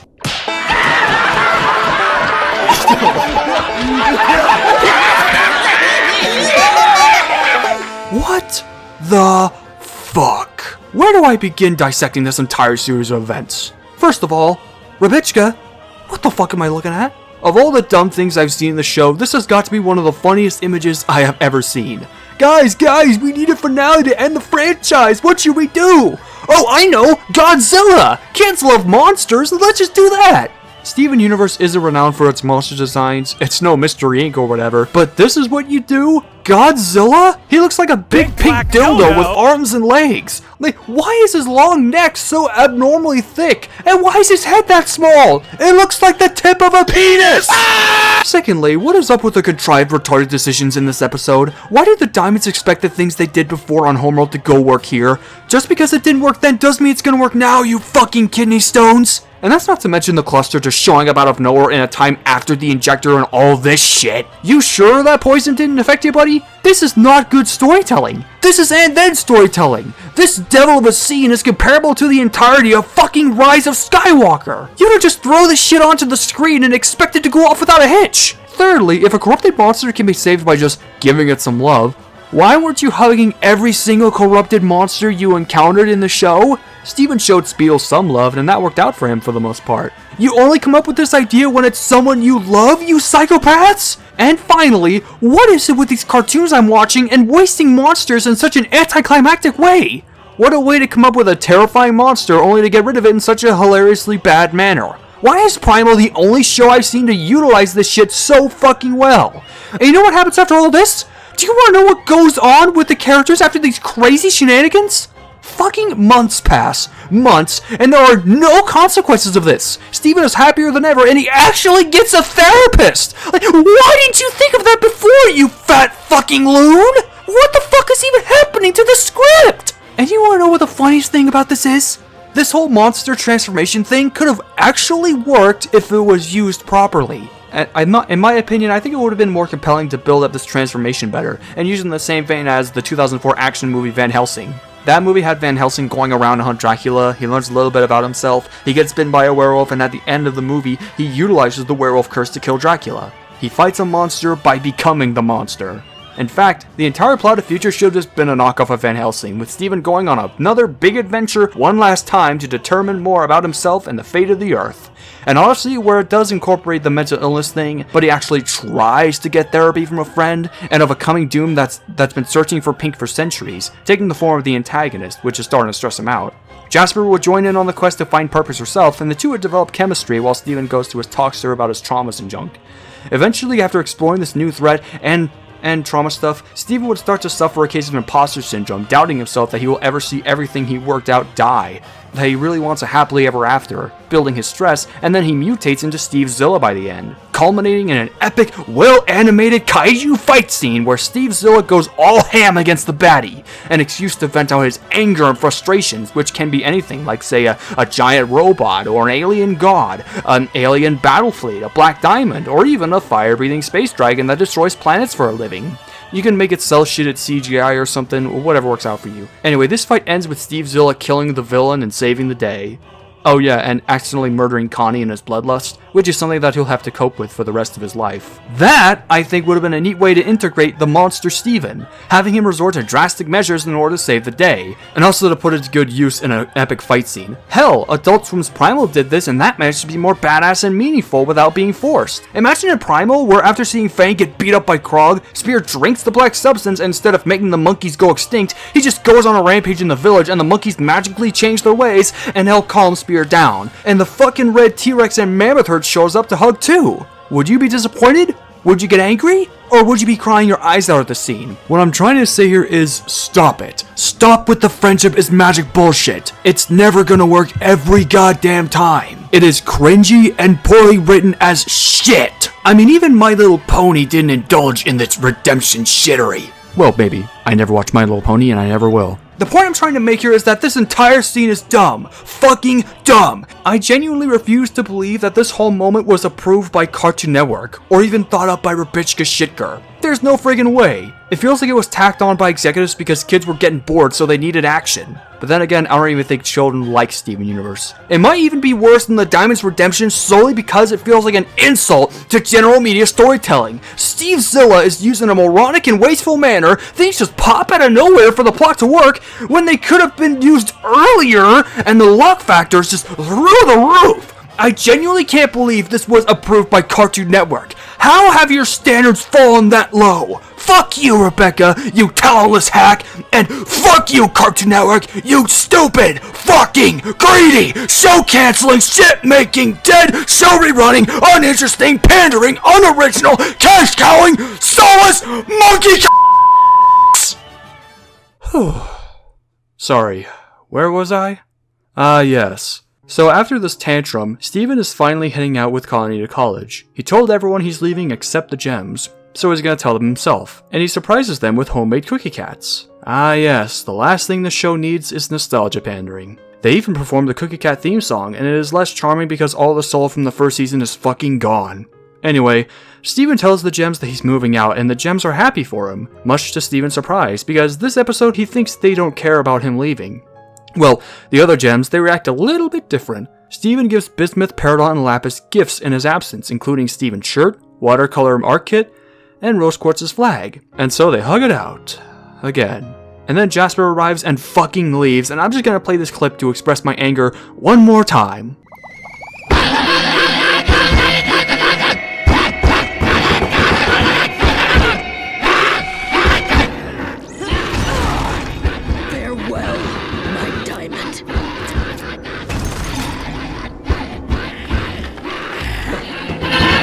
Steven hands out other gifts, including his room to Greg, and so he says his final farewells to the Gems and drives off. Oh wait, nope, he comes back. Why? Because they're actually sad for him now. And so they truly hug it out, and I don't even know what they're saying about anymore. And so Steven drives off into the sunset, and so everyone, everywhere, definitely, right now, it's final, it's definitive, live happily ever after. The end. And so for one more time, fuck you.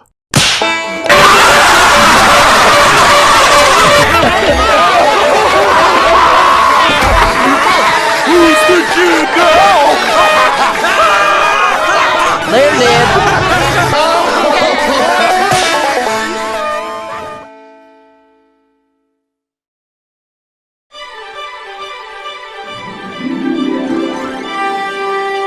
What a massive fuck up. What a way to show the audience that you really hate storytelling. I was genuinely hoping the show could redeem itself at this moment, maybe make it not great, but like average at best or some shit. But even they failed at making something mediocre. What a way to flush every last piece of potential in this universe down the fucking toilet. What a way to drag my favorite character in the show into the fucking ninth circle of writing hell. What a way to portray mental illness in such a shit way without any signal of possible hope while showing the gems as making it worse. What a fucking travesty this was. This show future is worthless. It added nothing, fucking nothing, to the legacy of Steven Universe as a whole. Oh, what's that? You gave a single character a happy ending? One good end in this piece of shit? Oh, what's that? Your songs are good now? Well, that definitely won't save this. I can't anymore. This is worthless.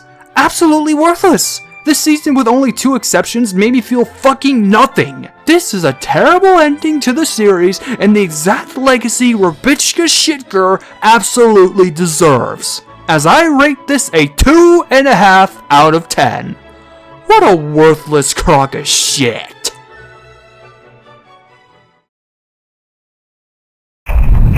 Epilogue. Closing thoughts.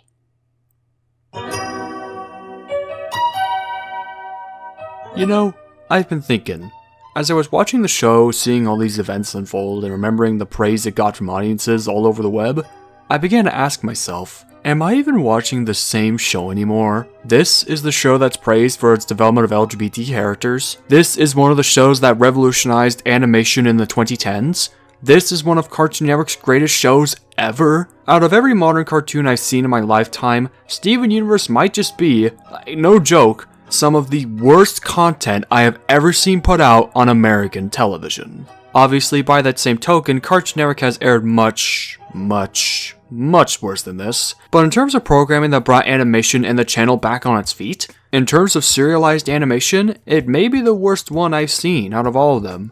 I said at the very beginning that I don't hate Steven Universe, but after rewatching this series for the first time in ages, I'm afraid I'm gonna refute that statement.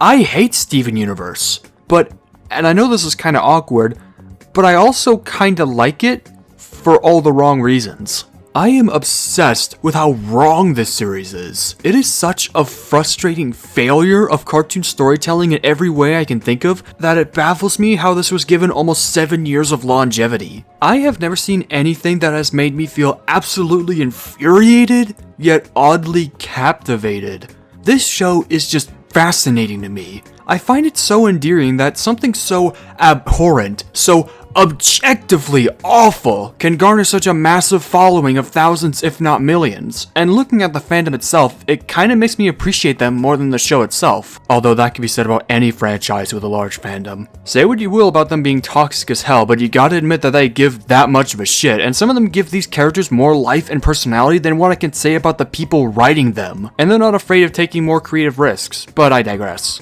So, what's next for Steven Universe? Is the series truly over? Right now, as of the making of this video, yes. There are currently no plans to continue Steven Universe after Steven Universe Future. At least, as far as I'm aware. The most recent piece of media to ever come out of the show was an anti-racism PSA around April 2021. And the video game Unleash the Light, the sequel to Save the Light I mentioned earlier, which is surprisingly still receiving updates as of June 2022. I haven't gotten the chance to play it, but maybe someday I'll check both games out. And also Steven and Garnet were included in the fighting game Multiverses, which, thanks to that game existing, I can finally do this.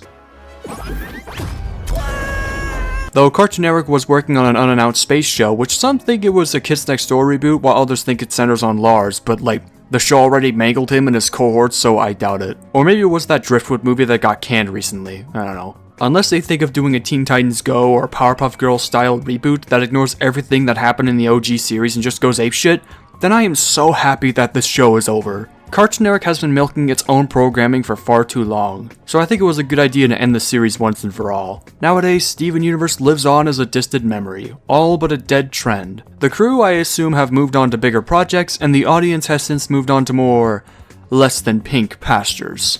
Steven Universe as a whole is one of the most divisive cartoons I have ever seen in my life. If you like Steven Universe, then fair enough, that's fine by me. It's a show that holds a place in the hearts of hundreds, if not millions, and I can totally see why. More power to you, you know? People say it's good, people say it's bad, but for me, I think I'm more of a quarter of the latter. It made me feel angry, bewildered, and insulted in a way that I have never felt towards an animated show in my life since Tak and the Power of Juju and Scaredy Squirrel. And like with those shows, they were just poor adaptations of their source material that made me feel dead inside as a young kid. This, however, is an insult to the concept of animated storytelling and imagination. Season 1 is the lone exception to this, and I will die on that hill because at least it was simple in what it was trying to be. It wasn't trying so hard with the story and all that bullshit. It was charming in its simplicity, and I think it should have stuck that way. At least the characters were likable, at least the songs were solid, and at least Steven was a believable, optimistic child instead of a fucking bitch. But yeah, after all that, almost everything goes to shit. No charm, no good storytelling, no comedy, barely even good songs, no Uncle Grandpa, no fun, no creativity. The characters are either poorly developed, thrown aside like trash, or devolved to one-note numpties. The world in which the show takes place in is never explored, if barely at all. Do I really have to emphasize that statement? It has some of the worst filler I have seen out of any show, and it utterly fails at being consistent with its messages. I genuinely have no clue what the message of Steven Universe is. Is it about pacifism? Is it about sexuality? Is it about letting people be themselves? I don't know, and to be honest, I don't care. All that and this is somehow regarded as a gold standard for Cartoon Network? One of the best shows of the 2010s? If there's one thing I can even thank the show for, it's given me enough imagination to basically rewrite the whole damn thing in my image, and give me more appreciation towards the Owl House, because at least the story there is better. Now, despite my attitude, I don't want to end this video by saying, every cartoon ever Steven Universe bad, because for the most part, that shit is just not true. Plus, if I did say that, I would probably make myself look even more like an idiot. Truth be told, there are some good cartoons that came out after this one, regardless of whether they took inspiration from Steven Universe or not. Even the most mediocre shows I've seen like Owl House and Kipo, I would be happy to rewatch over this dump. But I can't help but blame SU for its influence on some of the worst trends in the industry. Once again, if you like the show, then that's fine by me. You are definitely allowed to love the show all you want and feel free to disagree with me on some points. But I just can't get into it, let alone see anyone else calling the show good. Unless you're one of those people that love the show ironically, then... well, actually, I'll have to give you a thumbs up on that. Good job. Anyway, thank you for sticking by and watching the video. This one was really hard to make for me. More so hard to edit than to even watch the series itself.